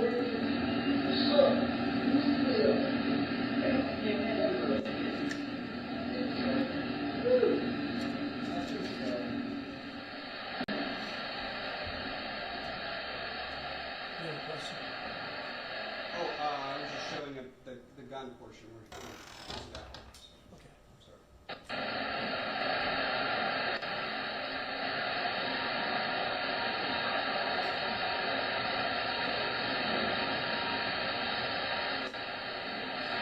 Did you see him reach into his pocket and pull that gun out? Yeah. All right. When he first walked in there, did he have the gun out? So he walks in and pulls it out. Yes, Yes. that was my question. Yeah. Okay. So, did it appear that he was originally concealing that weapon Yes. in his pocket? Yes. Okay. And did you ask him at all about, having the gun in certain places? I asked him about where he had the gun when he got to work, and he said he had concealed it in his backpack, and he spontaneously told me that he had it in his pocket. Okay. And then, when you were watching the video, did you notice other times when he would put the gun away? So my recollection is that I did not see him with a gun in his hand at all times, Okay. which would suggest that he had stashed it somewhere. And he understood that having guns or having a gun out might freak everyone out? Yeah, I think that's what that behavior tells us, especially knowing that he knows that guns are dangerous, and he knows that people would not want him to be interacting with them, in a violent way. He knows better than to do that. The fact that he is concealing the gun when he is in a populated area where people might want to do something about the fact that he is in possession of a gun tells me that he knows that, that it's wrong, that he's engaging in behavior he should not be engaging in. Okay. And what about him walking past multitude of people from after he shot Nick Harris toward the point where he goes to the quality assurance office? Does that have anything to do with your calculus? So what that told me, what I took from that is that he was focused, that he wasn't there to just shoot anybody, but there were certain people he was targeting. Again, goal-directed behavior. Correct. That for me was an example of goal-directed behavior. Okay. And then you said you watched his interview with the police? Yes. Okay. And is that an important data point in your calculus? Sure. And why is that? Because it's in very close proximity to the actual offense. Okay. And was there anything of note from your perspective from his interview with the police on February 5th, 2025? Yeah, there were things that were notable. Okay. Can you give me an example? Yeah. So one of the notable things was that he identified his finances as being his biggest problem. Okay. Not the mafia. No, he did talk about the mafia and other things, but by his report, his finances were his biggest issue. And from your perspective, even if someone is, delusional or thinking irrationally, would you expect some rationality within there? Oh, absolutely. And I think that's a good example of it, right? Because, yes, his finances were an issue.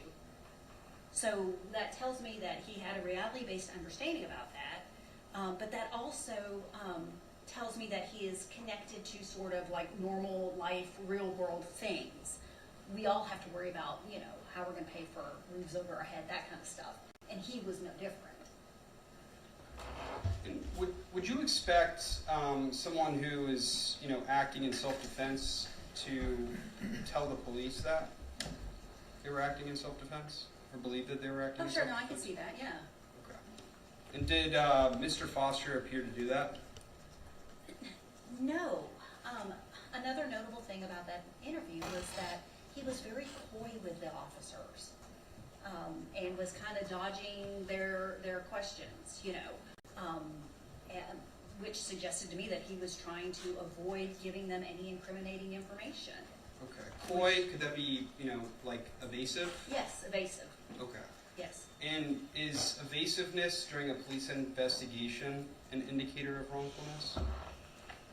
Yes, it is. It is. If somebody is trying to keep from incriminating themselves, what that tells me is that they know that there are potentially legal consequences for whatever it is that they have done, and they are trying to avoid being held responsible for those actions. Is that also signified when he says he doesn't want to talk to them about the firearm? Correct. He says he wants to talk to a lawyer or a judge about the firearm, yeah. Okay. And that's because he's aware that police are gathering evidence against him. Yeah, and when he makes references to a lawyer and a judge, what that tells me is he knows that there are legal implications to this. He didn't say, hey, I want to talk to my pastor, or I want to talk to a shaman, or I want to talk to the head of Chipotle, thinking that they could help him out of this. He knew he needed to talk to somebody with legal authority. That tells me that he knew that he had engaged in behavior that was legally wrong. Okay. And what about a denial? Is that problematic in the context of a sanity evaluation? If somebody denies engaging in an act, Yes. and when you say problematic, I mean, for their cause of wanting the NGRI finding. so if somebody, if denial of an act is kind of an element, what that tells me is that they again are trying to avoid taking responsibility for something that they knew was wrong.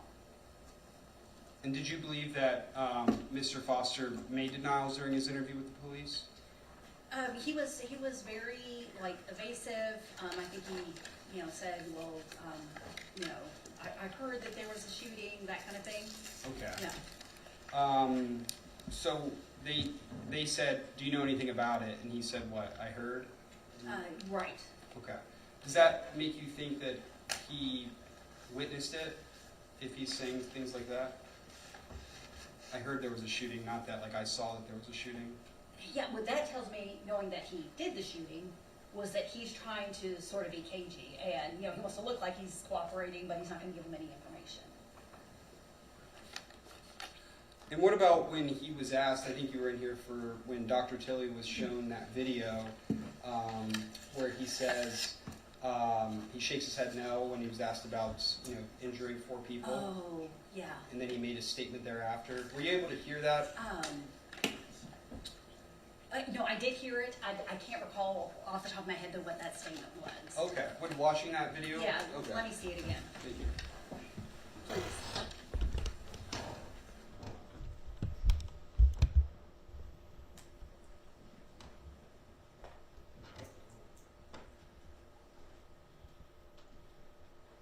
So you are curious. I'm not really. I wasn't curious. I wasn't curious. Tell me now. But now you're curious. Now, no, I'm not curious. Okay. Well, in the video, because they have surveillance everywhere in the warehouse, right? Yeah, there's cameras everywhere. Yeah, and you know that. Yeah, right? I know that. I'm Is aware. that to prevent thieves, or what is that for? I'm not law enforcement, man. Okay. I don't know why people put cameras inside businesses, but Yes, you do. I guess I know for their fact, but normally it doesn't get to the criminal And it's side. their business. Yeah, it's their business. It's their business. Not our business. But in the video, I'm going to be honest with you, man. It's pretty horrific. Is that horrific? Yeah. Yeah. Scary the way I live, man. Scary It's the way I horrific, live. man. It's horrific to see you, Bruce Foster, shoot and kill Kyle Baber, You believe that was me? and shoot and kill Shakar Shapagi, That's his last name? You believe that was me? and you shoot and injure 4 other people. Okay?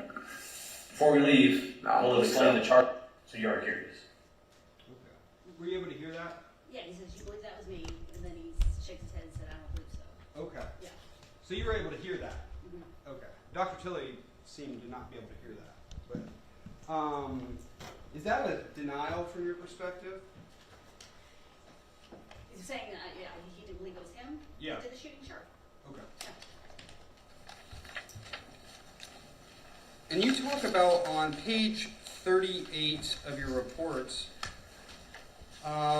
it says, when asked, Mr. Foster asked if he had been charged and said he did not want to be indicted. Okay. Would you say that's common for people? Does anyone want to be indicted? No, most people don't want to be indicted. Yeah, I can imagine. They don't want to be someone does. charged. Okay. No. So was that like a, from your perspective, like a normal response? Yeah, I think that is that's a typical response from somebody who knows they're in trouble. Okay, thank you. And does that go toward knowledge of wrongfulness? Yes. And then same on page 38, you say his report felt like he had no choice but to kill because he thought they intended to kill him. Mm-hmm. Okay, so if someone says, I want to kill you, but they don't do anything toward that, does that mean you can then just shoot him in the head or shoot him in the back of the head from your perspective? I mean, not lawfully, no. Okay. And you say something about he felt compelled to engage in an act. Correct. And what does that mean to you?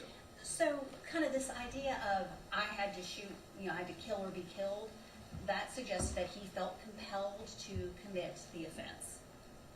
And why is that important? Well, I think it's important in this context because for sanity, the question is pretty concrete. It's 3 elements. Do they have mental disease? Do they have a mental defect? And did they know the wrongfulness?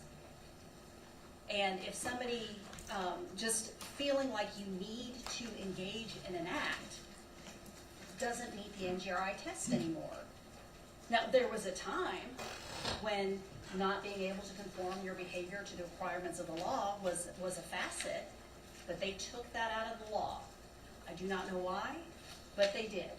And so now the test for insanity is pretty specific and it's pretty simple. Okay. Mental disease, mental defect, did they know what they were doing was wrong? So even if you had the irresistible impulse, that's no longer the elements or standard in Ohio. It doesn't count anymore. They took it out. Okay. Were you able to come to an opinion on this particular case? I was. Okay. And was that opinion based on a reasonable degree of psychological certainty? Yes. Okay. And what was your opinion? My opinion is that Mr. Foster, at the time of the alleged offenses, had a mental disease, did not have a mental defect, and he knew the wrongfulness of the acts charged. Okay. So he was able to distinguish between right and wrong when he engaged in this mass shooting event. Yeah, he knew what he was doing was legally wrong. Yeah. All right. Thank you. Do you want to take a break real quick? Let's take a break, 15 minutes, we'll come back for cross.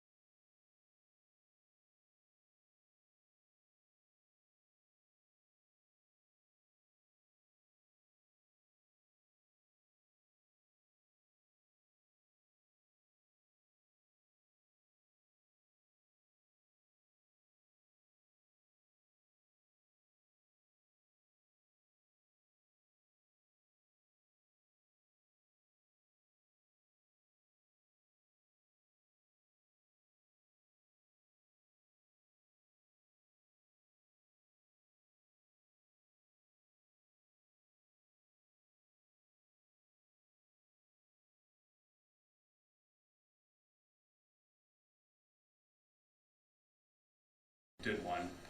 Is that pretty accurate? Like you got the order and then you got out and talked to Mr. Foster pretty quickly? Yes, Okay. Even so, he would have been looking back about 1 year by the time you got there to the relevant time frame. yes, Okay. Because February 4th, 2025 is what you had to evaluate, and by the time you heard about it, it was January of 26. correct. Okay. As you met with him, did you go to the Lincoln County Jail to meet with him? I did, yes. Okay. So you met one-on-one with him. I think you spent a little over a couple hours with him, right? Yeah. Is that pretty standard for how long you meet with somebody? Yeah, I mean, obviously it varies depending on the defendant and if I have to do testing, but Okay. that was within, yeah, typical timeframes. Normal experience for you. Yes. Okay. And then when you got there and met with him, you were aware of some of the collateral records and you referenced them in your report, correct? So after meeting with him, Mhm. that's when I became aware of the collateral records and was able to determine where I needed to get records from. You didn't have those records that you could have reviewed before you went and met with him? I only had the discovery materials. Okay. I can't access a defendant's medical records without their written permission. Okay. So what you did know when you went there was discovery provided to you by the prosecuting attorneys here, correct? Yes. Got it. Okay. And when you get out there and you start talking to him, you were aware or were not aware that he had been found not competent by a few doctors before you got there? Yes, I believe, yes, I knew that he had gone through the competency process, Okay. yes. And when you say the competency process, you're saying 3 doctors found him not competent to participate in courtroom proceedings, correct? I don't think I knew the number, Okay. but I knew that he, yeah, The conclusion. yeah. Okay. And when you saw that conclusion, when you say the competency process, you know that the next step is to be medicated, correct? So if somebody is deemed incompetent to stand trial because of a psychiatric illness, yes, they typically go to an inpatient setting. They may do something on an outpatient basis, but typically when we say somebody's incompetent due to a mental illness, it's because they are psychotic and need meds. Okay. In this case, were you aware if he had taken any meds, or are you hypothetically saying that that's the normal process? So that's so in this case, so that is the normal process. In this case, I became aware that he was sent to the hospital for restoration, was medicated, and then returned to the jail. Did you know that before or after you went and spoke with him? Oh, good question. I know you had the discovery packet, but Yes, so I knew in a general sense, I didn't know all the details. when you say the details, do you mean how long he was hospitalized? Correct. Okay. Did you know what medications he was put on? When I went there, I don't think I did. Okay. Do you know if you were aware if they were psychotropic medications or other? I don't know, I did not know when I saw him what meds he had been on at COVH. Okay. So as you're going in, you're aware that other doctors or somebody had made a ruling that he was not able to participate in proceedings, went to the hospital, and then he was back and you were interviewing him. Correct. Okay. Yes. Some limitations because you didn't have all the information you would eventually get. Correct. Okay. When you are there, you're aware of the nature of the offenses, correct? Yes. And when you start talking with Mr. Foster, can you give me your general impression? Was he willing to talk to you? He was. And when you spoke with him, you did an MFAS test. Was that based on reactions that he gave? Were you suspicious of malingering? I was. Okay. Is that standard suspicion, or was it suspicion specific to his case? I know you think critically when you're listening to information. Yes, so I don't do the MFAST as a matter of rule with everybody. Okay. I only give it if there's some red flags. So if somebody is telling me that they experience symptoms that I know are not bona fide, I may give an MFAST. Or if they present in a way that makes me think, okay, I think they're trying to, exaggerate. Okay. That seems like in an interview, the point at which you now believe somebody is not being honest with you or they're exaggerating symptoms seems like a fork in the road in an interview. Is that fair to say? I don't know, because I don't know exactly what you mean by fork in the road. Sure. It means now you've got somebody who's not being honest with you sitting opposite you. So you're not just scrutinizing because it's best practice. You're now scrutinizing because you think they're intentionally deceiving you. Is that fair?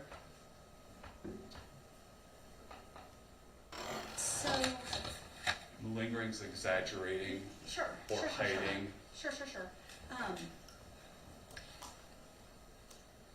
So it's not like a whole cloth, oh, I'm gonna think that you're lying to me about everything, but it's a red flag for me to look specifically into what I think that they may be exaggerating about. What was the red flag that made you decide he needed to do an MFAS? Absolutely. So the red flag was he was very willing to tell me about his psychiatric symptoms. And that to you was unusual. Yes. I think Yes, you yes, put yes. in your report that for people living with serious mental illnesses, that oftentimes they are not anxious to talk about it, correct? Correct. Okay. And in his case, he was very willing to speak with you. Yes. Okay. Now, you know, as you sit here today, that he had been given 3 competency reports by 3 different doctors, correct? Yes. Okay.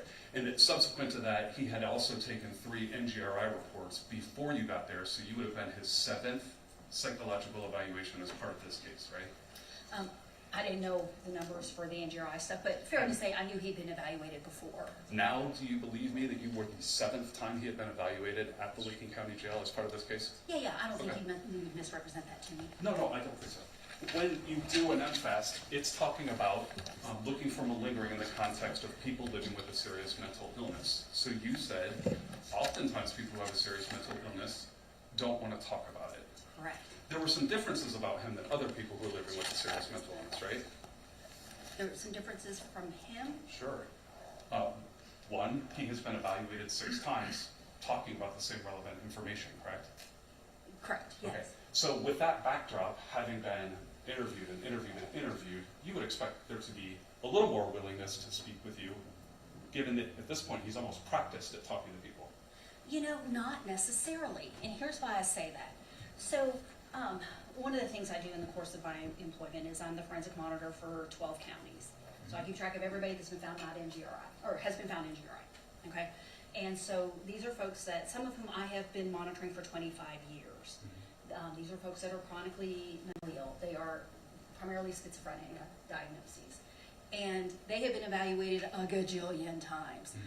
That doesn't mean, though, that they have insight into the fact that they are mentally ill and are willing to disclose that or talk about it or willing to acknowledge it.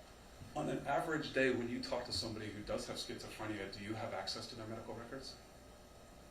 Depends on the context. If Okay. it's one of my equities, yes. If it is somebody that is new to me who I'm evaluating, no. In this case, you didn't know what medication he had been treated with or for how long, correct? Yeah, I don't think I knew that at the time. But I Missing saw it. some of the context that might have helped you put this into context. Is that fair to say? I mean, I don't know that that would have necessarily changed my decision to do the MFAST.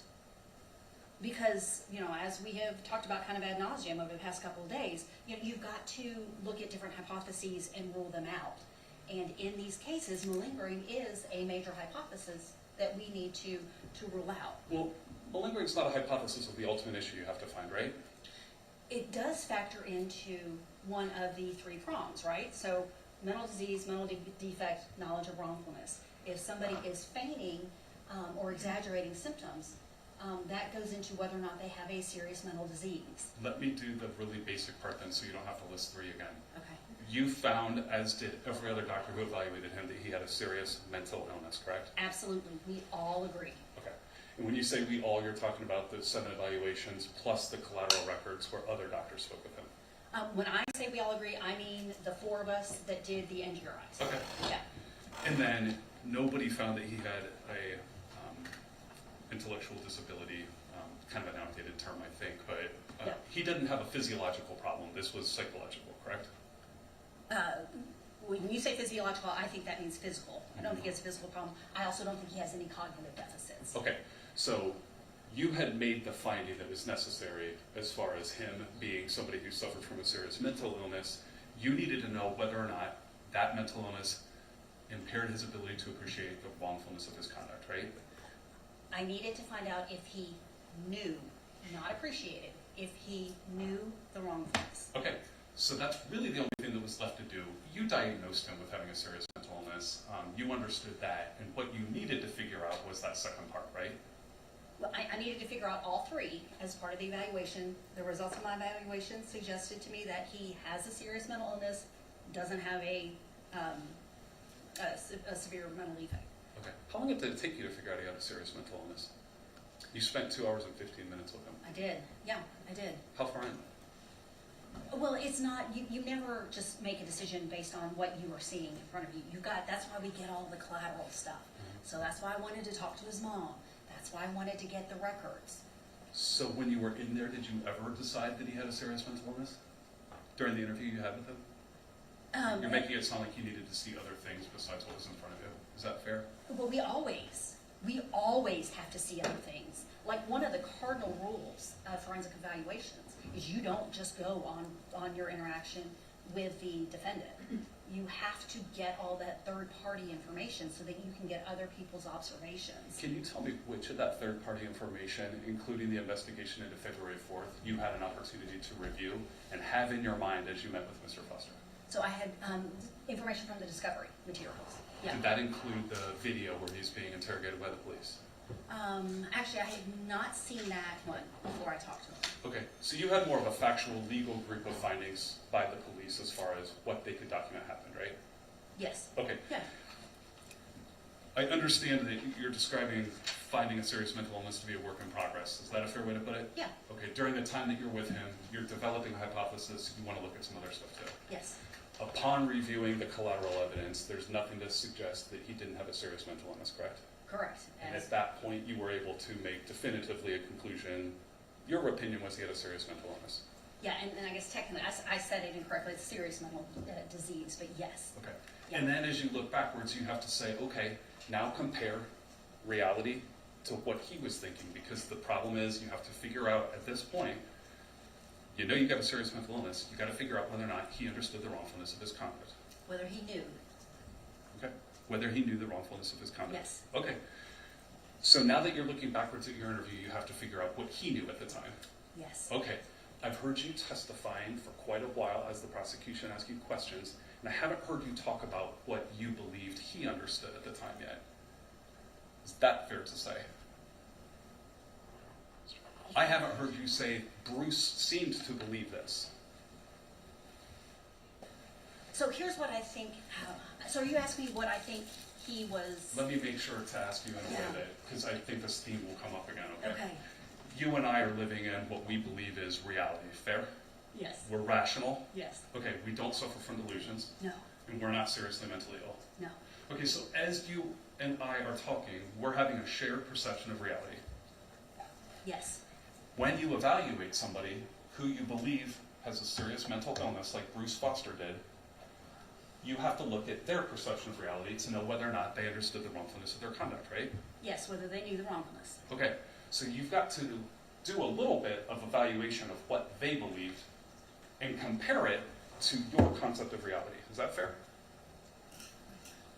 So I have to look at what they were thinking and doing at the time, and see if there's evidence in what they were thinking and doing that they knew what they were doing was wrong. Okay. That's what I got. That's my job. Factually, it is impossible to know what someone's thinking. Can you and I agree on that?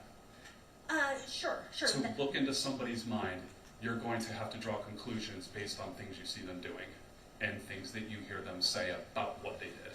Yes, so we would look at their behavior during the time period in question as one indicator. That's one indicator. Another one would be what they said, right? Sure, yes, Okay. absolutely. So as you testified, you did a lot of evaluation of you comparing what you saw to what Bruce did.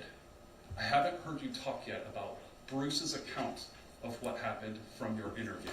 Can you talk to me a little bit about that? Okay, Okay.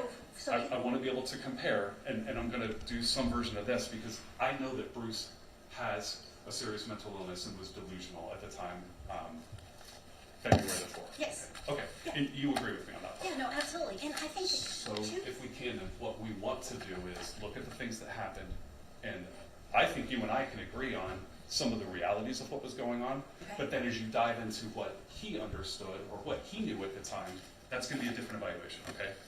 And I get confused because you can almost use them interchangeably. okay. Let me give you an example. when we talk about pardon, you heard the prosecutor ask about pardons, right? Yes. Okay, I'm an attorney, I have this concept of what a pardon is, right? Yes. Nobody cares what my concept is for figuring out what Bruce was thinking, because Bruce isn't an attorney, and when he uses that word, if I use my definition, I have now put my mind into his definition, and what I really need to know is what it meant to him. Right, and what it meant to him was that he could act unlawfully, that he would have an excuse, or he Dr. would Marciani, have if the you could. ability to kill somebody, whereas other people wouldn't. That's what that meant to him. So I think you've testified a bunch of times in court before, and I don't want this to be a recurring thing. I want us to be able to talk, but if I ask you a yes or no question, if you could just stick with me, okay? I'll try, but these are complex issues, That's and fine. sometimes You'll have you a can't. chance to ask questions Yep. on the phone. Prosecute. I'll try to give you a chance to Okay. expound, but I want to make sure that we're getting to some of the stuff that I want to talk about. Okay.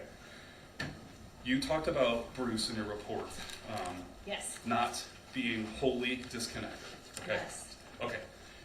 When you say wholly disconnected, what you're talking about is having some concepts of things that were going on that would match yours and my reality of what was happening at any given moment.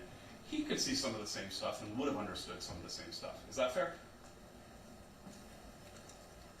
This can't be a yes or no question. Like, here, let me do the easy one that we've already talked about. Like, at the cafeteria, everybody gets in line. You and I could go get in line and get food. He might know exactly where that line was, even if he was delusional, right?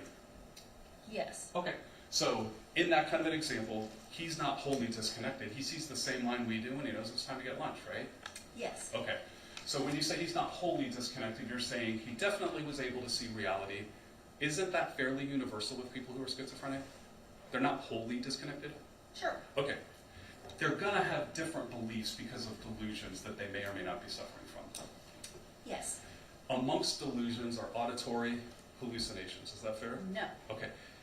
Auditory hallucinations are something that you do know that Bruce was suffering from, or at least reported, right? Yes. That brings up an interesting point that I just said. There's no way for you to know if people are hearing voices except they're self-reported, correct? No.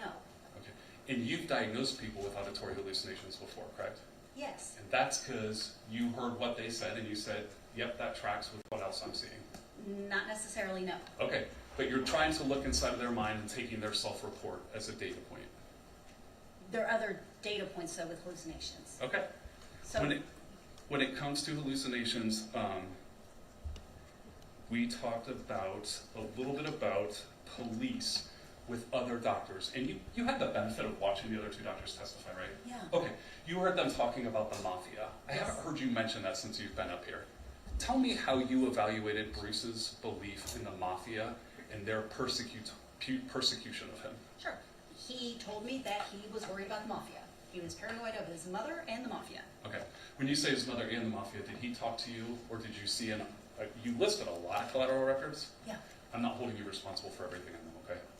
But during some of those collateral records, he endorsed his mother participating with the mafia, or being a part of it. Did you see that in the collateral records? Yes. Okay, so he thinks his mother, probably the closest relationship in this kind of loner's life, he says he thinks his mom's in the mafia. You saw that in collateral records. Yes. Okay. You also mentioned that amongst the things that he believed was that co-workers were part of the mafia. Yes. Okay. And he believed that the mafia was operating through the Columbus Police Department specifically. Yes. Okay. He also thought that some federal agencies were part of the mafia, right? I don't know about that. Okay. Okay. And then you're hearing a theme that the police pick up on when they're doing an interview, which is Bruce is suspicious of the police, correct? Yes. Okay. When somebody is endorsing repeatedly, since all the way back in 2022, concern about the police department being infiltrated by the mafia, that's something you would want to take into account, correct? Sure. And I'm going to ask you as we get to it how you took it into account, but it's just looking into what he reported believing and then comparing it to what you saw, okay? Okay. Right. And that's why I'm doing this thing, but it's No, just that's to fine. try to help you understand. I'm trying to look at it his way. Okay. You talked about a really basic thing, which was Bruce carrying a weapon and taking it to work, right? Yes. You are aware from collateral records that you've now looked at that Bruce had bought a gun several months before, and I mean a handgun, correct? Yes, You said when he was interviewed that he didn't want to tell the police anything incriminating, correct? yes, When you watch that interview, he actually says that he owns a gun to the police, right? yes, he's coy initially, and he does mention. Absolutely. He doesn't want to be forthcoming with them. Now, in the context of believing that they may be mafia, that makes a little bit more sense for why he may be coy with them, right? Sure, but remember, he did not report any of that to me around this specific circumstance. You found that out later as you looked at collateral sources? Yes, he Okay. was worried that the police were going to hurt him because he had hurt others. That's a good point. You heard him say, as I left, I was concerned that the police were going to hurt me, right? Yes, What you now know in our objective reality is that he reported being afraid of the police getting him after February the 4th, correct? After he's leaving in the Uber. yes, Now, what we know is that he wasn't driving a car, right? correct, The Uber driver, he actually doesn't disclose that he has fired a weapon inside of a building because he doesn't want him to throw him out or be scared of him, correct? correct, Okay. So he wants out of there, and the Uber driver is the means by which he's going to do that. yes, Okay. That stays consistent, and he in fact does leave, right? yes, But at the same time, when you're talking to Bruce about what happened on that day, he says, I'm afraid I'm going to be hurt, right? When he's in that Uber, he is scared of the police, right? That they may kill him? He doesn't tell, well, he tells me that he is afraid the police is going to kill him because of his actions at the warehouse, not Okay. because they're part of some mafia. Let me ask you then, as he's got this mafia delusion going on that dates pretty far back, like a couple years, he's saying, I don't want the police to find me, and he's now got that delusion, and he's also got the reality that he no longer has a gun. He's an unarmed man leaving work in a car he's not even driving. At that point, is being afraid of the police killing you still a rational thought? Or does that sound like somebody who's just afraid of the police? No, I think that's rational. You think it's rational that an unarmed... If I could stop you, you're saying that the police may shoot an unarmed man who's not driving a car? He has been implicated in shooting other people. And I absolutely believe that somebody who knows that they have just committed a serious crime and knows that the police are going to be after him, knows that they could be at risk of being shot. But our objective reality says the police don't go up and shoot unarmed people, correct? If you have a different take on this, feel free to let me know. I'm not going to say that they don't. They would have guns drawn and they would be taking him seriously, Yeah. but he doesn't have a gun anymore. And you and I both know that in that Uber he didn't have one, right? Correct, Okay. but we also But if know he's that. afraid of getting killed, Yeah. you gotta look at why he's afraid of being killed. And what you're saying is, you can see a reason that he could be. Maybe it's because there was lethal force inside and they're gonna shoot him to death, right? Yeah, no, I think he had a rational understanding of that situation. He knew that he had engaged in a very dangerous, lethal behavior for which the police would be looking for him and Sure. they would not be happy. Give me an irrational, specific to Bruce interpretation of that same dynamic. He's leaving the scene, the police are on the way. With what you now know from collateral records, what's the other reason that Bruce might not want the police to be near him? So you want me to make up a reason? Nope, I want you to try to look inside of his mind, because But he ultimately told that's me. your conclusion, But he told me what he was thinking. that he was afraid of being killed by the police. Yes, because he had just hurt people. He wasn't afraid of the police for the same reason that he had been since 2022. This time it was different. Correct. This time it was different because he had just shot 4 people. Okay. No, I understand something illegal had happened inside of there. So as he's talking to you, your interpretation was, this doesn't have anything to do with the mafia or delusional beliefs. It just has to do with the fact, makes sense to me, you commit an offense inside of there, the police may kill you. No, because what he told me fit with the other data points. It doesn't fit with the data point that he doesn't have a gun, though. Police don't go shoot you if you're unarmed and you say, I don't want to get shot, I'm right here. He still had that option, didn't he? Objection. Basis? I mean, the police not shooting people that she just testified. She's to. answered your question. You've asked her the 7th time. Okay. Sustain. I'm going to continue to go through sort of looking at this the way rationally we may agree upon it, Okay. and then ask to look at it the way that specifically Bruce may look at it, okay? You talked a little bit about, skip ahead just a little bit if you'll let me. Okay. You talked about believing that Bruce going to that warehouse on February the 4th had, and I'm, here, let me give you your first reference, page 35 of your 39-page report. Okay. Give me just a second, okay?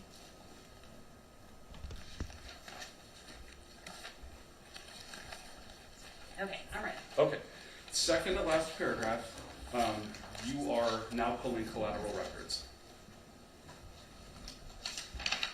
And I've got you noting that the Licking County Jail notes him to be free of any abnormalities and thought content, and his stream of thought was coherent and organized, Yes, and his mood and affect were appropriate. yes. Okay. What collateral record did you pull that from? Were those jail physician's notes, or were those law enforcement and then Those- sheriff's deputies? Those were records I got from the jail. I don't know the specific document. Okay. Were you aware at that point that multiple other doctors had seen him at the jail and were able to diagnose him with a serious mental illness based on those very concepts, abnormalities in thought, stream of consent, mood and affect being inappropriate? Was I aware when? That doctors had gone in and seen him and evaluated those concepts, and that note that you put in there is in contrast to what 3 other psychologists found during the competency portion. Okay, and I don't know specifically what the other doctors said about him in that time frame. You were aware, though, like you said, that he had been found not competent and restored and returned to the jail, right? Yes, Okay. You note that the Licking County Jail says he doesn't have abnormalities in thought and that his stream of thought was coherent and organized, correct? yes, when he returned to the jail from COVH, Okay. after he'd been treated. There were also pretty significant notes from people in your profession who said that he's having abnormalities in his thought, and that matches with what you diagnosed him with, correct? Yes, I think he's got a mental illness. Okay. So when you're putting this in here, and you're talking about his ability during the Licking County Jail time to not have those kinds of symptoms, are you saying this is after he's been restored and at this point only, or did that include before he had been restored? So I'm referencing information that was in the jail records. I believe that was after he got back from COVH. Okay, so it's after he was prescribed? Yes. Okay. You weren't sure what the prescription was, but whatever it was, they're now saying he is now free from some of the symptoms, correct? Yes, that's what Okay. the jail was saying about him, Okay. yes. The next line says the results of his presentation suggest a rational motive for Mr. Foster's alleged offense-related behavior. Yes, Okay, and I'm going to reference your report, so I want to make sure you and I are at the same slide. Okay. When you say that there's a rational motive, are you saying a motive that you can understand with your concept of reality? no, I'm saying that there was a motive that we can understand based on his reality and Okay. his concept of reality. Would you agree with me that there's more than one way to look at the reality that he saw, since we have to collect information and guess what was going on in his mind? So I'm looking at the data points, right? So the data points say, and the data fell together. He told me that he went to work that day. It was a normal day of work. He told me he ran into his mom before he left. His mom corroborated that. They had a similar account, that she showed up trying to be helpful, and that he was paranoid of her and he didn't accept her help. Okay, they both were in tune with that. He said he was having a normal day. Can I stop you right there? Mom's at his apartment saying, I'll give you a ride, correct? Yeah, One of the things you note for another reason that he may have gone to KDC and shot at people in the warehouse is at the top of page 36. You say that he was in economic distress, right? yes, So if he's in economic distress and that is what's motivating him, right now he's got a ride and he doesn't have to spend any money. That should alleviate some of his stress, correct? sure. But he doesn't take the ride. Are you saying doesn't take the ride and that's part of what caused the stress? Yeah, that would be part of. Because he's what got I to was- pay now for an Uber, right? Yeah. And that's a good demonstration of the depth to which, even though he's got these other stressors, anything's better than riding with his mom, right? Sure, yeah. And specifically, he's trying to get away from being short on resources, but his belief that his mom's trying to hurt him trumps that motivation at the moment. Yeah, in that moment, Okay. And you pointed out that he's lost his job at Chipotle, correct? yes. Okay. You put that he had been fired. Whether or not he was fired, it was his belief he had been fired, right? Yes. He's just not working there anymore. We don't need to figure it out. Between you and I. But whatever's going on, he thinks he's been fired, right? Yeah, yes. Financial stressor, and that's something you and I can agree on. He has less money because he's not working there anymore, right? Yes. Okay. You noted that, and you're saying this could be a stressor for anyone, and that part of him that lives in the same world we do, he's got to figure out how to put a roof over his head, and this is stressful to not have your job. Yes. Okay. When you talk about it in your report, you say that the results of the present evaluation further suggest that there was a rational motive for his alleged offense-related behavior, correct? Yes. Okay. And then you give a list of sentences that support it, including that he had been fired, right? Yes. That he was at risk of being fired from KDC One, correct? Yes. He wasn't performing well at school, something that you'd think he probably cares about since he enrolled in school, right? Yeah, he told me he cared about it. Okay. Yeah. And then you're talking about him not having the money to get to and from work well, Yes. correct? Okay. What is the rational motive with those things in the backdrop to go into a warehouse and shoot people that you were referencing? Yeah. So, remember, he told me that when he got to work, he kind of worked his day, and then he got upset because of his line assignment, and that was a reminder to him of how crappy his life was. And Absolutely. So he's expressing, I'm frustrated, but that doesn't make it rational to shoot at people, does it? I think he was taking his frustration out on his coworkers. That's something you and I can understand, right? Somebody cuts me off in traffic, I may honk my horn because I'm frustrated with them, right? Yes. There's a competing hypothesis here, which is that he believed that his coworkers were part of the reason that he was in this situation, right? Yes. Okay. So as you compare those two competing hypotheses, one of them that you see as rational is that he was under financial stress. Yes, Okay. absolutely. And then on the opposite side, it's another hypothesis that's out there, that he's a seriously mentally ill man who was delusional about what his coworkers were doing to him, right?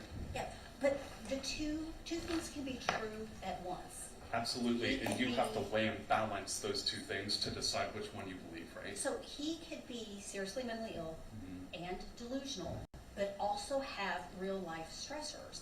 And there are other data points that support the fact that the financial stuff, I think the financial stuff was the breaking point for him. Okay, Well, it one of the- definitely happens around the same time, doesn't it? Yes, Okay. and one of the witnesses says that they hear him make a comment about not being able to pay his rent. Which witness is that? I got the name. It was in a witness statement.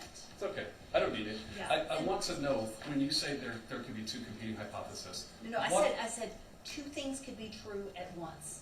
Could the two They things that are both be true happening. also be that he suffers from a serious mental illness and that his delusion about what's going on at his work is what's prompting him to do what he's doing? Sure, it could, And then however, a rational one that you and I might understand is more like, hey, he's under a lot of stress. He just lost his job, right?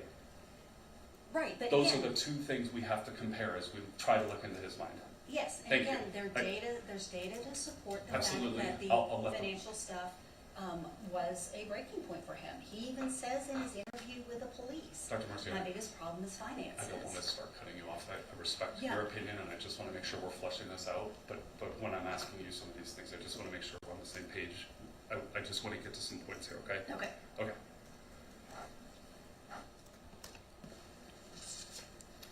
He goes to work and works approximately 7.5 hours of approximately 8.5 hour entrance to exit time. Yeah. Would you agree with that? Yes. Okay. If the stress of things that he walked into the door with was what was acting upon him, working for 7.5 hours before acting seems a little at odds with the stress getting worse throughout his shift, doesn't it? Well, see, so what If he, the answer is no, that's okay. yeah, the answer is No, what he told me is, and what I think the data shows, is that he went to work sort of as normal, right? We see him walking in normal, he doesn't look distressed, he does his day. He tells me that after he has his break is when he starts getting agitated. Okay. Break to me sounds like a good part of the day, okay? You're saying that when you talk to him, that's when he endorses starting to feel really agitated, okay? Right, he told me that it wasn't until after his break that he started feeling. You've tied some of that back to some things that you saw, including that he had already lost his job. He knew that as he walked in the door, right? Yes, yeah. Okay. He already wasn't getting good grades at school. That didn't change partway through his shift, did it? No, Okay, I'm asking obvious ones though. Yeah. no, it's okay. Question, he puts that gun away and he goes and works a 7.5-hour shift making some sort of hourly wage, right? Yes, He's not collecting a penny of that if he has a plan at the end of his shift to start murdering people because he's not getting a paycheck from there out, right? right. Okay. So that's a data point that doesn't suggest it makes much sense for him to be at work. Fair? That's Why work your shift if you're not getting paid? so right, and I don't think that he left that morning necessarily intending to kill them that day. I think he was carrying his gun with him, and because he had it on him periodically, as Had you a just gun. said. Yeah, had the gun with him, but something changed partway through the shift, right? Yes, he said he got agitated, And- realized how crappy his life was. Okay. And that's something that you take his word for. He starts to get agitated, his life's crappy, right? Yes, I believe. Collateral records talk about what was going on to his coworkers who were around him, correct? Collateral records talk. Mm-hmm. Rephrase that for me. Witness statements in Yeah. that discovery packet you got talk Yeah. about what his coworkers saw, right? Yes, they saw that he smelled like marijuana. Somebody said he looked high. Yeah, But notably about the day, all of them describe a pretty normal shift. Yes. Would you agree with me? yes, These are people who he works around 5 days a week who are at the same job they're always at, working right next to the same guy they always work next to, right? yeah, Nobody reports having an argument or a fight with him, correct? correct. None of them are in any way related to human resources who end up being victims, correct?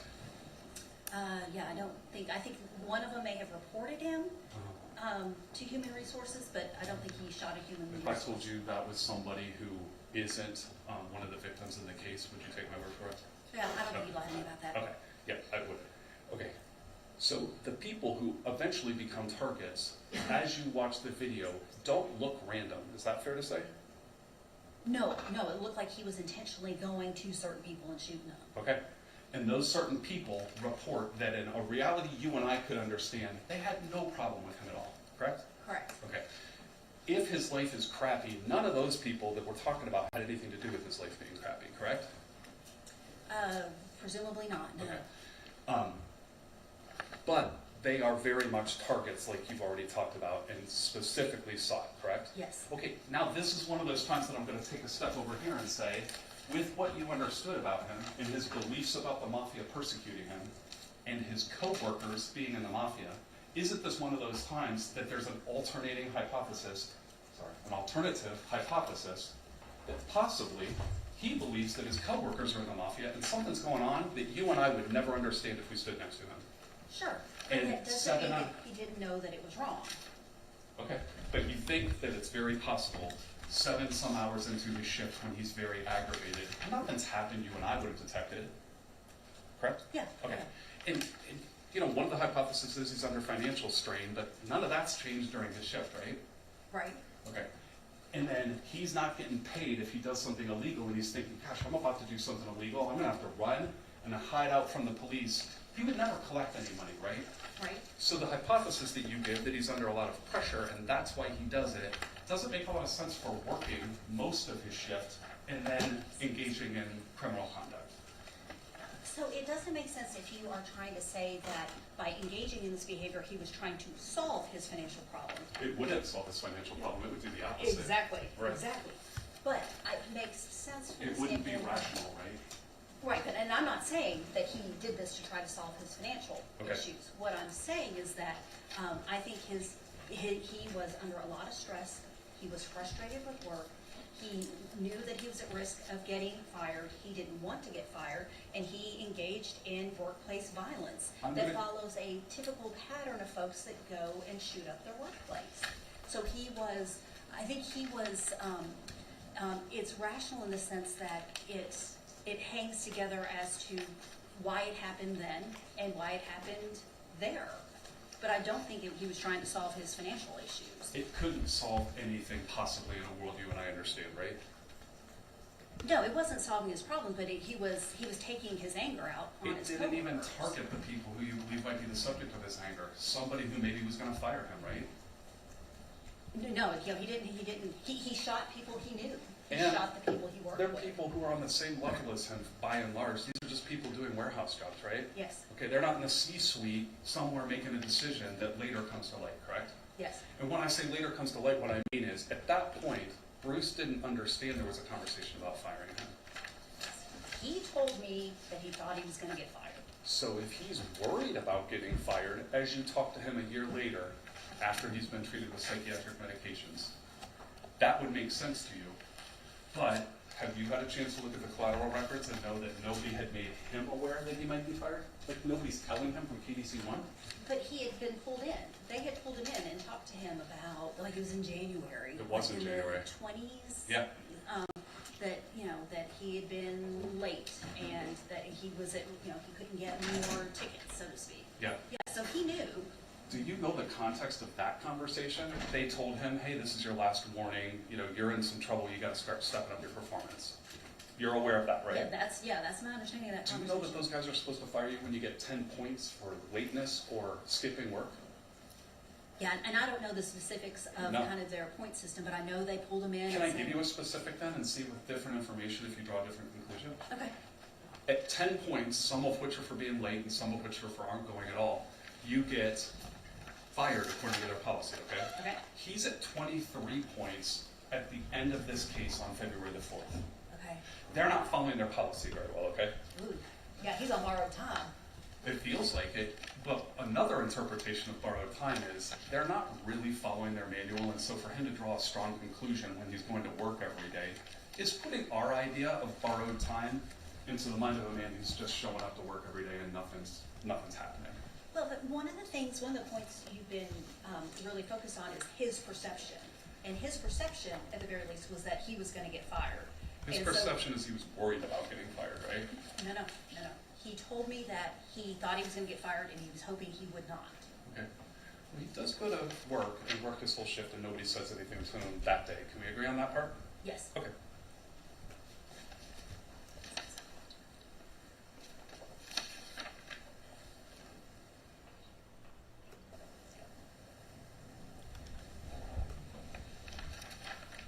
You have talked at some length about a plan, and that being something that you look for, correct?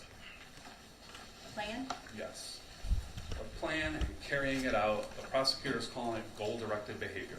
Oh, Okay. work behavior, yes. Whatever you guys are talking about, I'm trying to piggyback that concept and talk to you about it, okay? Okay, Goal-directed behavior means you want a certain outcome and you're going to act towards that outcome, correct? yes. Okay. You could even take several steps, as in, and I'm just going to keep using the same metaphor. You want to eat, you're in a mental hospital, you walk to the cafeteria, correct? Okay, You're planning to eat, aren't you? yes, Okay. You sit down and you wait for a tray to come around. You're still planning to eat, right? yes, You get your tray and you start eating the food, correct? yes, Okay. You've done a few things, moved yourself, sat in an appropriate manner, and waited until the right time to get food. yes, Okay. You've taken multiple steps to do something that you want, right? okay, By the same token, you could take multiple steps to do something that you felt like you had to do, couldn't you? sure, And if you're under the mistaken belief that you are about to be hurt or killed, you could take several steps to avoid that. And although it's a plan, it's multiple steps. The key determination is still whether or not you understand the wrongfulness of your conduct, correct? whether you know. Okay, whether you know the wrongfulness of your conduct. Yes. Okay, you and I keep. Yeah, words have meaning, and no is a very easy bar to clear. It's less sophisticated than understand and even less sophisticated than appreciate. Fair enough. So, if Bruce goes to work that day and takes steps to conceal the fact that he has a firearm with him, Yes, much like going to the cafeteria, this is something that you might not want to do, that you can take multiple steps to carry out a plan. Is that fair to say? You lost me in the question. Sure. You could do multiple things, and just because you have a plan doesn't mean you know the wrongfulness of that plan. Yes. It doesn't have to be spontaneous and oops, I thought I understood that. You could do a couple different things, couldn't you? Sure, you could have a plan and do something that you don't know is wrong. Right.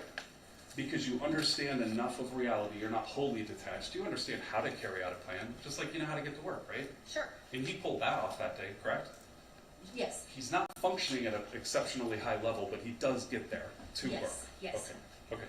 But just like that, if he decided my life is in danger, carrying out a plan to thwart that danger that he's in is something that he could do without or knowing the wrongfulness of his conduct, right? Right. It's also something he could do while knowing the wrongfulness.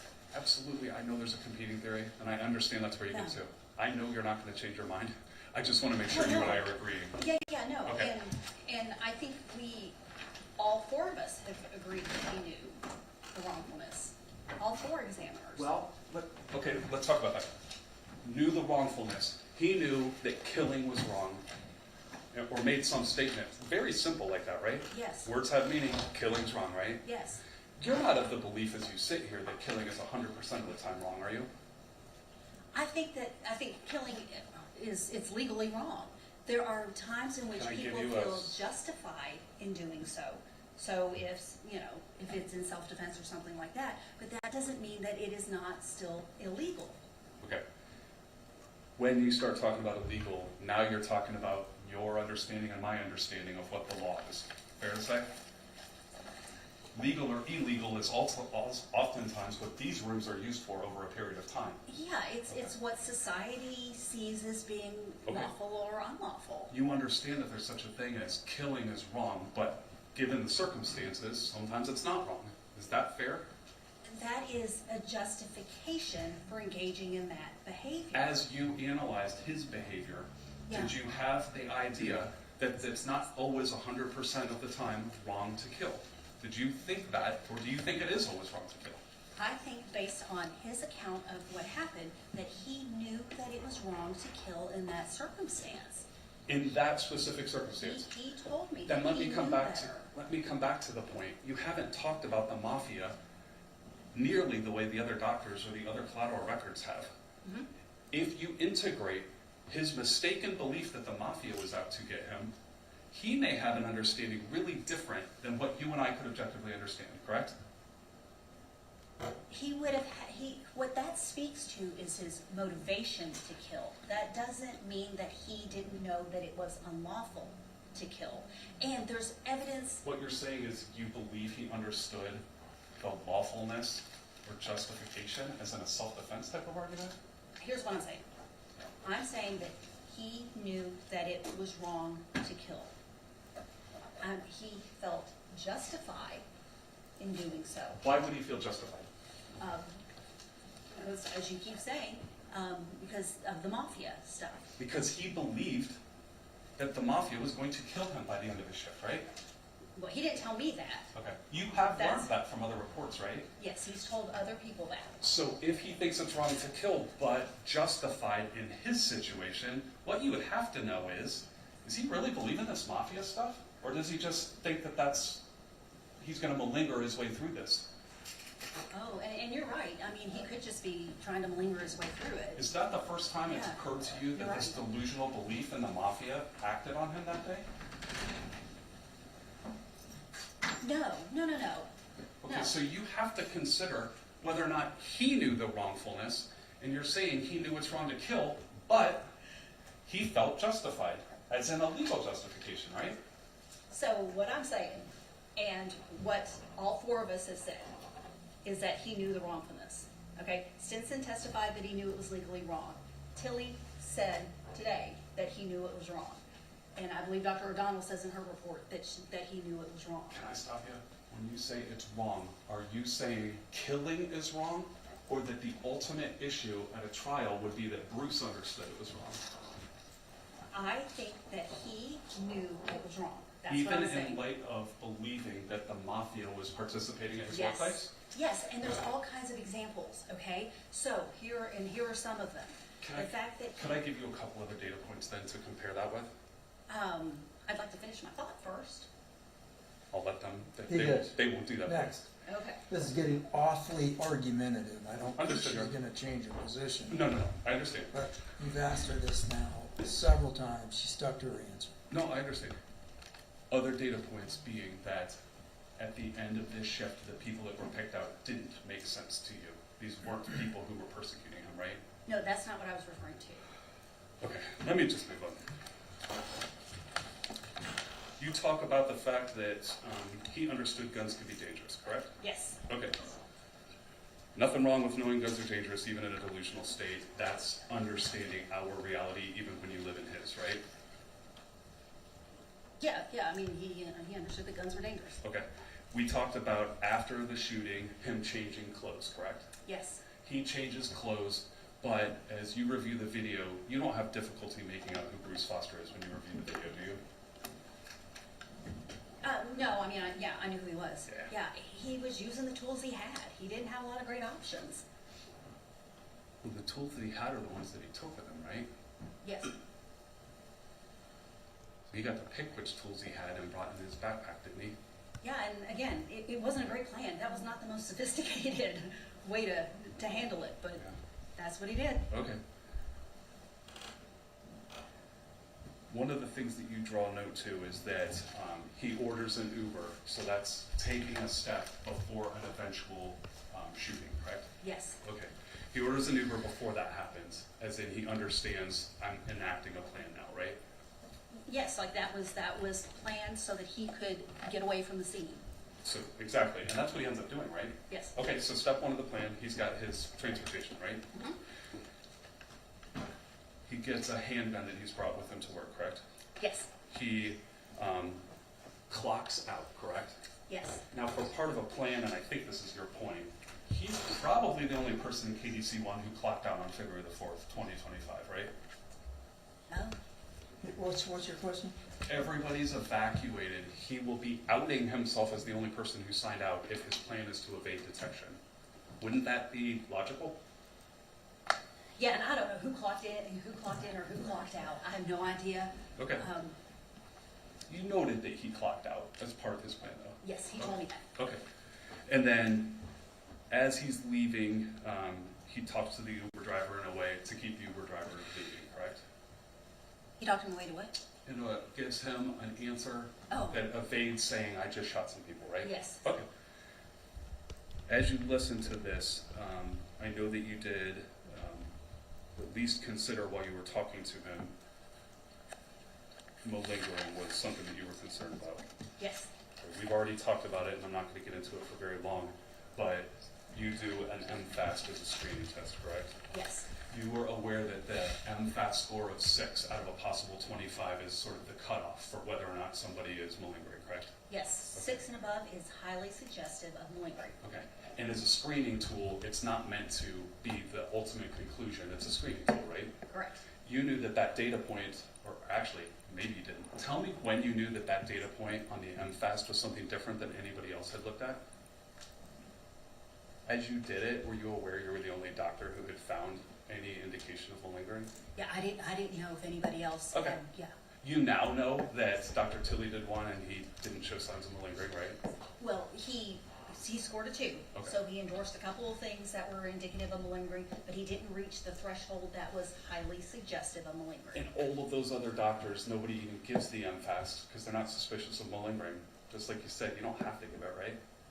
Right, yeah, Okay. nobody else gave it. I Okay. don't know why they did or didn't, rather. You're collecting a data point different than all these other people then, at the end of this, correct? What do you mean? So 2 of us did the MFAST. You're suspicious of malingering, right? Yes. Okay. There is a follow-up test that takes something like 45 minutes or an hour called a SIRS, isn't there? Yes. Okay. You didn't do a SIRS in this case, right? No, Okay, that's a longer test that really dives into whether or not someone's endorsing beliefs that are malingering, right? yes. Okay. You settled for the MFAST score that hit 6 out of 25, which is the cutoff, correct? Right, but Okay. remember, if you read the report, I didn't ultimately say it. I thought that he was like malingering and wasn't mentally ill. I said, no, I really think he is bona fide mentally ill. but that he may just be exaggerating things because he told me he wanted to be found NGRI and go to COBH. Okay. So I never said that, oh, he doesn't have a mental illness, he's just faking it. Okay, so by the time he's saying, I think it would be preferable to not be in a prison, to be NGRI, he has been medicated, and it's something like a year later, right? A year later from when? From February the offense? 4th of 2000. Yes, yeah, Okay, that's okay. accurate. So something like a year later, he's able to clear-headedly say, out of my 2 possible outcomes, that one's preferable, correct? Yes, You're suspicious because he understands that there could be multiple outcomes, correct? no, I'm suspicious because he is freely bringing up his psychiatric symptoms. Yeah, he's being, well, he's bringing up what he hopes his psychiatric system conditions add up to, correct?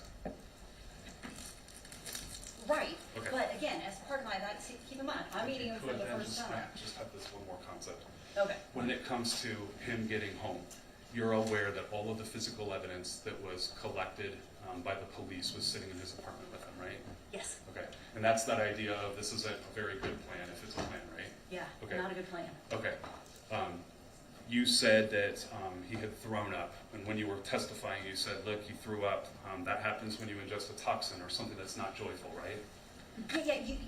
People throw up when they're upset. They can throw up for a variety of reasons, can't they? It's usually something negative though, right? You're sick, you're upset, you've eaten something bad. Okay.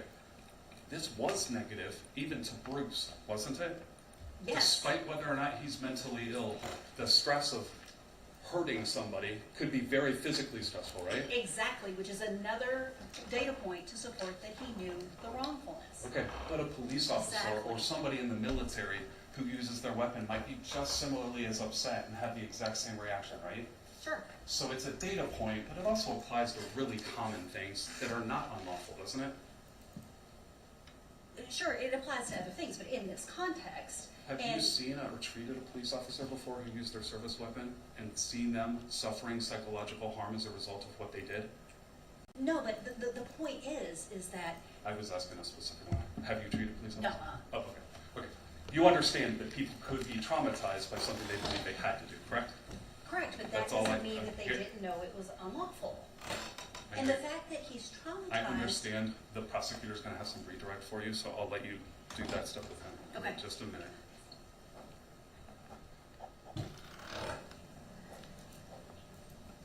You wanna cut this one? Sure.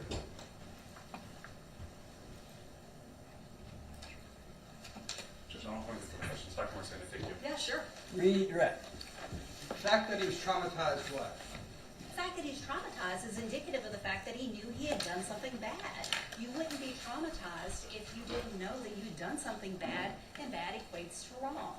Okay. And so, motive is not an element of murder, would you say? That's what it sounded like you're trying to get to, like you said that, you talked about the motive earlier. Like, I don't have to prove motive to be able to prove that someone committed a murder. Yeah, and I don't know about the legalities of all that. What I was trying to say is that, yes, he's got this systematic delusional system. But two things can occur at once. He can be delusional, but he can also have all these other real stressors, and he can still know, so he engaged in this act, I think, because of the stressors. But even though he was delusional, he can know that it was wrong. And there are multiple examples of that indicate that he knew it was wrong, including the fact that he had grappled with homicidal ideation in the past, and that was upsetting to him. It was upsetting to him because he knew better, his words exactly, that he knew he should not engage in that behavior. It's been You got tested. another question, she's answered you. Okay, so on February 4th, 2025, when he shot and killed Kyle Baber, did he know better? Yes, he knew that that was wrong, and all four of us have said that he knew it was wrong. Yeah, so And Dr. the Stinson. statute is very clear. There are three elements: severe mental disease, severe mental defect. Did they know that it was wrong? That's it. It's not did they know it was wrong, but they had a good reason. And so he indicated that he understood that murder was illegal, that Yes. murdering people is illegal. Yes, he knew it was wrong. And so if you murder someone, you're not acting in self-defense because it wouldn't be murder. I assume not. Yeah. Okay. I had another question about, the Uber. So, defense counsel was asking you about, like the stressor, oh, he had to pay the Uber. Wouldn't you say at points that, paying a little bit of money is better than having to deal with the stress caused by another person? Like if I have to pay $25 and not be around my mom, if me and my mom are fighting, it might be worth it in my mind. Oh, sure. People make bad decisions all the time based on their interpersonal relationships and, yeah, their desire not to have contact with somebody or their desire to shun somebody. Yeah. Okay. And did he ever indicate to you that he had no means of escape whatsoever? What do you mean? Like he had no way to leave KDC One that day prior to the shooting? Oh, we didn't talk about that. Okay. But he had the ability to walk out of the door, right? The capacity?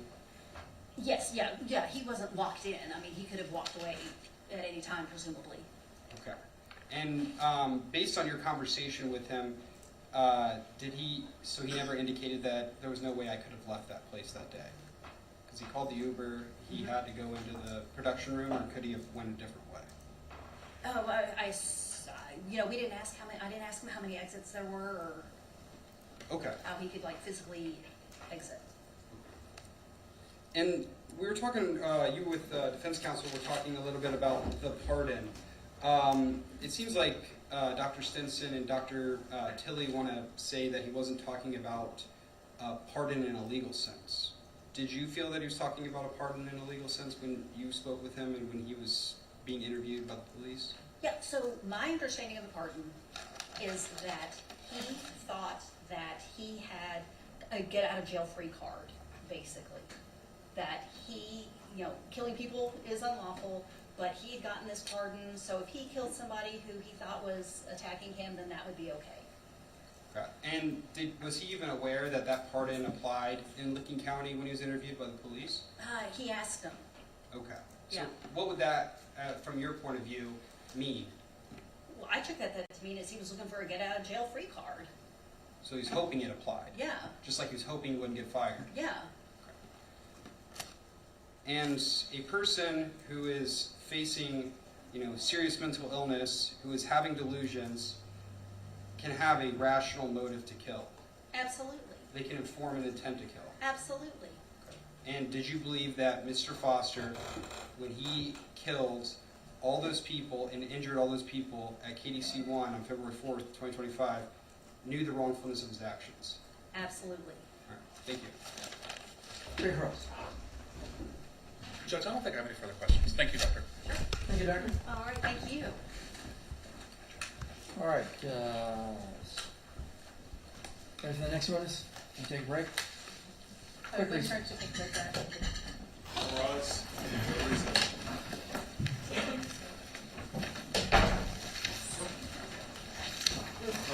Okay, can I do it with these here? Thank you, Doctor. Yeah, no problem. No problem. That's fine.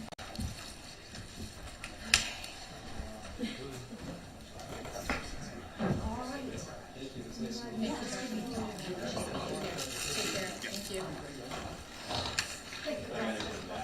I appreciate it.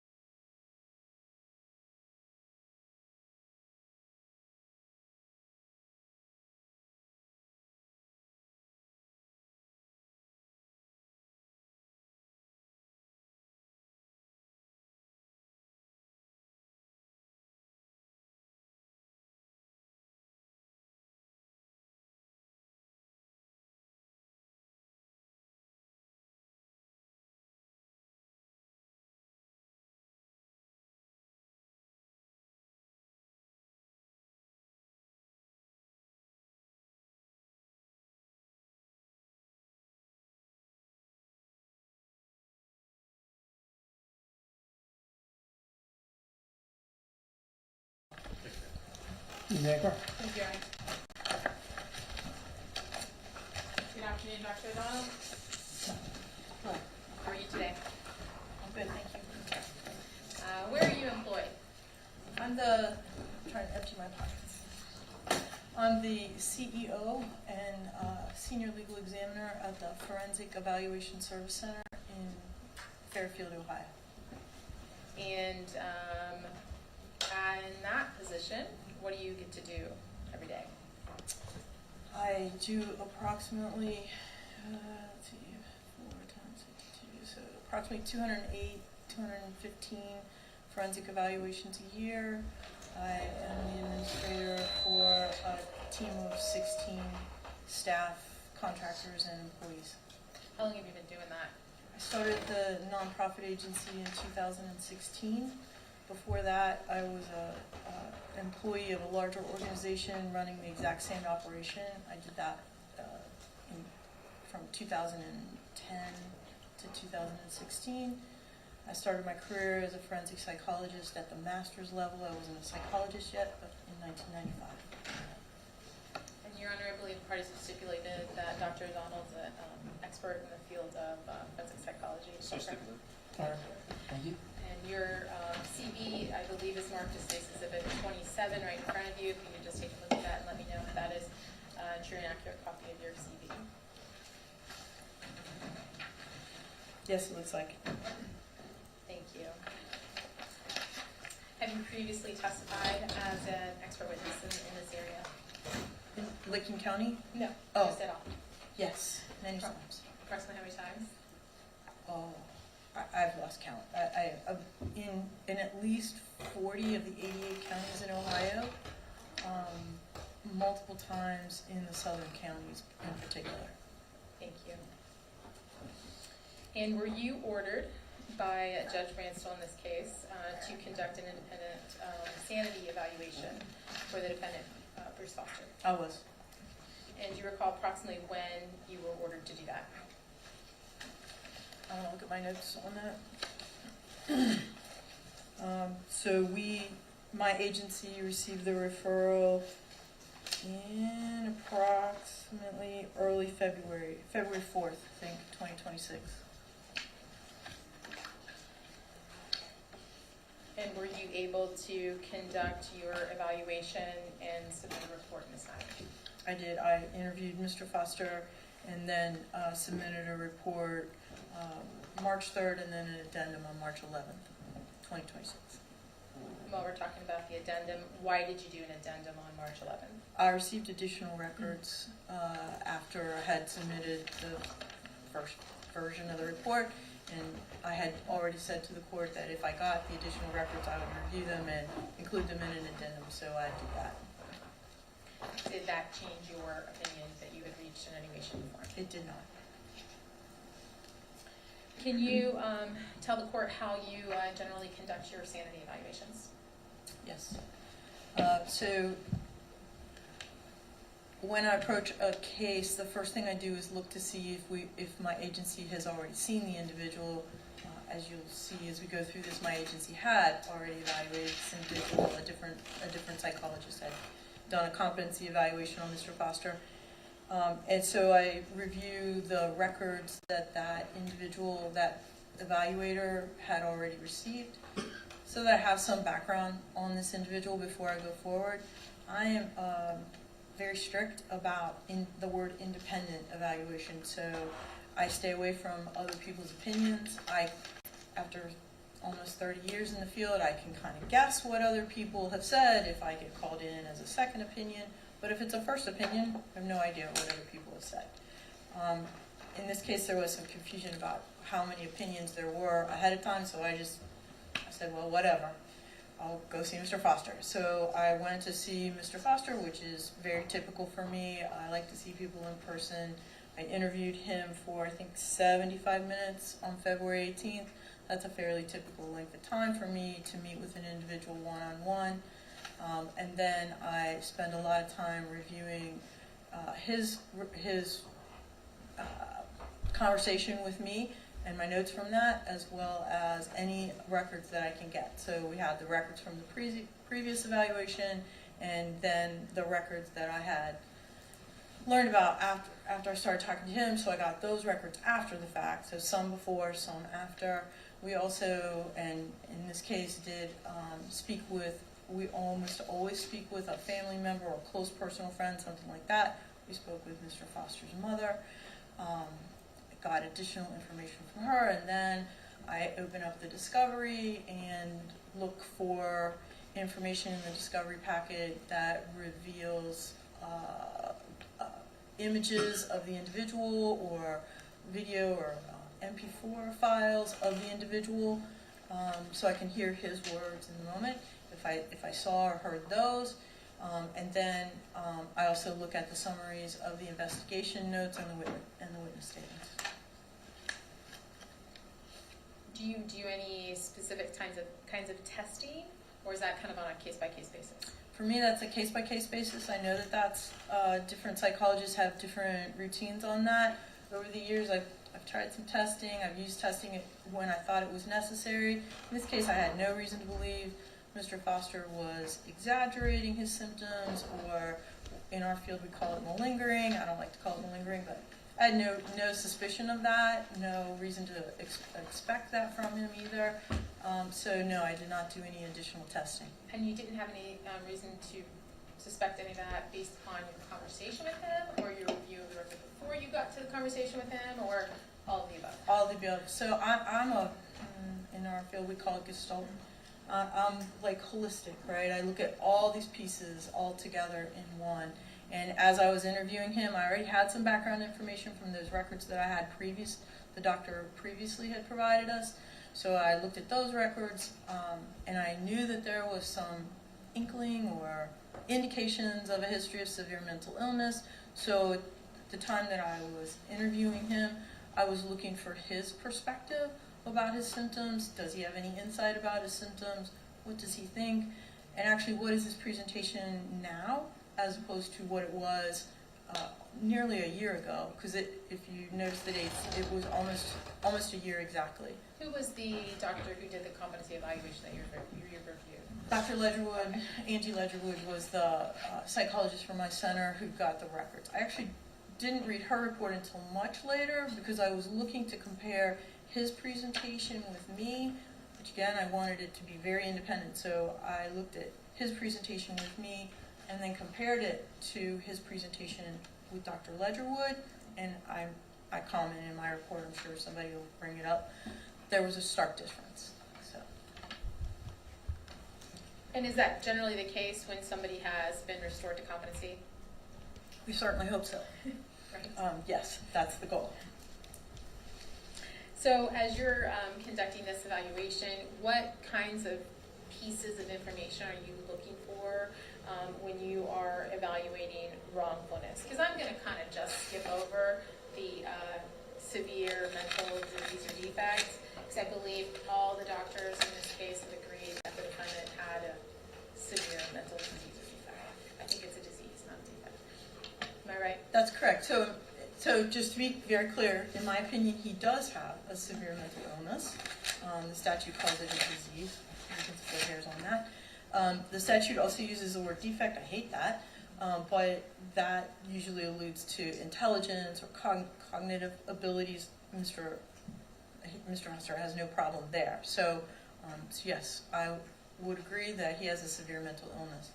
We can skip that for sure. So then we go on to taking a look at wrongfulness. And so when you're evaluating wrongfulness, kind of what kinds of information are you evaluating to help you make that determination? Well, wrongfulness is, so interestingly, wrongfulness is a legal construct. It's not a psychological construct. So our training, our forensic training, teaches us to think about the practical implications of knowledge of wrongfulness. And by that we mean legal wrongfulness. In Ohio, the case laws are really clear about that we're talking about the legal wrongfulness. And we as psychologists, unless you have some other training, we're not lawyers, we're psychologists. So we are practicing within the construct of what psychology says. So when we look at forensic psychology and the definition of wrongfulness, we are taught to look for signs of someone making a plan, executing a plan, hesitating to execute a plan, hiding the fact that they made a plan, changing their mind in the plan. What is the motive behind the actions that they've taken, and are those motives, would the actions then somehow benefit this person in a logical and reality-based way? So all of that is wrongfulness. The example that I give when I'm teaching my students is, did somebody wear a mask? Did they throw the gun away? Did they drive away in a different car than they came in? Did they change their clothes? Those are all things that suggest someone is thinking about hiding their actions and avoiding being detected. That's all knowledge of wrongfulness. What about their statements, like lying to the police? Absolutely, statements are key here. Lying to the police is always something that you want to look at, but it's hard to know exactly when someone's lying, when are they covering up, when are they mistaken. In the heat of the moment, people say a lot of things. Did they misperceive what the police officer said to them? So I go back to that word gestalt or holistic, right? You've got to look at the whole picture. It's not just about what they were doing in that very instant of the crime. It's about what was going on leading up to it, what happened during, what happened after. And it's this whole timeline. And so when you conducted this evaluation for Mr. Foster, did you see indicators of either him not knowing the wrongfulness or of him knowing the wrongfulness? And can we go through those, or the kind of the information you use to come to your final opinion? Certainly, we can go through that. I'm going to flip back to my report.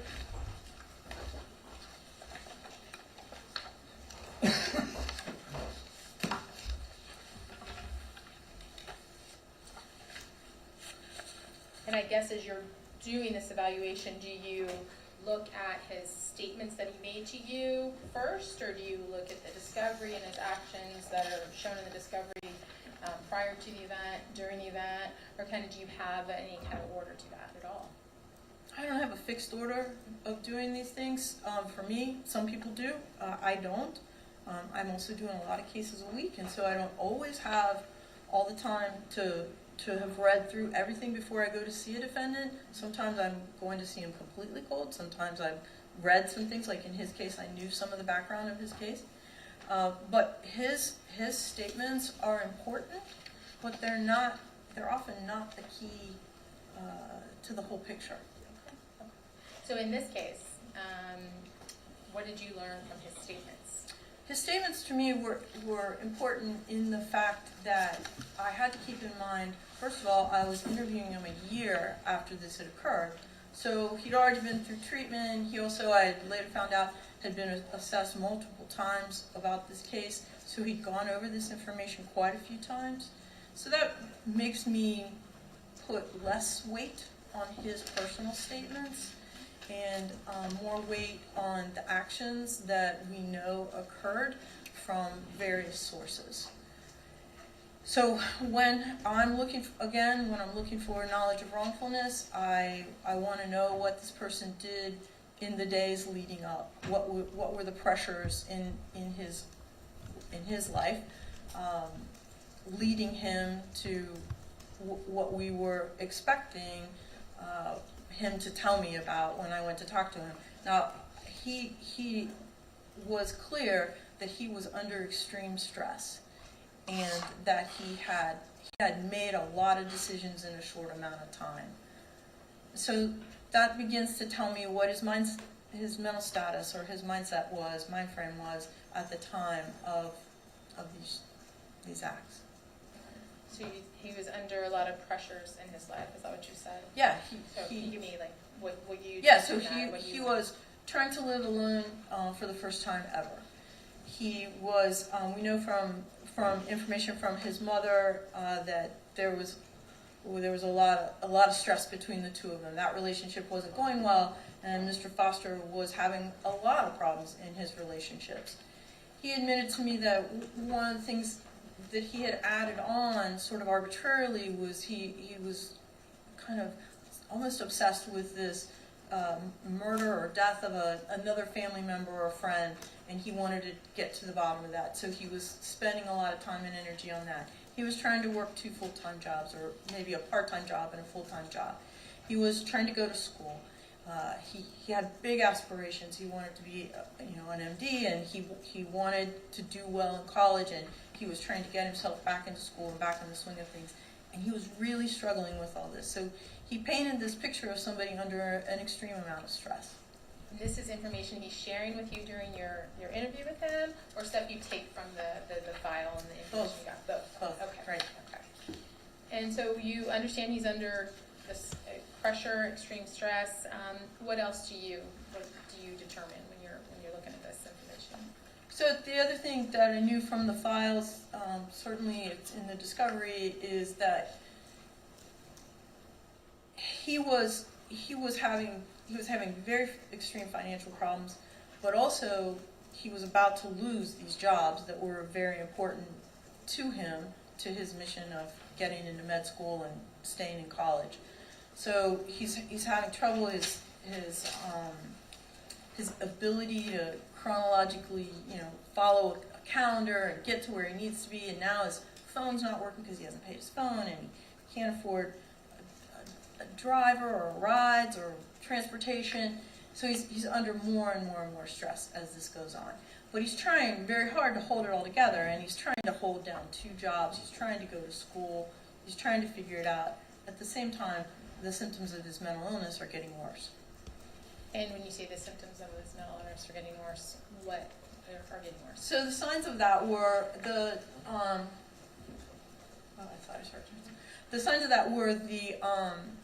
a decline in his hygiene, social isolation, extreme irritability. He said he's not sleeping well. Of course, I don't have records of that, but all that fits with some of the things he was talking about.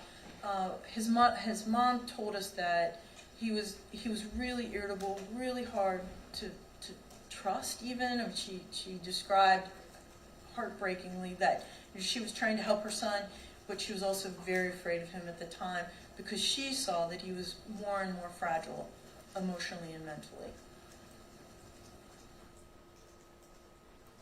Delusions. Was he having delusions? So it appears so. It's really hard to read someone's mind. Not anybody in this room can do it, and including me, right? As much as I'd like to. But he's describing sort of textbook delusional beliefs about the world being out to get him, about the world being really hard, and that there being, I think he used the word gangs out to get him. He felt threatened. He felt physically threatened. He went so far as to buy a gun. He pointed out to me that he bought it legally. That he went to great lengths actually to buy it legally, and felt that he had bought it intentionally for protection. I've had other defendants tell me they intentionally bought it to use it against others. He told me he intended to use it for protection. So he went to great lengths to try to fight this delusion that he knew something was wrong, but he couldn't quite figure it out. And he was trying to protect himself, and he was also trying to discern who was safe and who was trustworthy and who was not. When you said the world was out to get him, did he talk about the mafia out to get him when you met with him? He used the word mafia. Yeah, he did. He used the word mafia. Yeah. So he As was, opposed to gang. Sorry about that. No, just want to clarify that. So he was thinking that people were trying to kill him, and those people were the mafia. That's correct. Okay. He knew, though, that it wasn't everyone. Mm-hmm. And he was able to discern who was not likely to be out to get him versus who was out to get him. And what is the significance in that? To me, that's huge. That's him recognizing that there are some things that are safe, and I'm looking for something safe. I'm looking for safe spaces. I'm also, he talked to me about this a little bit. He was also looking who deserved to be feared.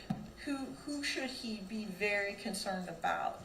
And he was trying to discern the two, and he made decisions about who to shoot and who not to shoot based on his discernment of who was safe and who was not safe.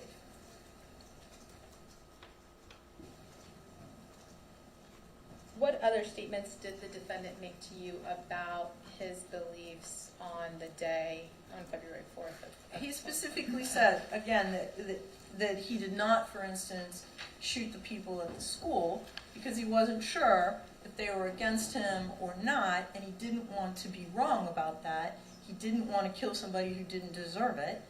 He also... Did you say people at the school? At the school, at the university where he was going. Okay.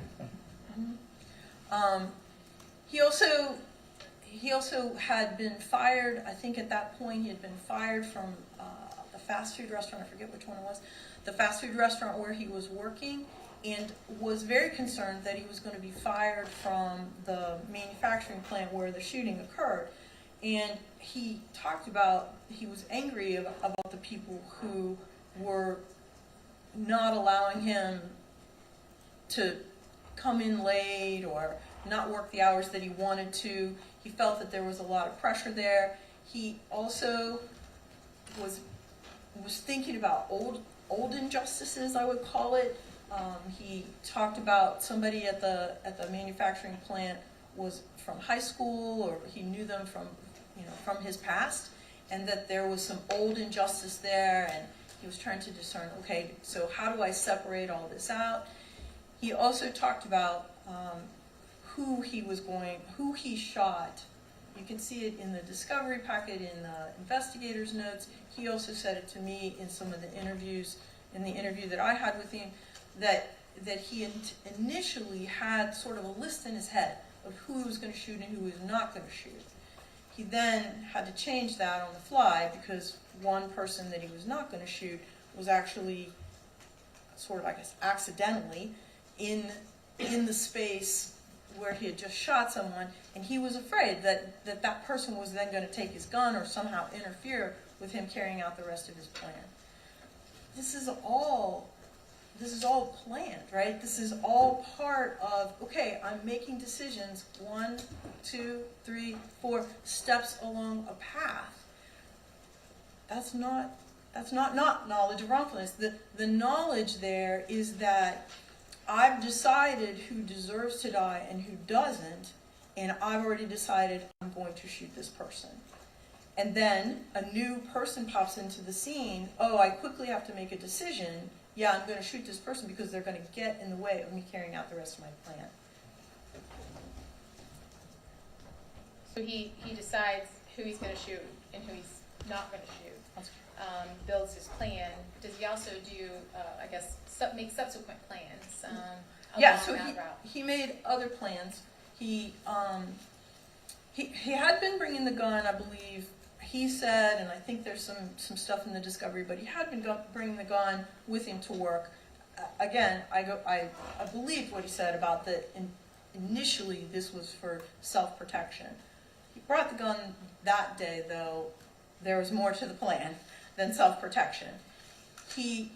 When he came to work, he worked his shift, although I guess he was apparently a little bit late, worked his shift, and he said nobody said anything to him about being late that day, but he was sensitive to the fact that he was late and that he was likely in trouble with HR for being late because he had been late. He knew that there were people at work who were plotting to fire him because of his probably poor hygiene, but also his tardiness and maybe some unusual behaviors. I don't know that he knew what they were, and I didn't see specifically what they were, but there are statements in the HR files about people thought weird things were going on. People didn't trust him.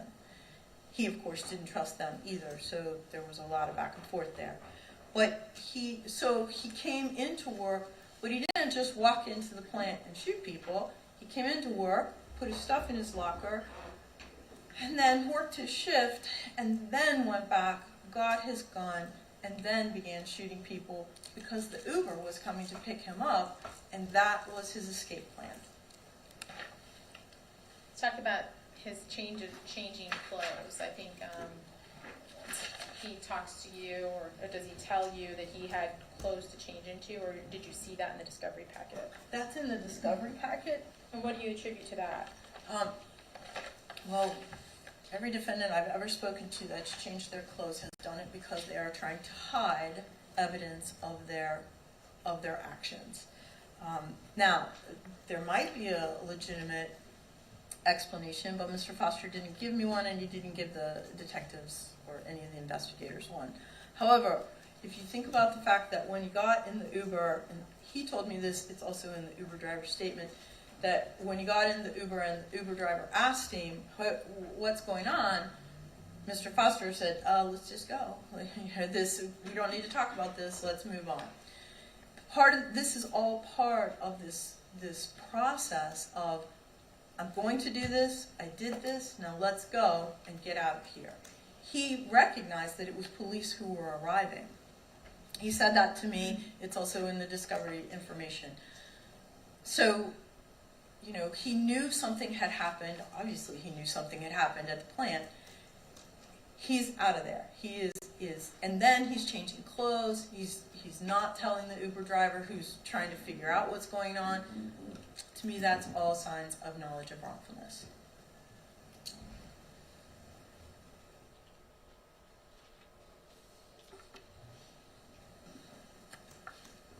Did you see any other indicators in your interview and or review of discovery that you thought pointed to the defendant knowing the wrongfulness? I think the key point is that he chose who he was going to shoot, and even his statements to me about deciding not to shoot the people at the school, at the university, because he wasn't quite sure about whether they should be shot or not. He said then, I don't want to shoot an innocent person, I don't want to be wrong. But during his shooting, he ended up shooting somebody who happened to be there. But he explained that person got shot because they were in the wrong place at the wrong time, and he thought that they would thwart the rest of his plan. Again, putting his motive of getting the plan, of delivering the plan as the priority. Did the defendant ever say to you that he thought if he didn't kill his coworkers that he felt needed to be killed, that he would be killed before he could get out of KDC? On that day? Mm-hmm. No, he never said that to me. In fact, he never told me that he felt threatened that day at KDC, physically threatened that day at KDC. He did not tell you that he felt it was a me or them situation, and if he didn't shoot them, then he was going to be killed? I don't think so. I just want to make sure. Okay. It would be in my report, and I don't remember that statement at all. In your evaluation, you talked about him saying that he thought some of his coworkers may have been out to get him, right? That their absence caused him to think they were going to set him up. See that on page 11 of your report under number 2. Yeah, that's correct. So he thought that they were out to get him. But he thought that for a long time. He was thinking people were out to get him for a very long time. So he never conveyed to me that day, that moment, he felt imminently in danger until he started shooting people and someone got the gun from him, and then he was afraid someone would use the gun against him. But all that's part of knowing what is going on around you and being well aware. Yes, if you are shooting at people and someone takes the gun from you, it's highly likely somebody might shoot you.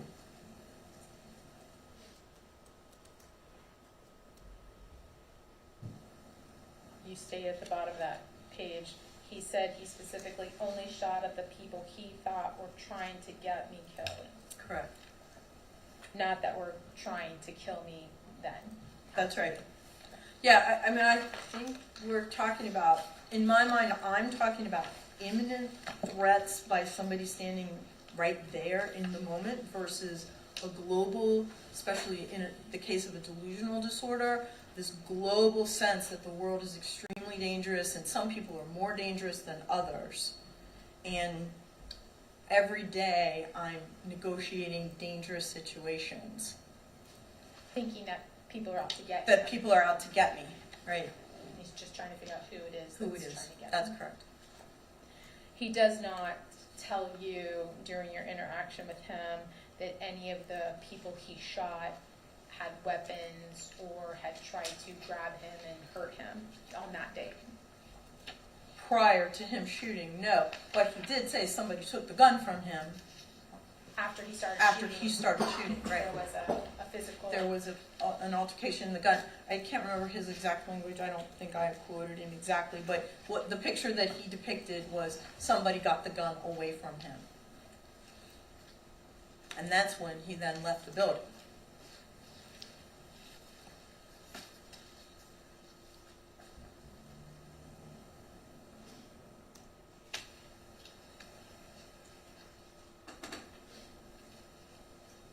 On the next page, page 12, that first full paragraph, you talk about once he started shooting, some of his statements he had made to you. So after he shot that second person who he thought was going to try to stop him, he indicated that he was looking for a woman. Is that correct? That's what he told me, yeah. Who he said had threatened him before. Correct. And then he ran toward the office to, quote, see who was in the office. Yes. And you indicate then before knowing if he was going to shoot anyone in there or not. He was going to make a choice. Still no imminent risk of him being killed at this point in what he's saying to you. He never indicated any risk until someone got the gun from him, and then he left the building and followed his plan to get in the car that was waiting for him. To me, that is just so methodical, so planned, so, following the steps, trying to get away. Did you review the defendant's interview with law enforcement? Listen to that.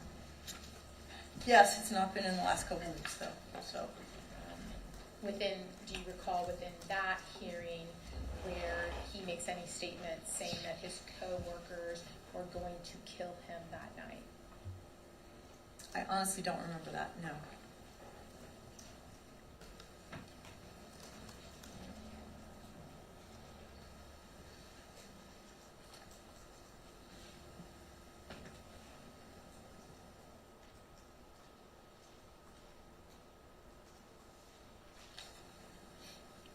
Do you ask him why he fled from KDC? Why he left the scene of...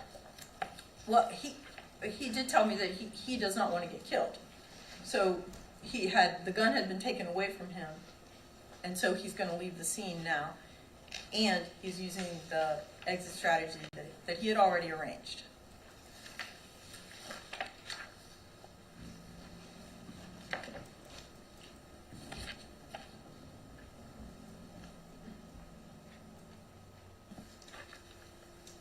While you're talking with the defendant, he is relaying information to you, though, about his prior delusions, correct? About some of his delusions of having a bullet in him. Correct. He did tell me some of that history, yeah. And that was consistent with what I'd read in the records, and, I specifically was asking about that because what I really wanted to know was he competent yet? Had that been addressed psychiatrically? And clearly it had been. So it wasn't like he forgot about his previous delusions. He was able to remember what those were. No, and that's part of the illness and the treatment that comes with the illness. COBH does a great job, and so they work with him to recognize, first of all, a person with a severe mental illness, these symptoms could come back if they're not treated. Under a lot of stress, they can come back. So we need to make sure that an individual is well aware of what it was that is the early sign of the symptoms coming back or getting more severe. So the profession, forensic treatment teams, teach a person about the nature of their delusions and help them reframe them and understand where they're coming from and when to be afraid that there's a new problem, right? A new symptom cropping up. And so he knew, he was aware of his belief about having bullets in his body, that this whole thing about the cousin being killed. He was aware of the things that were delusional and causing him more stress. And I think you said something about the stress made his delusions or his paranoia worse. Like, so that's what happens in a mental illness. It's the more stress someone's under, and especially if they're not being appropriately treated, which we know he wasn't, then the likelihood is that the symptoms are going to become more severe.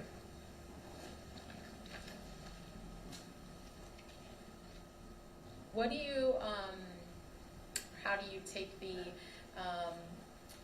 defendant's statements in his interview with the New Albany Police Department, where he talks about things like some of his delusions, right? He's talking about his mom, and he's talking about people threatening him back in 2013, and those kinds of getting people jobs, being an ambassador for Chipotle, talking about all these kinds of delusions.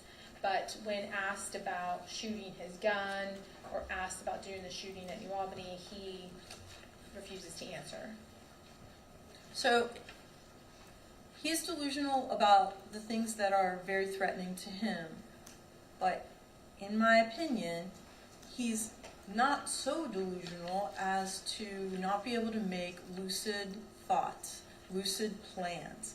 And he knows that shooting people is illegal. It's against the law. It's also immoral. I don't know if he thinks about that or not, but legally, he knows that that's wrong. And that's where he was making that distinction about who he was going to shoot and who he wasn't going to shoot. So along that same thread, along that same channel, when the police ask him about shooting someone, he's not going to talk about it. Now, he didn't go as far as denying it and bluntly denying it, at least in the stuff that I saw, but he's just going to shut down and not talk about it. He, though, questioned, for instance, the veracity or the legality is a better word, of the search warrant for his apartment, for instance. He questioned who's banging on his door, and when they said, something about it's the police, or, he opened the door, and what he told me was that he told them, don't shoot, don't shoot. He knew that he was about to be arrested. He knew that he was in trouble. It's the same when he was in the car with the Uber driver. He doesn't want to talk to the Uber driver about the police that are pulling into the parking lot right behind them. He wants that guy to get out of there. There was some statement, and I can't remember if he told me or if it's in the discovery, that he changed his clothes in the car, in the Uber car as well. Again, odd behavior, right? Unusual behavior. Now you could say, is it delusional? Well, at no point did he tell me that there was anything wrong with his clothing. The clothing was clothing. That never came up. So why did he change his clothes?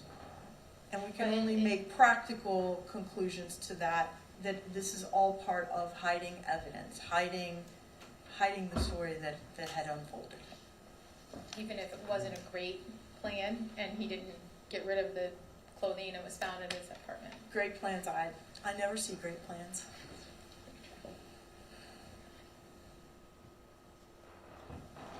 Now, in his interview with the police, there's a point in that interview where he's questioned about, on video, it's you, Bruce, shooting these people, it's you shooting your 4 other coworkers. He didn't want to see that. He shook his head.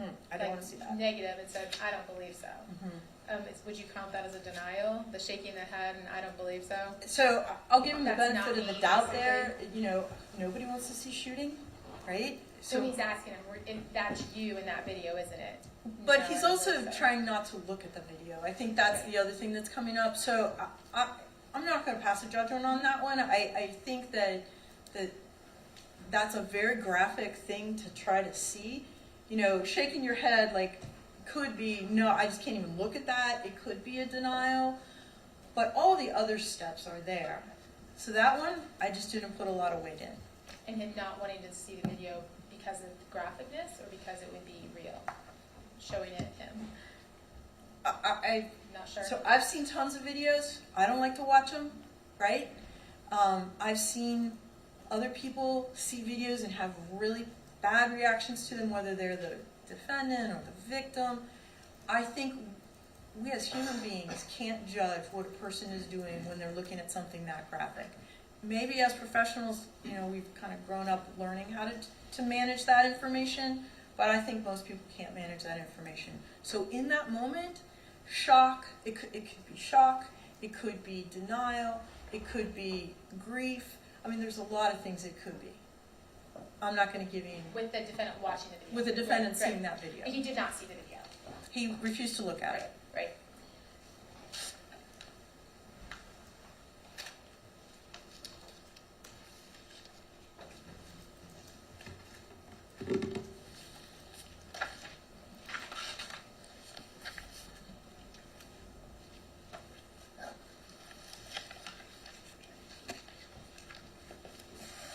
He is asked during that interview with investigators,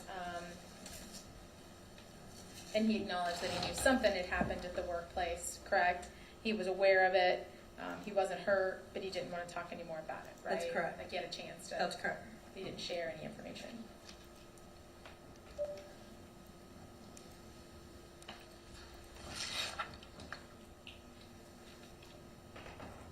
So on page 15 of your report, coming down to like the end of your report, talking about the analysis and your conclusion, that I don't know, last paragraph where it starts regarding the knowledge of wrongfulness. What is your clinical opinion? What do you state there? In my professional opinion, the defendant knew the wrongfulness of these actions at the time of the charged offense, despite having an acute and severe mental illness. And that's page 15. On page 14, Yes. do you say it's my clinical opinion that the defendant was delusional after being threatened by his coworkers, family, classmates whom he feared? That was his delusion, that he was being threatened. Is that That's correct? Okay. He wasn't actually threatened. That was just his delusion. I found no evidence that that was reality-based. Okay.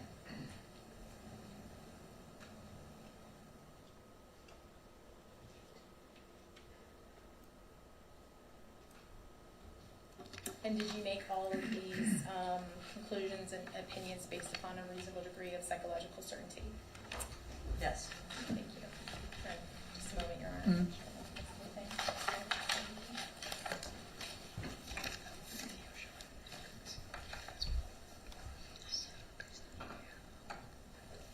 No further questions. Thank you. Cross-examination? Thank you, Your Honor.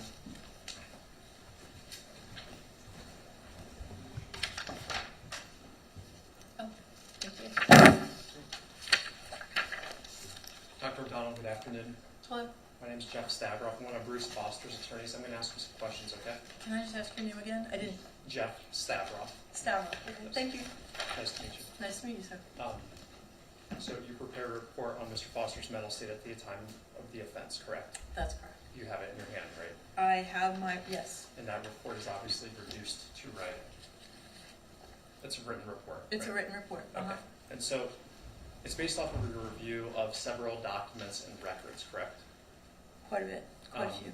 Documents you received from the prosecutor's discovery packet. Yes. Collateral records you received from various agencies, whether they're health providers, law enforcement, so on and so forth, right? Yes. Okay. Also based on your in-person interview of Mr. Foster, right? Correct. All right. And that interview was on February 18th, 2026. 26. Okay. Correct. And if any time, if you needed to pause and look at your report, please do so. Okay, thanks. That interview lasted for an hour and 15 minutes, correct? Correct. All right. That was the only time you met Mr. Foster, right? That's correct. And that was at the Lincoln County Jail. Yes. You made findings and you rendered an opinion in your report, as we just heard, right? That's right. And that included your analysis, really showed your work about how you reached your opinion, correct? Yes, sir. All right. And so you agree with me, it's fair to write a thorough and complete report, right? Yes, sir. In any circumstance, right? That's the goal. Okay. Yes. And it's based on your review of the data and the facts, Yes, sir. based on your interview of Mr. Foster, and based off of your training and experience, right? That's correct. Okay. So you include as much detail in there as possible, right? I do. And the reason we put it in writing is so that it's fresh in your mind. So if you're if you're being called to testify maybe a year and a half later, you remember what happened, right? Do I remember, are you asking me, do I remember exactly what happened? I kind of fouled up that question. Let me put it in a Okay. different way. So you put it in writing so that you remember what you observed and what you perceived for possible use at a later time. Correct. To use while I'm sitting here, without all the things that I had in front of me at the time. Exactly. Yes. Okay. So when you first, I want to talk about when you first met Mr. Foster. He was at the Licking County Jail. But before that, he was at Central Ohio Behavioral Health, correct? Yes, it was. And he was there because two of your colleagues, Dr. Ledgerwood and Dr. Stinson, had deemed him not competent to stand trial. Correct. But he was restorable within the time allotted by law, right? Apparently. Mm-hmm. Okay. And you weren't involved in those reports, right? No, I was not. And before you did your interview of Mr. Foster, you hadn't considered the findings in those reports, right? I had or had not? Had not. That's probably not accurate. I mean, I had considered that whether he was competent now or not, because I knew that a competency evaluation had been done. I guess my question was, you hadn't read actually verbatim those reports before you saw Mr. Foster. I believe you That's said, correct. That's correct. I believe you said you wanted to keep it independent. I tried to keep it as independent as possible. Right, okay. So the court ordered him, Mr. Foster, to undergo restoration treatment, to your knowledge, right? Yes, And that included the introduction of medication. that's correct. Because at that time in his life, Mr. Foster was psychotic. When doctors Stinson and Ledgerwood saw him, they both opined that he was incompetent due to the symptoms of his mental illness. Yes, and you said something on your direct examination that resonated very well for me, who's not a psychologist, but he had textbook signs of delusion, correct? Correct. All right. And he acted with, would you agree with me that based on your review of the records, that he was acting with acutely delusional beliefs with paranoia? Yes. Okay. Would you agree with me that he had grandiose thinking? Yes. And he would say things like, and I'm quoting from page 8 of your report. Yes. You can flip there if you Yep. want, or you can just That's take my fine. word for it. I am great at everything I do. And he noted that he was in danger because family members wanted to cause him harm, and also the mafia. I believe that's what he told Dr. Ledgerwood. Okay, but that's your recitation of what Dr. Ledgerwood is saying. That's correct. In reviewing collateral records to arrive at your own opinion.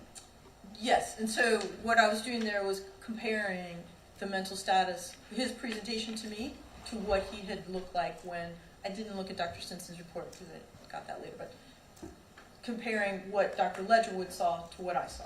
Okay. And he also had some, what you would call somatic delusions at that time, correct? Mm-hmm. So he believed, and he actually was taken to a hospital because his delusional mind, he had bullet fragments in his body. That's correct. But you and I both know in reality, there were no bullets in him, right? I had to look that all up, but yes, And those were based on the records you reviewed. that's right. Okay. And eventually, he becomes competent over time, and he's sent back to the Licking County Jail, right? Correct. And he's medicated, and he's being compliant with medications to the best of your knowledge. Yes, that's what he told me. That's what the records revealed. And you come to realize that he's becoming less fixated on his delusional beliefs. That's correct. And that tracks with how you interviewed him and how you found him when you interviewed him in February of 2026. That's correct.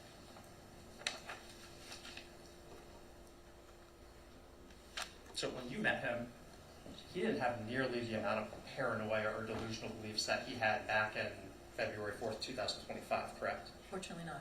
And he didn't have delusions of grandiosity when he met and sat down with you at the jail. No, he did not. He didn't say that I'm the greatest, I'm going to be a doctor, I have a cure for cancer, or anything of that effect. No, the complete opposite. He was humble and gracious and polite and calm. He was pleasant to speak with. He was. Okay. He was a likable guy. And he didn't endorse those somatic delusions, like having the bullet fragments in his body. He recognized that those were delusions. You note on page 10 of your report, he could chronologically organize his events, his version of events, as well as those that preceded and following the shooting when you met with him.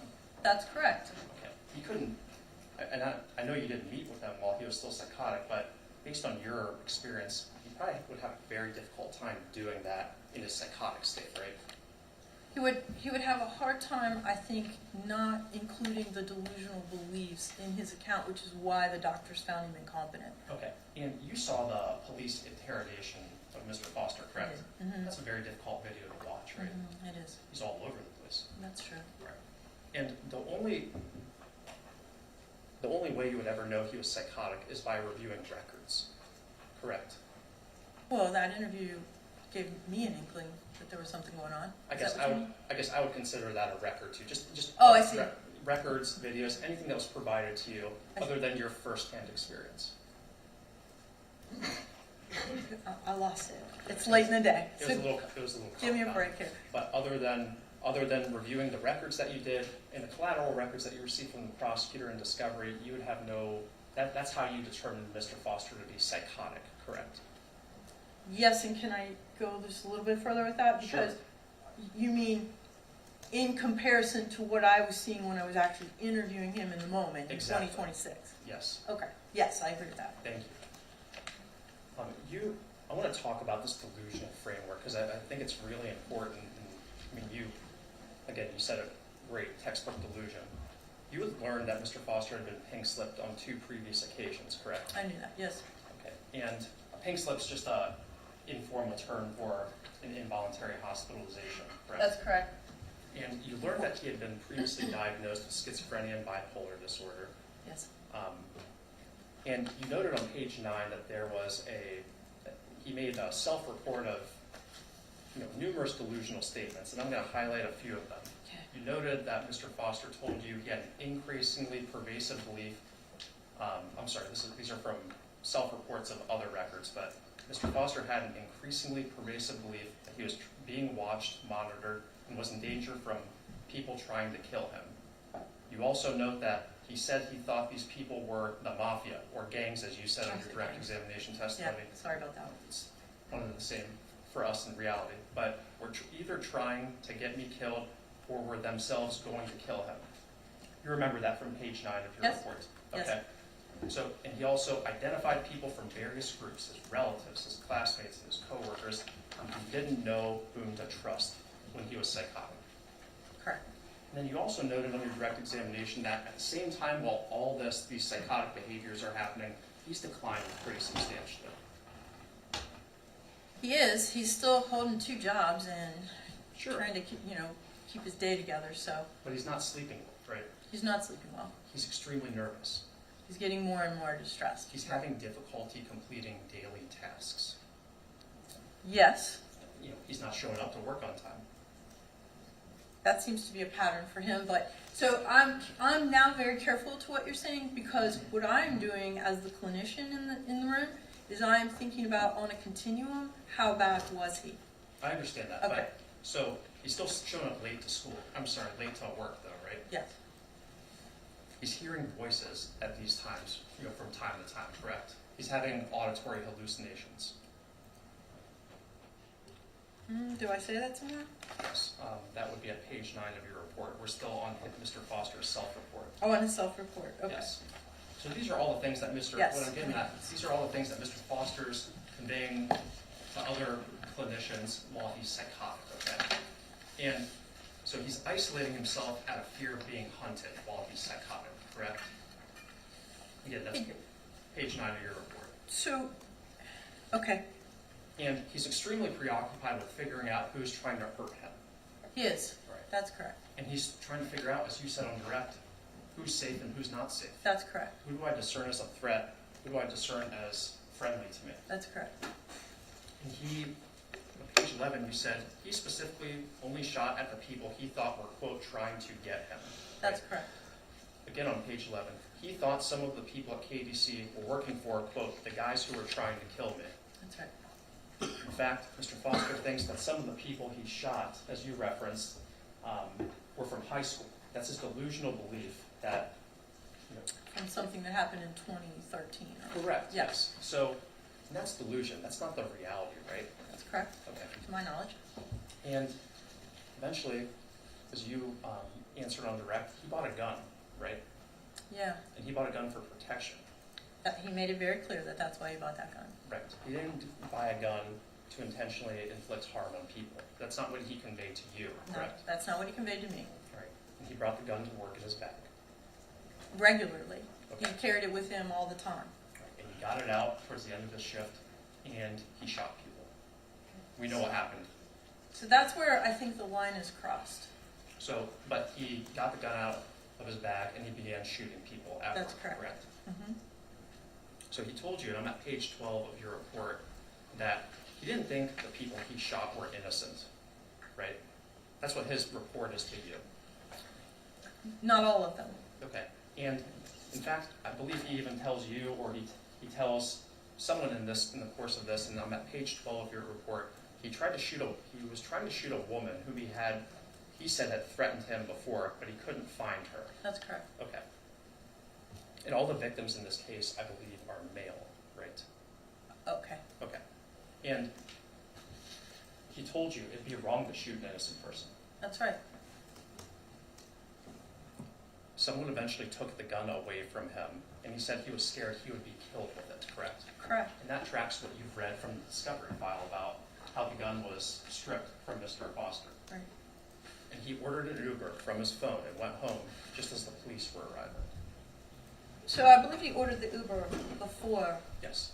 before he shot these people, and Yes. that the Uber was there waiting for him in preparation to take him home. And he was eager to get home and get out of KDC. Yes, All right. And when he got home, he threw up, he took a shower, that's what he told me. Okay. and he went to bed. That's what he said. In fact, the next morning, that's when he was waken up by the Wait, marshals. Right. And so he's telling you these things, and he's endorsing these things while he's confident, correct? He's telling me these things. Yes, because I interviewed him a year later. And he's medicated, correct? Correct. He's on psychotropic medications, and to your knowledge, he's being compliant with those medications. Correct. Whereas in the past, he was not compliant with those medications, and he was psychotic. Correct.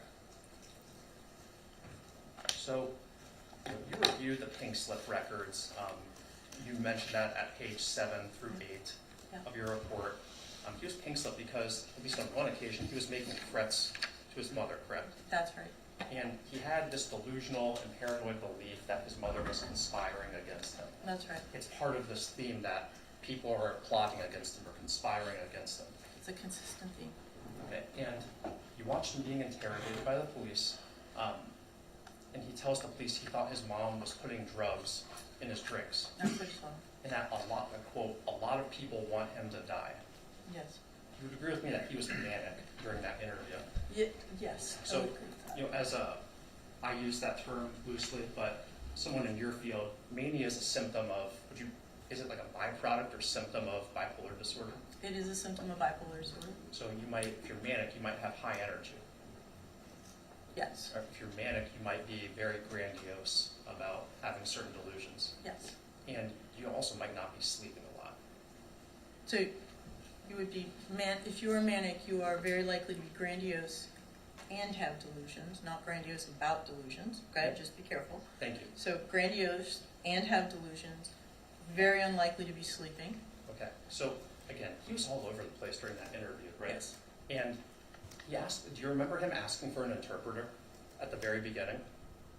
I do not remember that. Would you believe me if I told you that Mr. Foster asked for an interpreter? I would hope you would not lie. Yes.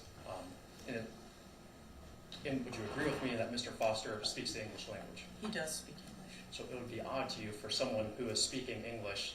It's like if I asked for an interpreter and having a conversation like you and I are having right now, you'd find that odd, right? That would be an unusual question. Because there's nothing to interpret. We understand each other. Correct. So he told the police, it looks like a big setup, and he asked about a pardon, correct? It's He about did. what? A pardon. Pardon? He did. He kept asking, he wanted to talk to a judge or an attorney or an official. He made reference to those type of figures, correct? He actually made reference to having some kind of document that gave him an immunity. Yes. And he wants to get in front of a judge or an attorney as soon as possible, right? Because he recognizes that he's in legal trouble. Okay, and you saw the video again, and he's asking the police officers to get the to get a copy of that video in front of a judge specifically, correct? Correct. And he tells the officers that he wouldn't lie to the judge, right? Would you believe me if I told you that he told the officers that he wouldn't lie to the judge? Okay. Okay. And I'm just gonna, so it's hard for me to know that you are telling me the truth. I'm sorry, because I've had the experience where an attorney has not told the truth. So I will take your word for it, but don't give me credit for acknowledging it, okay? Like no. And listen to me. If you want to listen or see any portion of the interrogation, we can do that. It's queued up. Okay. But I think you can trust me in saying that what I'm representing is true about Okay. Mr. Foster's interview. Okay? All right. Do we understand each other? Okay, we do. Right. Yeah, So- I just want to make sure we do, so. I understand you. And the bottom line is the person you saw in that video is a completely different person that you met in February of 2026. Absolutely. And you watched the surveillance footage from KDC One, correct? I did. And it's very graphic. It is. It's very disturbing. He reports to work late, correct? Yes, He's wearing his uniform to the best of your knowledge. it looked like it. And do you recall footage of him in the cafeteria? No, particularly. Would it help you if But I I showed? went very fast through that because I did not want to see that. Would it help you if I showed you about a 20-second video? Okay. Your Honor, with the court's permission, I'd like to play it. Exhibit. Oh, no, it's just up there. You said I know which one. Okay. Your Honor, I'm playing what's been previously identified and admitted into evidence as State's Exhibit 2A. This is the KDC video timeline, and I'm at timestamp, or I will be going to timestamp 120. Okay. 1 minute and 20 seconds. There you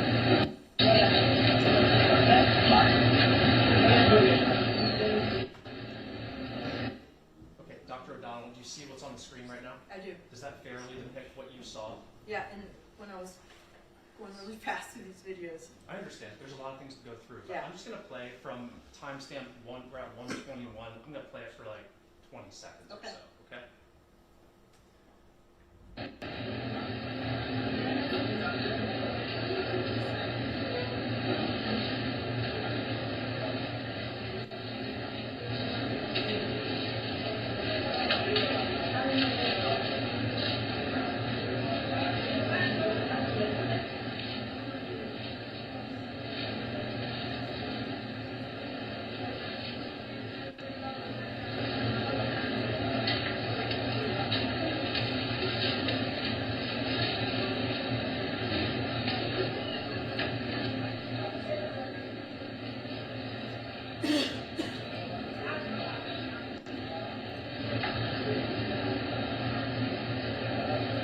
All right, I'm stopping it at timestamp 2 minutes and 8 seconds. When I watch that video, I make some observations, and one of the things I'm looking at is the, I'm sorry, I'll turn off the video, but one of the things I'm looking at is the way Mr. Foster is moving his hands. You see that he's shaking his hands in that video, correct? Yes? I'm also making an observation about his face. He's wearing some sort of protective equipment, probably because this is like a FDA compliant facility, so they don't want to contaminate things that they're making. But he's wearing a hairnet, he's wearing a mask, it looks like he has a gown on. So you can't, he's somewhat concealed in this circumstance, correct? Correct, I wasn't sure it was him. Right. And you can see his mouth and his jaw moving up and down. Do you recall that? I didn't see that. Would you like me to replay it for you? No, go Okay. ahead. Would you trust me if I told you that his jaw was moving up and down, correct? Okay. Right. I mean, I would be happy to replay it for you. I'm listening, continue. So, there was no one around him, correct? Correct. And there was a gentleman who comes in towards the end of that little clip, and he appears to be getting a napkin or a fork or something like that. But no one appears to be within range, a perimeter of Mr. Foster, Okay. such that he'd be having a conversation. You can agree with me about that, right? No one was there for him to have a conversation with. So if he's moving his jaw and he's moving his hands around, I mean, that almost sounds like he's talking to him. It looks like he's talking to himself, right? I have other hypotheses, but okay. It could be a reasonable hypothesis that you consider, though, right? It could be a reasonable hypothesis. And it's hard to really discern that because we don't have audio, which, that's Right. fair, right? Right. Okay. So you believe it's undisputed, all the experts in this case agree that Mr. Foster had a severe mental disease, correct? That is my opinion.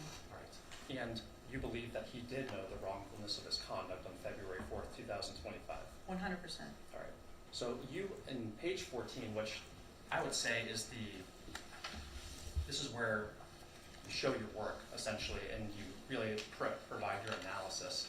On page 14, you list a few points, and you don't list them in bullet points, but I'm just going to kind of summarize them for you, and you can tell me if you agree with them.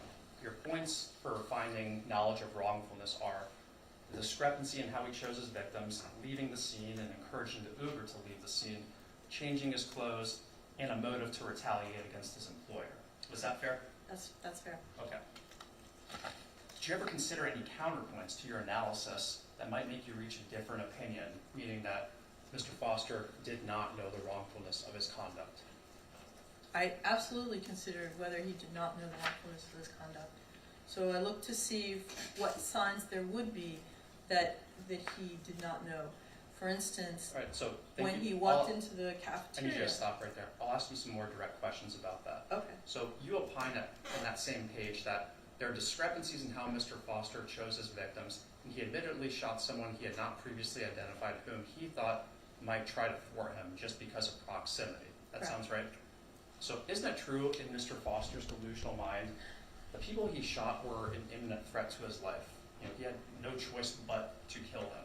So I disagree with that statement. I disagreed with it when the prosecutor brought it up as well. Isn't that consistent with the medical records that you reviewed while he was psychotic and while he was undergoing competency restoration treatment? He was delusional and had been delusional for months. And did you review the records from COBH and the providers that, and Yes. isn't it true that he made statements to the effect of a conspiracy against him? He did. He Yeah. made those statements, and he had been making them for months. Okay, and isn't it true that Mr. Foster clearly said, we're all in agreement, it'd be wrong to shoot an innocent person. He clearly said that. And in his delusional mind, he didn't think the people he shot were innocent. Except the one person who was going to maybe thwart him. And also the But he discernment told you it about... would be wrong to shoot and kill an innocent person. He did. All right, and he didn't shoot his coworkers at Chipotle, right?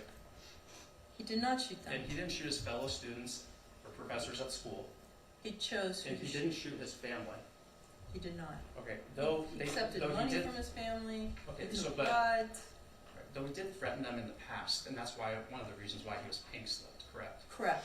So but he was suspicious about his family's intentions, right? For months. I think that's why they sent him back from California. And he had no hesitation shooting his coworkers because in his mind he was certain, right? He had a list of people that he thought were going to harm him, which But happened to be somebody who was going to fire him. Okay, we'll get to that in a second. But he felt like he had to act first, right? He felt like he had to act first. He felt like he had to act in that moment. So, yes, thank you. And you mentioned this issue of shooting someone just because of proximity.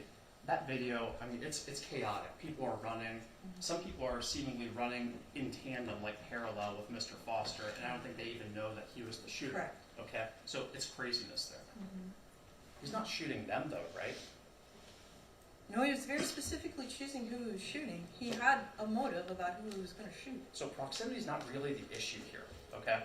It's the delusional thinking that's the issue. It's the delusion that's causing them to believe that these are the people that are part of the mafia and the people that are out to get me, and that I need to kill them before they kill me. So he could not refrain from shooting them. So I want to talk about leaving the scene. You opine again at page 14 that Mr. Foster carefully chose the time to carry this out to coincide with his ride away from the crime scene, Correct. and that he encouraged the driver to leave, not investigate any further. Correct. Isn't it true that Mr. Foster used Uber as his primary, his only form of transportation? Mm-hmm. Isn't it true that you ordered it from his own phone, He did. from his own account? Very methodically. And I mean, it was from his own. It was from his own account, though, correct? Correct. All right. And he took the Uber to his home. He did. Okay. The mafia. Again, an aside about the mafia. He's frightened about the mafia. Interestingly, yes. Okay. Because it's delusional. It's interesting to us because we know that's not true in reality, right? But in his mind, he is delusionally afraid and fearful of the mafia, right? Correct.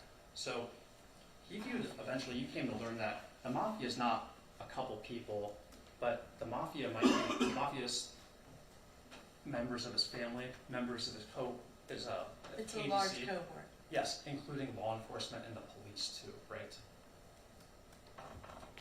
So that is not clear to me, because once he found out that it was the police at the door, he opened the door.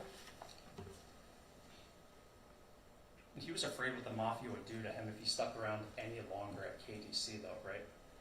But he went home. Yes, and he went home because he was afraid, right? Okay. And it seems like an inference that you draw from this point, it's a fair inference, but that he left because, you know, leaving a crime is consciousness of guilt, right? So that is one indication of leaving the scene, It's is one- often considered an indication of knowledge of wrongfulness. Is that what you mean? Yes. Yes. Okay, and that might make sense for you and me who aren't psychotic, who have their faculties and don't have a severe mental disease, right? Okay. But Mr. Foster was psychotic back on February 4th, 2025, right? He was. I'll talk about changing his clothes. Again, at page 14, you're opining he apparently changed his clothes as he was leaving. Yes. Again, he committed these acts on an open floor, on the open floor of KDC. He did. It was well lit, right? Yes. And in front of dozens of witnesses, Correct. without any face covering. Is that a yes or no? Well, you just showed me a video. He was all covered. That wasn't the shooting, was it? That was before the shooting, That right? was before the shooting. Okay, it's really important that we get this straight though. Before the shooting, he's wearing his uniform and he's masked up, Correct. okay? Before he starts shooting, he takes off the mask, He does. okay? And he's clearly visible, his face is visible. Yes. In fact, it's not, everyone knows who the shooter is, and it doesn't take much longer to find out it was Mr. Foster. So he wasn't wearing a mask, right? Correct. Right. And you mentioned that, I think, very early on your direct examination. Knowledge of wrongfulness.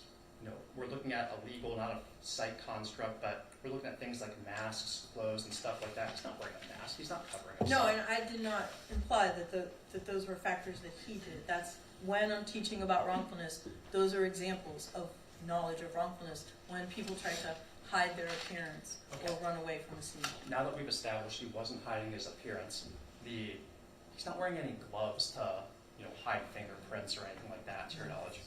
And he didn't pick up his shell casings as his firearm. Objection, he was wearing gloves. It's on video. It's mischaracterization. I'll withdraw the question and I'll move on to the next question. All All right, so he didn't pick up his shell casings, did he? No, I do not believe that he did. That's really important because there's a firearm that was collected, and if they can find the shell casings, they can match that to the firearm. Of course, that's what a logical person would think. Okay. So he didn't do that, and he didn't discard the clothing once he got home that he took off, right? The clothing was at his home. It was still at his home, that's correct. And It was this- found in the search warrant. The boxes of ammunition, including the ammunition, the box that he opened up, That's correct, put into the Glock clip and used in the shooting, that was found in his apartment. yes. And the box that he purchased the firearm, that comes from the manufacturer, that was found in the apartment too. Correct. Yes. Yeah, that was all found with the search warrant that he questioned. Okay. I'm not trying to be annoying, but we need a yes or no. That's why. Okay, yes, Okay. yes. Thank you. The police found all of that, Yes, they did. and they found him in his home. He was at his home the next morning. They found him in a very vulnerable state when he was sleeping, correct? Yes. Right. They didn't find him at an airport boarding a plane. No, after he'd had a night's sleep. Okay. So recall the surveillance footage. Actually, I'll withdraw that question, but it would make sense for someone to conceal their identity when they commit a crime, right? Gosh. So I have 30 years of doing these cases. But if It's rare for people to conceal their identity, frankly, So so. let me just give you an example. If you and I rob a bank and we don't want to get caught, maybe we put If a. I rob a bank, I'm gonna do it very differently than this. I would agree with you. We could talk about that after this trial. But if you and I are gonna rob a bank and we don't want to get caught, maybe we're gonna cover our faces, right? Maybe? We're gonna maybe cover our tracks, at least to some extent, to make sure that, we throw the police off or we send them on a different trail, correct? That's, we are very different. Yes. And Mr. somebody- Mr. Foster is very different That's from us. correct. Thank you.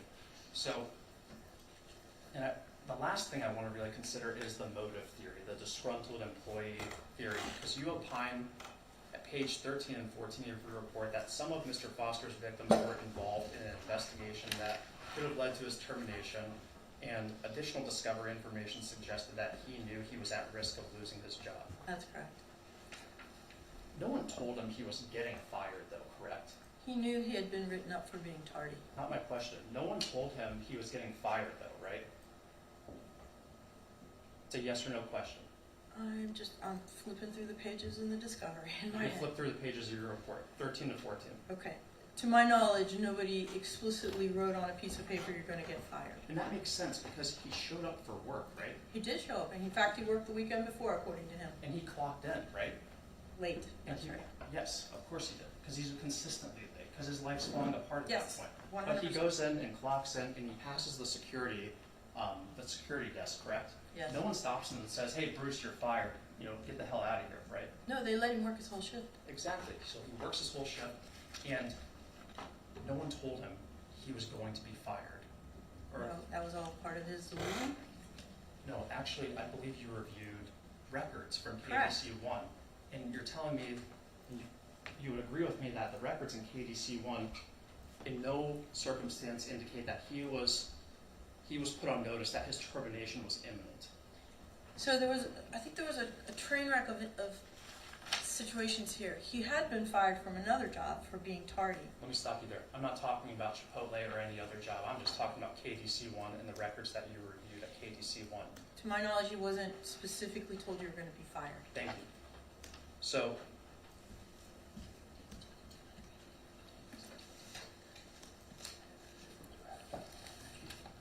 the people he shot were not HR, people in the HR department, correct? That I don't know. I did not draw lines to who was who. Okay, and the HR department would normally be the people who have the hiring and firing authority, correct? Correct. Like in the office. These people weren't in a nice air-conditioned office, they were out on the shop floor. The people I'm talking about, the people that were shot, right? The people that were shot were from the floor. That's correct. They were in QA, quality assurance. Okay. All right, so I want to get back to something you said early on about malingering. You had no reason to suspect Mr. Foster was malingering his symptoms, right? That's correct. You have no reason to believe that this was substance-induced psychosis, correct? I did not think that this was substance-induced psychosis. I dismissed the importance of his frequent marijuana use. Yes, so he smoked a lot of marijuana, right? I believe so, yes. Okay, but that's not something that you would consider caused any of his delusions or his mental illness, correct? No, I believe he has a mental illness. Okay, thank you. I want to go back through your report just to kind of wrap things up. So, at the beginning, you told me that your report was fair and complete, and it sounds like you didn't really consider any alternative hypotheses to the theories that you reached. And one of the examples I want to give you is that Mr. Foster fled the scene. Remember, we know he fled the scene. Did you ever think to ask him why he fled the scene? When I talked to him about it, he said, I was getting out of there because I thought somebody was going to kill me. Okay, did you ask any more questions about why he thought someone was going to kill him? Well, he'd already told me all of his delusions about why people were going to kill him. Because the mafia was going to kill him if he stuck around anymore. Okay. Because the police are one and the You're same with the telling me mafia. that. He did not tell me that. But you reviewed collateral records I that did. clearly said that were better, more reliable than what he's telling you when That's he's correct. saying, because he was psychotic at the time, right? That's right. So, you didn't ask why he changed his clothes, correct? I did not specifically ask why he changed his You didn't reduce any of those considerations, those maybe competing theories in writing in your reports, correct?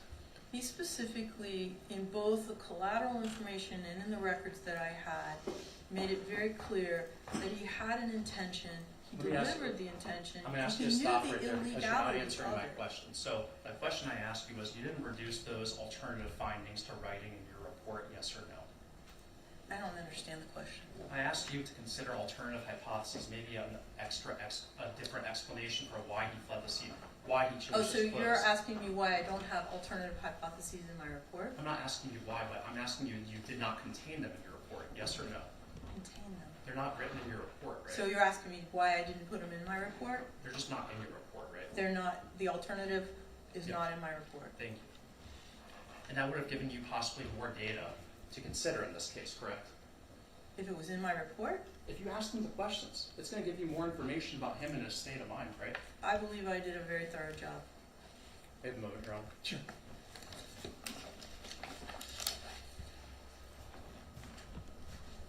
Dr. Dell, thank you for your patience. Your Honor, I have no further questions. Read the record. Thank you, Your Honor.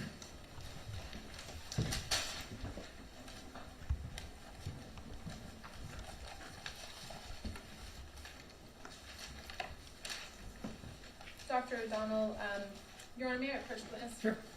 Again, he responded to state submitted 22L. 22 what? L. That is a corrective action from KDC, correct? For Bruce Foster. That's correct. And up at the top of that, it indicates that it's a final. Is that correct? It does say final. And on the second page of that document, as soon as you have a chance to flip to the second page, Where it says the above, oh, the second page, okay, it's signed by Bruce Foster, correct? correct.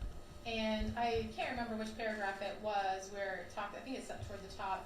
Does it indicate what will happen if Mr. Foster has another tardy or unexcused absence? January, he signed it on January 2025. Let's see. It's been discussed with him multiple times, improve his attendance. Expectation is not to accumulate any points going forward within 1 year at any point. Well, any point that he accumulates, I see, any points that he accumulates will result in termination. And that was signed by the defendant, correct? It was signed by his supervisor, and it looks like it says employee signature, so I'm guessing that's Mr. Foster's signature, I don't know. But it has his name on it. Yes, it does. So it is a document that was gone over with Bruce Foster, correct? Where he was now aware It that. appears to be. Yeah. And then And he wrote, someone wrote, the excuse of the tardiness is the Uber situation. Yeah, and it did. Yes, his initials. So he was on notice, would you agree, based upon this document right here, that another absence, another tardy, you're gonna be fired? He absolutely was on notice there. He had lost the job at Chipotle. He told me that he was failing his classes because he was late to his classes. I wanted to ask you what your alternative hypothesis, when you were asked a question about his behavior in the cafeteria, Yeah. what would you attribute that to, or do you have an alternative hypothesis to? So I actually saw, when I saw him, I was thinking about things like tardive dyskinesia, which is a neurological disorder. A lot of people who have severe mental illness, when they're off medication or on the wrong medication, they have tremors, jaw tremors, hand tremors, tongue flipping. There's several neurological conditions that look like that. He also was obviously struggling to make a decision about what he wanted. I was trying to figure out in the moment. He got a drink, got a reasonable drink, sat it on the counter. I don't know if they have to pay for what they're doing there in the cafeteria, but he looked like he was following the norms of the proceedings there. That's my point about him the whole time. You wouldn't interpret that as him being agitated? I did not see him as particularly agitated, although I will concede he is a very mentally ill person and he was not in good shape. Thank you. Which brings me to the question of that mentally ill people, delusional people, psychotic people can commit acts and know their wrongfulness. Yes, and I think it's really important to recognize in this case that he was a very mentally ill person, and he tried really hard to keep his life on the rails, but eventually he couldn't hold it together. He couldn't refrain from taking an action on these delusions. And unfortunately, in, I think it was 1990 or 1997, we kicked the refrain clause out of the NGRI statute. Is that the impulse, Right, he impulse? could not refrain from taking an action on this delusional thinking, even though he knew it was wrong and it was dangerous. He knew it was dangerous to him. He knew it was dangerous to innocent people, and he knew that there were legal consequences. In fact, he tried to use the legal consequences. You know, oh, that search warrant's not legal. Oh, get me in front of a judge. You know, I want to talk to, I don't know that he said I want to talk to a lawyer, but he was careful about acknowledging he understood his rights. He knew all that. In fact, he said it was wrong to kill or shoot an innocent, right? That's exactly. But he in fact did shoot an innocent, by his own By his admission. definition, his definition. By his definition, his own admission, when he shot Nick Harris, who was with this, the first guy he shot, right? Yes. You were asked about him and his plan, his maybe flawed plan, right, where he didn't put a mask on, he didn't pick up the casings. Folks can make plans. They don't have to be good plans, I correct? didn't mean to be flip about that, but 30 years, I don't see, people don't come to me because they had a good plan. People make mistakes in their plans, and a lot of times it's because of their mental illness or inexperience in committing crimes successfully. I mean, Would you agree that takes a little practice. Mr. Foster wouldn't really have much time to pick up casings, would he? He's chasing a man down, shooting him while in the back while he's running, and then he's going to the next place to shoot people and getting the gun taken away from him, and then he's got to run because he's afraid he's now going to get shot. That was the conclusion I reached.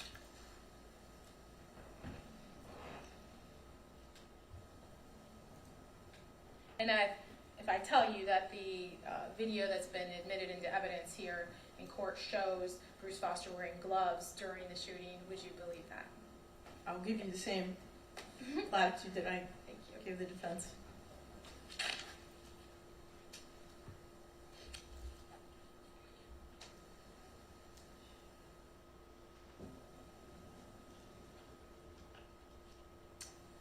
I think you said something that he had to act in that moment, right? He tells you that he had to do it. But he didn't act until he had called for an Uber to make sure he had to get away. Correct. And he didn't act until he had already changed his clothes in that production room first and modified his uniform. And he changed into Changed something else. his clothes, right? And then changed again in the Uber. But We can't know exactly why Why, he changed his right. clothes. But when you look at these in the aggregate, when you look at each step, it certainly went to his benefit. At no point did he do something that deviated from the one thing he wanted to do, which was shoot these people and avoid being caught for doing it. thank you. I have another question. Across, Mr. Stavro. Yes, sir. Dr. O'Donnell, it states Exhibit 22L that Ms. Wells handed you a copy of. Yes, Um, she has Mr. Foster was on notice that he could be terminated, right? Can you get the 22L so I can see it again? Yeah, no. Yeah, for a term? Yes. Can I read it? Go ahead and take a look at it. Okay. So the above absences have contributed to 23 points. KDC's policy results in a termination beyond 10 points. And then the plan for improvement, as I said, I'm an administrator of an agency, and so I recognize these forms. The expectation is not to accumulate any more points. It doesn't say more. It says any points going forward within 1 year, and any point that he accumulates will result in termination. Okay, so he's on notice that his conduct in showing up late could result in his termination, right? Wow. Yes. Okay, so, but no one told him he was fired, right? No one told him that. To my knowledge, that day, he was not told he was fired. And that record does not contain anything that says you are terminated or we are starting termination proceedings, right?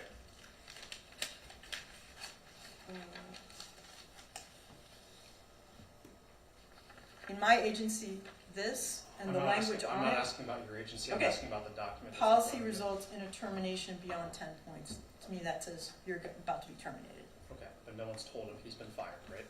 Because he showed up for work and he clocked in and he worked a full shift, right? That's correct. And that was back on January 6th, that document, correct? This document is from January the 8th. I'm sorry, January 8th, Yeah. my mistake. Oh, And then the shooting occurred February 4th, 2025. 1 month later. And I want to ask you about Mr. Foster's definition of innocent. His definition of a lot of things back on February 4th, 2025 is marred by his delusion, correct? Definition of things back February 2025 is marked by delusion. I'm sorry, I'm getting tired, so that's my process. I am too, it's okay, but we're almost done. Okay. Everything he's considering at Can we that do that one time, more time? I'm Ev- sorry, his Les. definition of delusion doesn't sync up with the reality of His definition of innocence innocent, I'm doesn't sorry. sync up with, okay, I'll give you that. Yes. Thank you, Your Honor, no further questions. Thank you, Doctor. You may step down. Judge, nice to meet you, sir. You too. All right, counsel, come on up here. Let's talk about schedule. This is prosecutors, and those were here. Thank you.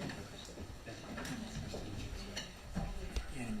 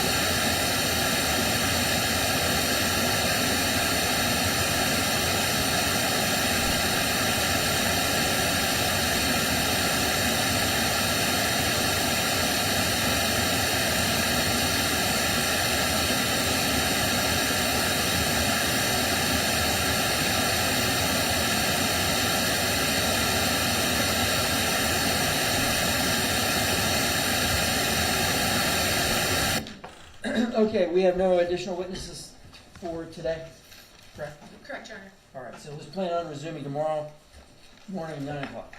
Thank you. Anything further before we recess? Thank you. All rise.